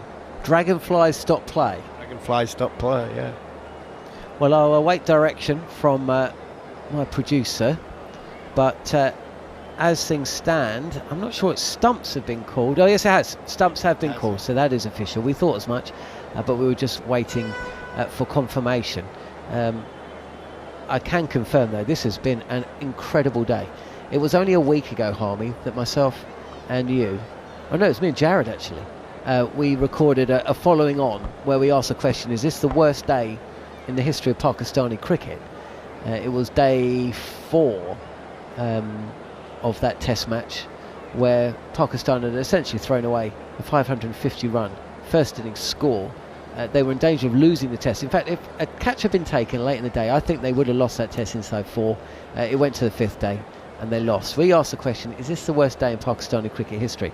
Well, I tell you what, I can't think of too many worse days for India in recent times, for sure. You just moaned there, Harmy. It's because you just seen something on the second screen. Tell us what's happened in Multan. Oh my word! England just short of 300 behind. It feels like I'm Sam Allard for 20 seconds here, but it's been thrown above the eye line. Ben Duckett has gone for a massive, almighty sweep for a ball which has got no pace on it, just outside off stump, and he's had to reach for it. and he's top-edged it. It's gone straight up in the air, and Rizwan's took a catch. England are 1 for 1, chasing 298 to win the second Test match. Well, you know what they'd say. We've got Pakistan exactly where we want them. We have, yes, absolutely. Sorry, I interrupted. I jumped in. I couldn't believe what I just witnessed. That's absolutely fine. There's been a lot of that today, isn't there? Yeah, but there has been a lot of, on both games, there's a lot of good stuff happened. There's a lot of some average cricket happened. Test cricket's alive when you play on pitches which has got a bit in it. And we sort of spoke about the first Test match in Multan, and I mean, they were the longest 5 days of your life, getting up at 4 or 5 o'clock in the morning, Jon Norman. But I can imagine these last few days watching this one today. I know yesterday wasn't great because there's nothing happened from a New Zealand and India point of view. But this England-Pakistan game, and now what happened with the surface in the Chinnaswamy, I mean, this is better Test cricket when there's something happening between bat and ball. Oh, absolutely. How many runs do you think New Zealand need to score to make this game safe? I mean, it's incredible that we're asking. It's incredible I am asking that question, because they've bowled India out for 46. I mean, they're 180 for 3. That scorecard suggests they're in a dominant and fine position. Surely they cannot lose this game. The rain might create a situation where we have a draw, but they lead by 134 runs. All of their batters have scored. I mean, Latham only 15, but he lasted 49 deliveries. Will Young 33, Conway 91, and both Ravindra and Mitchell are into double figures. There's no way India can win this match, is there? No, I don't think India can win the match, but can New Zealand win the match? And there's the question you ask is how many do they need to make it safe? For me, it's how many do they need to win the game and push to get the game. You look at I've got the weather app up here, and you know, tomorrow in Bangalore, first thing in the morning, you might get a little bit of play up to lunch, but after that, we're getting into thunderstorm territory in the afternoon. Saturday looks like it's an absolute write-off for most of the day, and Sunday looks like the same. But when you look at that forecast and you see what the showers that's around, if I'm New Zealand, I'm thinking, can I come out all guns blazing tomorrow morning and get 200, 220, 230 run lead, and then all of a sudden, with all these rain showers, a little bit like what we spoke about this morning, if they do come, and they do come quite often, then all of a sudden, because the moisture that's around in the air, the moisture around the surface, and the amount of breaks my seamers might get, this might be the perfect Test match for New Zealand.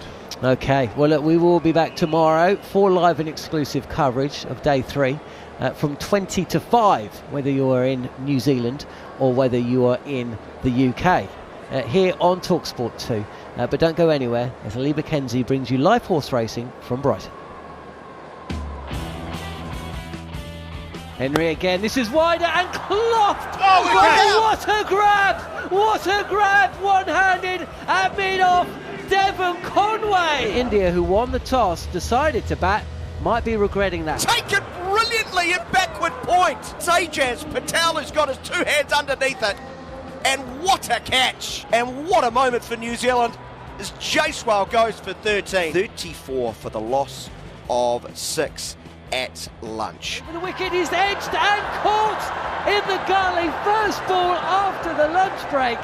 Glenn Phillips it is. An absolute dolly. And Ravichandran Ashwin has gone for a first ball duck. Henry's got the edge of Rishabh Pant's bat and is flown into the slip corner. First time in history that India have had 5 ducks in the top 8 of a Test inning. Bumrah tries to heave this into the leg side. It goes way in the air and it's been caught brilliantly. India, incredibly, a 40 for 9. Another catch taken by Bracewell, is it? And Henry has 5. Matt Henry has 100 Test wickets, the 15th New Zealander to break that barrier. But the big story is India have been skittled at home for just 46. The lowest total they've ever compiled at home. He starts from over the wicket, bowling to Latham and leans forward and guides the ball down to the third man boundary for 4. New Zealand take the lead in this Test match in India all out for 46 earlier. New Zealand now 48 without loss. Down the track is Conway. This is lofted up and over at mid-on. It's lofted up and over long on. This sails all the way, beautifully played. Down the wicket this time, hits forcefully, back over the bowler's head. 6 runs. It is a half century for Devon Conway. His 50 off just 54 balls. It's the outside edge and it's gone between first and second slip. Big shove around BW from Kuldeep. He has the breakthrough late in the second session on day number 2. India needed that. Down the track is Will Young. He's lofted this ball up over the substitute